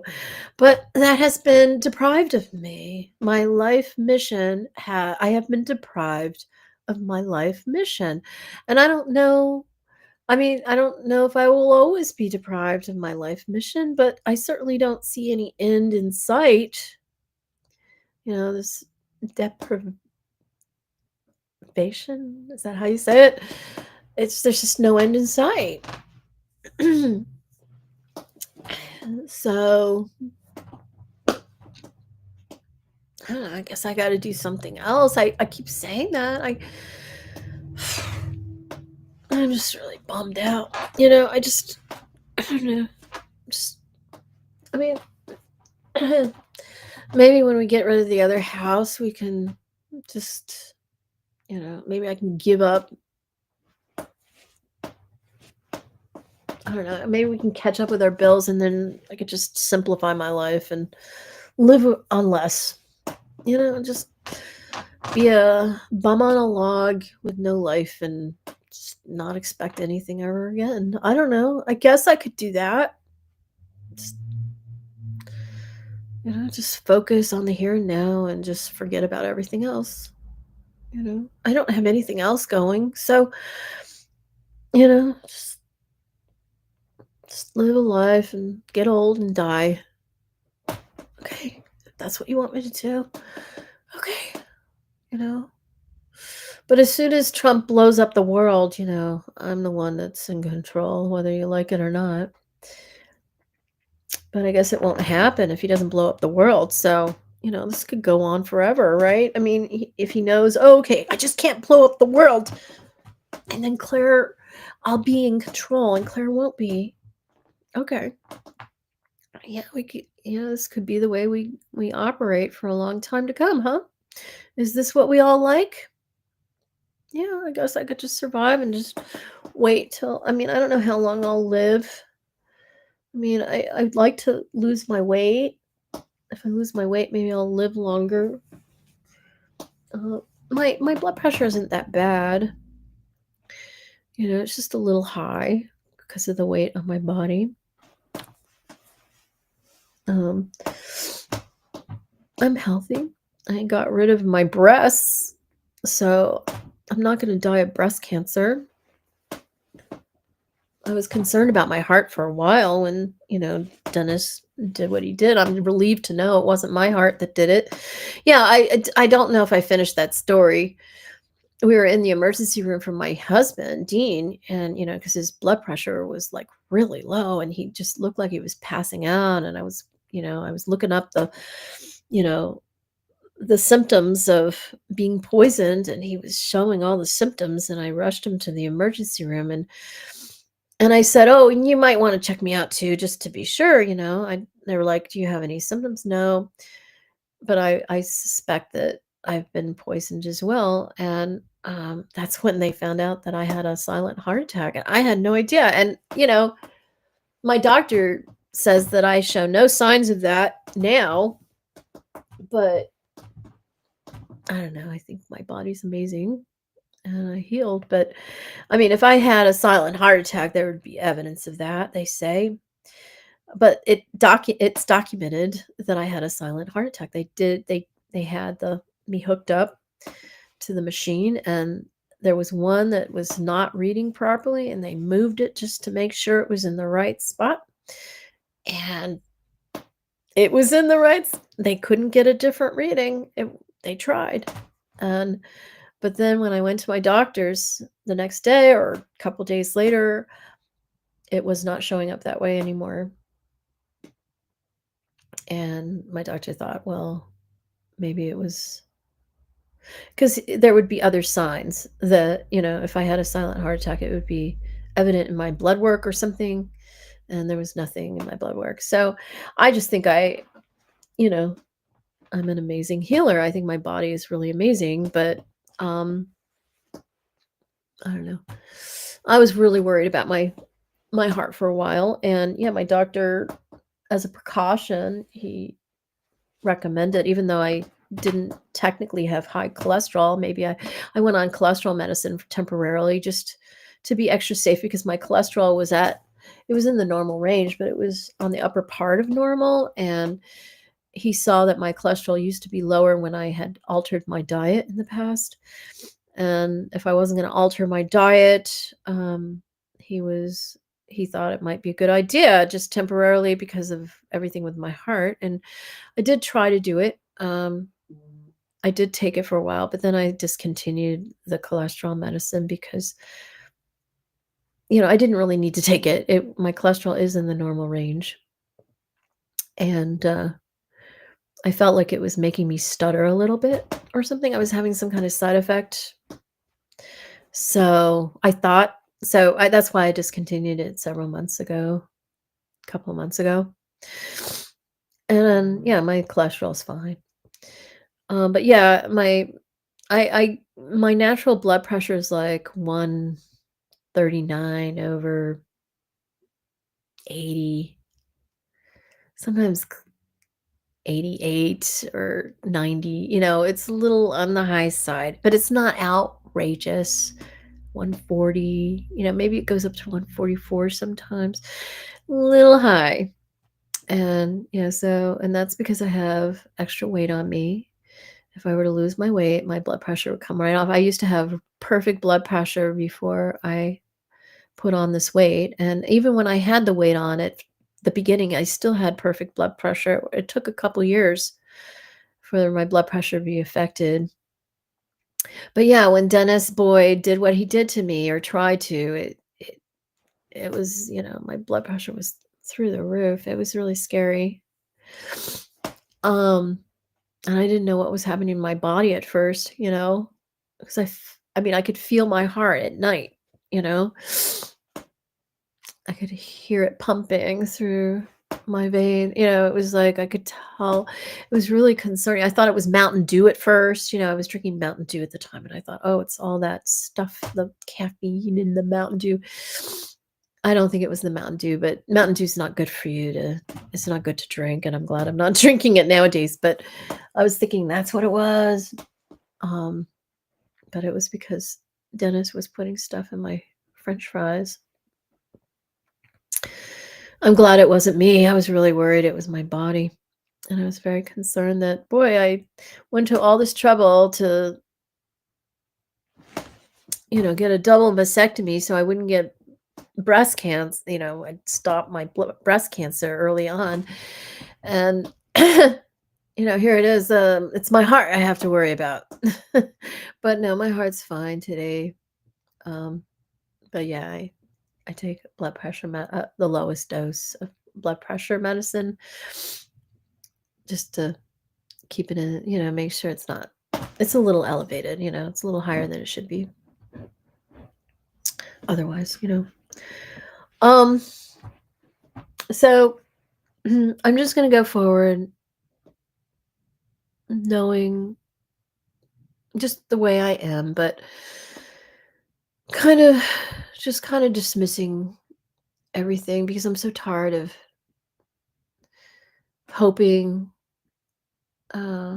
things are happening and being disappointed. I mean, I try not to be too disappointed. I always know never happens. So I'm used to being disappointed, but I'm just tired of being disappointed. I'm just tired. Maybe a part of me is going to give up now.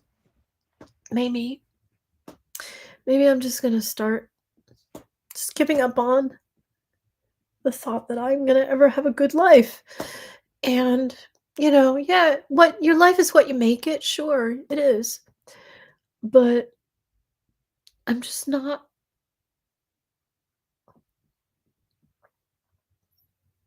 I'm just going to dismiss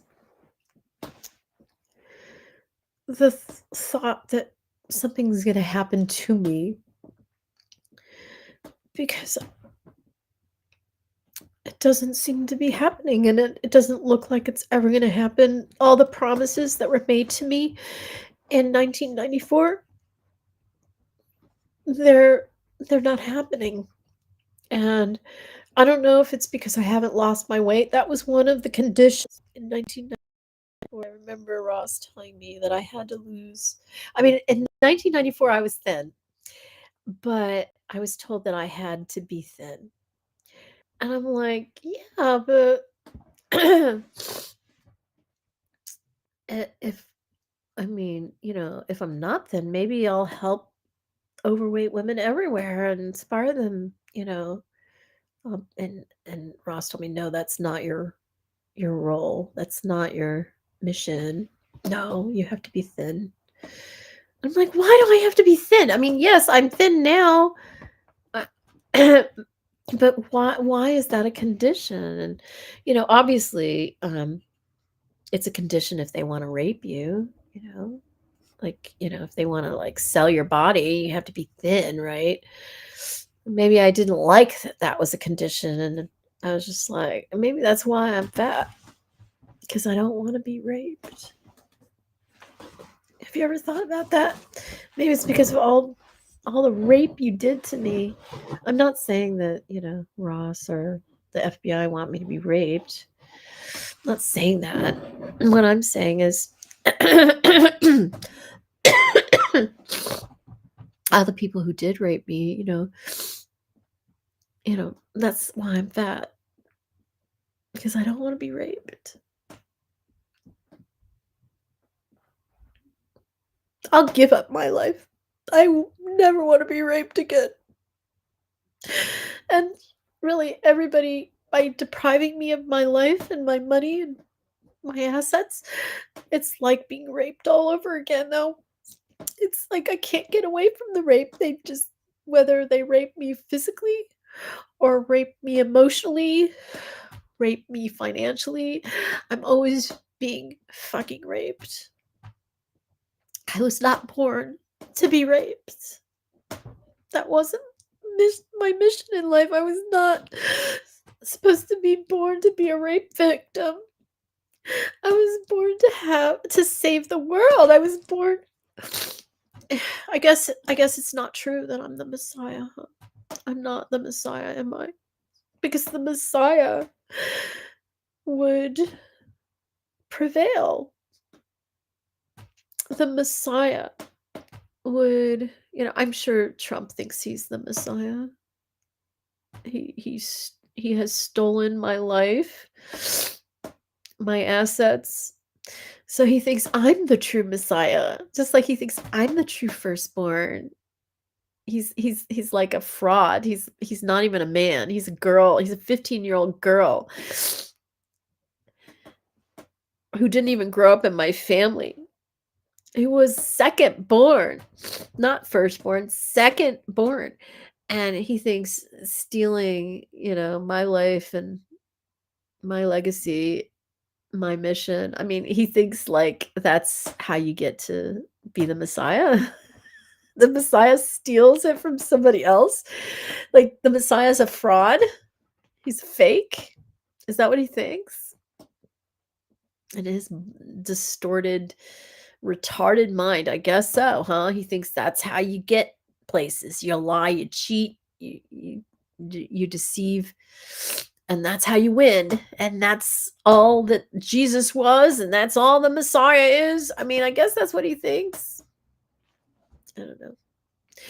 Yeah, I guess I'm not the Messiah. I guess I'm not. I don't have a mission. I guess I'm not. They lied to me at birth. They lied to me in 1994. I'm just supposed to be a regular person. I mean, it's why is it that a regular person had all the unusual, outrageous experiences that I had and survived them all? Why have I broken all these records, top secret records that nobody knows about? And I'm supposed to be a regular person. How does that work? I'm supposed to have all my life experiences, all my achievements, and somebody else, and I'm not supposed to get credit for any of them, and I'm supposed to just pretend like nothing happened, and then I'm supposed to have a nothing life. I mean, no offense to people who have regular lives. If I had had a regular life, and I wouldn't have a problem. Okay? A regular person with a regular life has a regular life and dies a regular death, right? The problem is I haven't had a regular life. I haven't been allowed to. I've been too busy surviving and overcoming and making the impossible possible. I mean, but nobody appreciates what I've done. Nobody cares. And I'm supposed to just pretend I'm a regular person with nothing. And okay. All right. So, all right. This is, it's official. I now understand. I mean, I now have decided. Okay. So my people have succeeded in convincing me to have a regular life. Okay. I mean, my people need to intervene. Okay. They are in control. Trump is not in control. All these idiots running around in our government are not in control. They think they are. They're being allowed to think they're in control, and they're going crazy, and they're rushing to get done, to do all the damage they can in the little amount of time they might have. I'm sure they didn't expect to have all this time.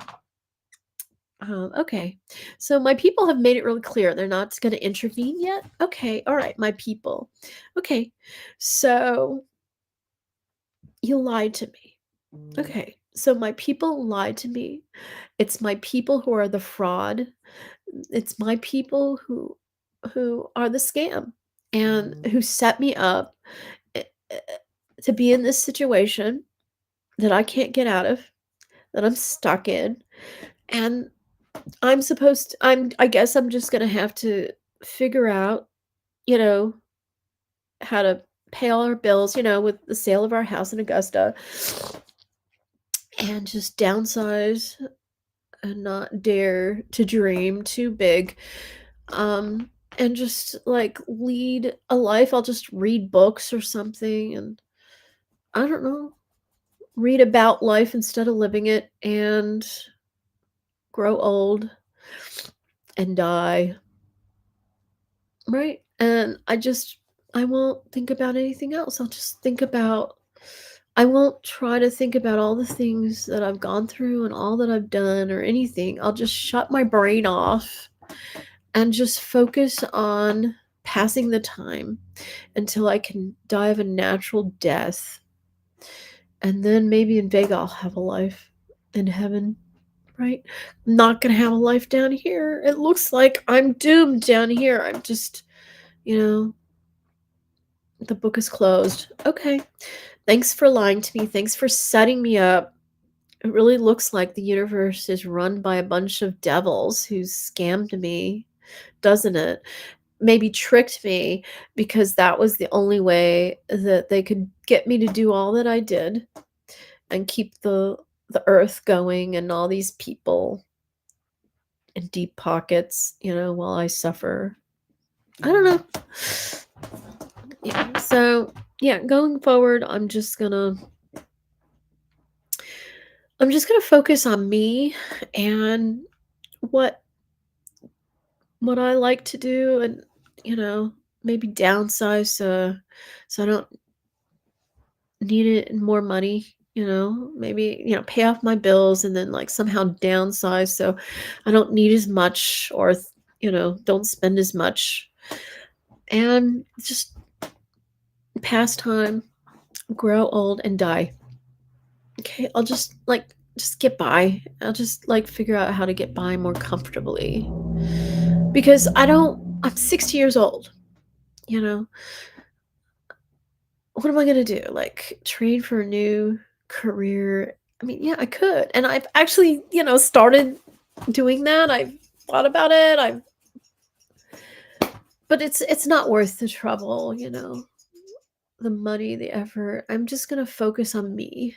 I don't care about anybody else anymore. Why should I care about anybody else when they don't care about me? So I'll just focus on me and what I want to do day to day, work on paying off the bills and downsizing so I can get by and be a little more comfortable than I am now because I'm not at all comfortable. And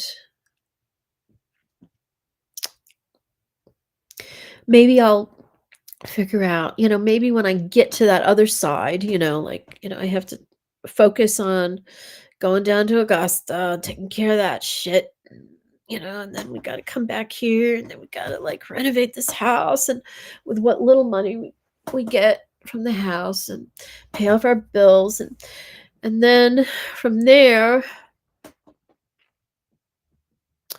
maybe I'll figure out some kind of income stream or something, so that because if you think about it, we're not going to be able to renovate this house properly with just the money from our other house. See, I always have the hope that money will come through by then, and then we'll have money to renovate the rest, to finish the renovating of this house. We're just going to have money to do the important things like insulate, take care of the radon problem, and put a good heating system in our house. Geothermal, hopefully. We'd love to get solar panels. We'd love to get some new siding. There's a lot of carpentry. There's, we got to finish the upstairs. I mean, it's so much stuff. I don't know. I don't know.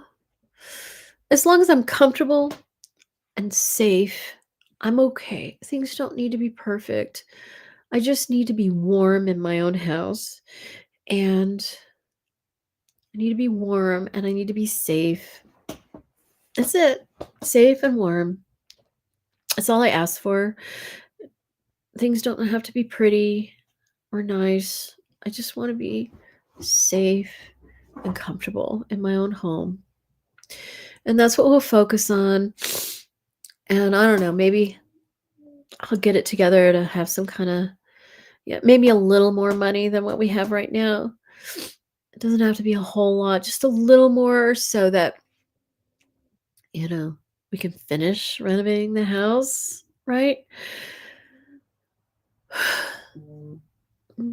We're very fortunate to have 2 houses and to own them outright, I mean, we are very fortunate. I just, just wanted a little more by now. I'm 60 years old. I think I've earned a little more than this at age 60.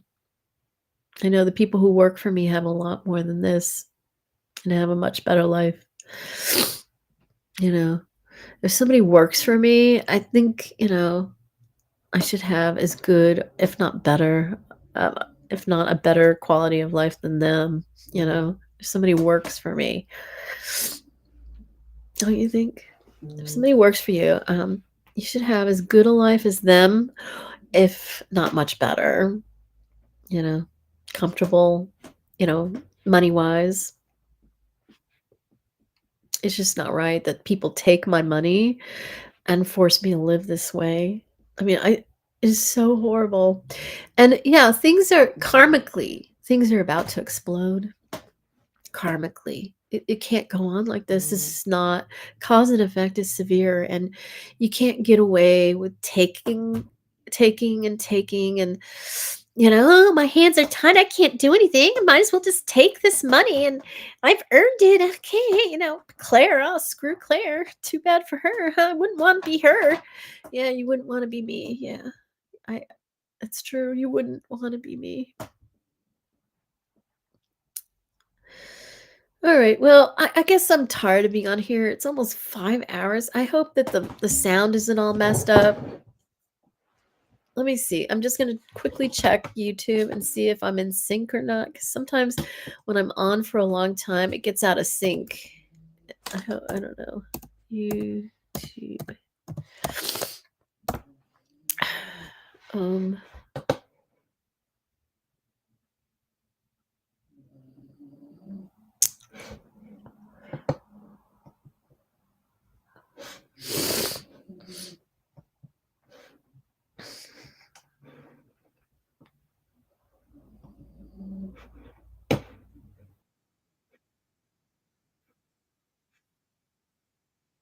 Because, okay, I should have checked on my phone.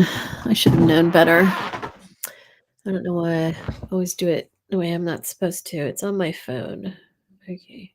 Okay.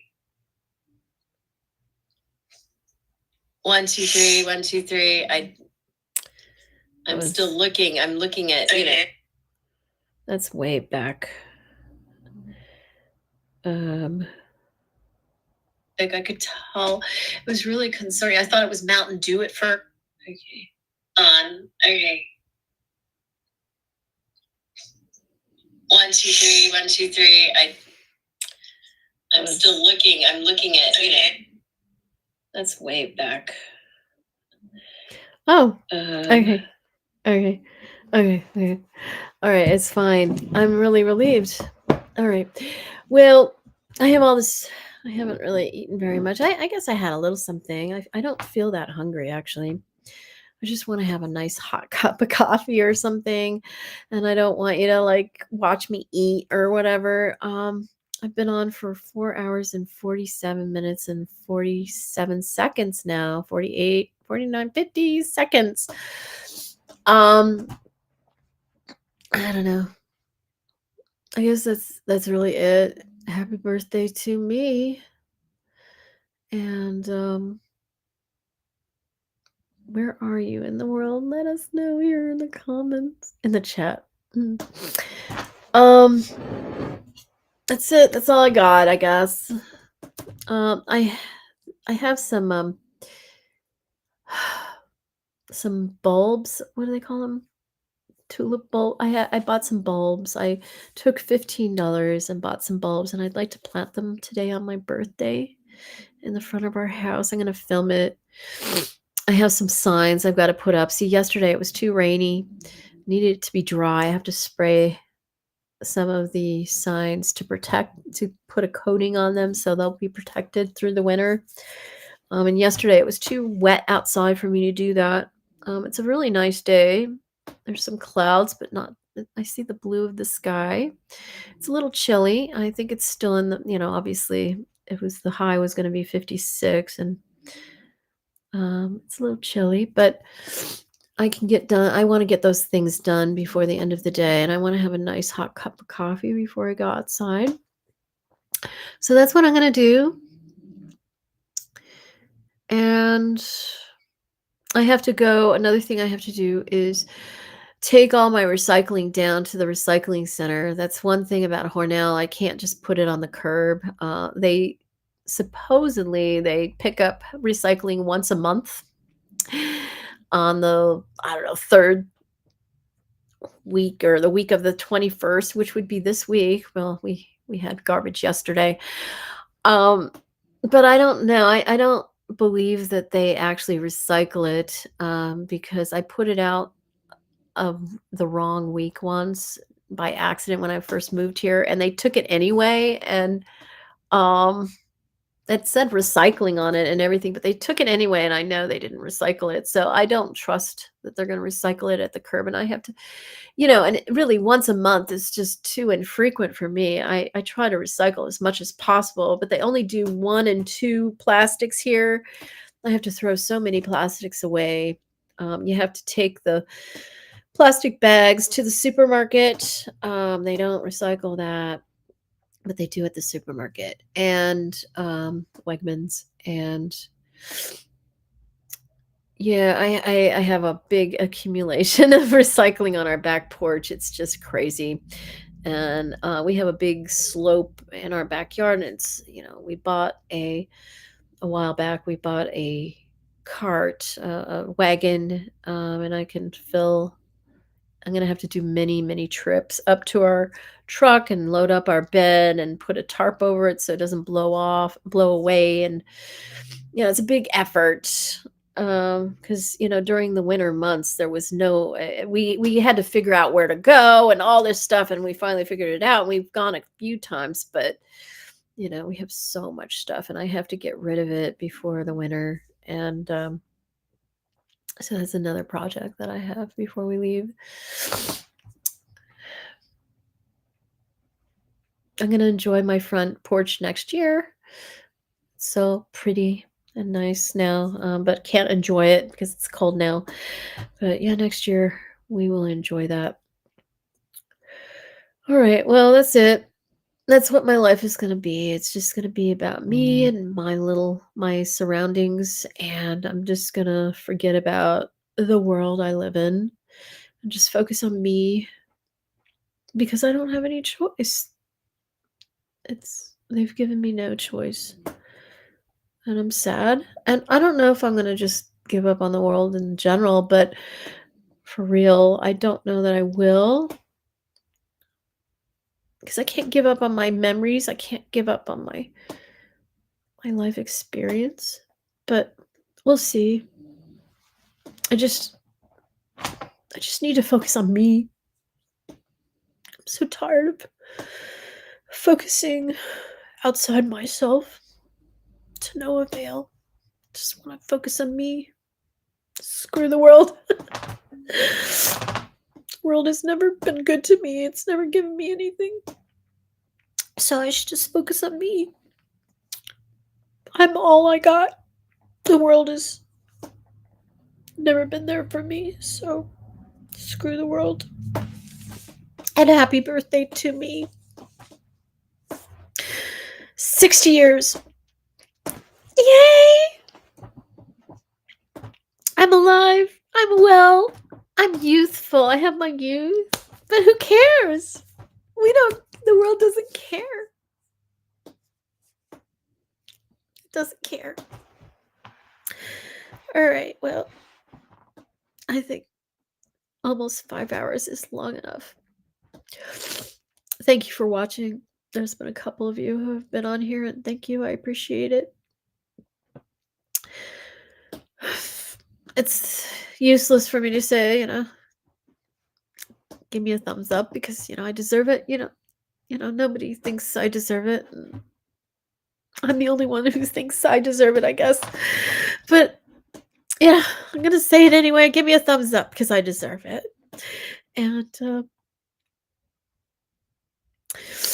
if you can handle the truth, please subscribe to my channel if you haven't already. Thank you for watching. Happy birthday to me. And that's all, folks.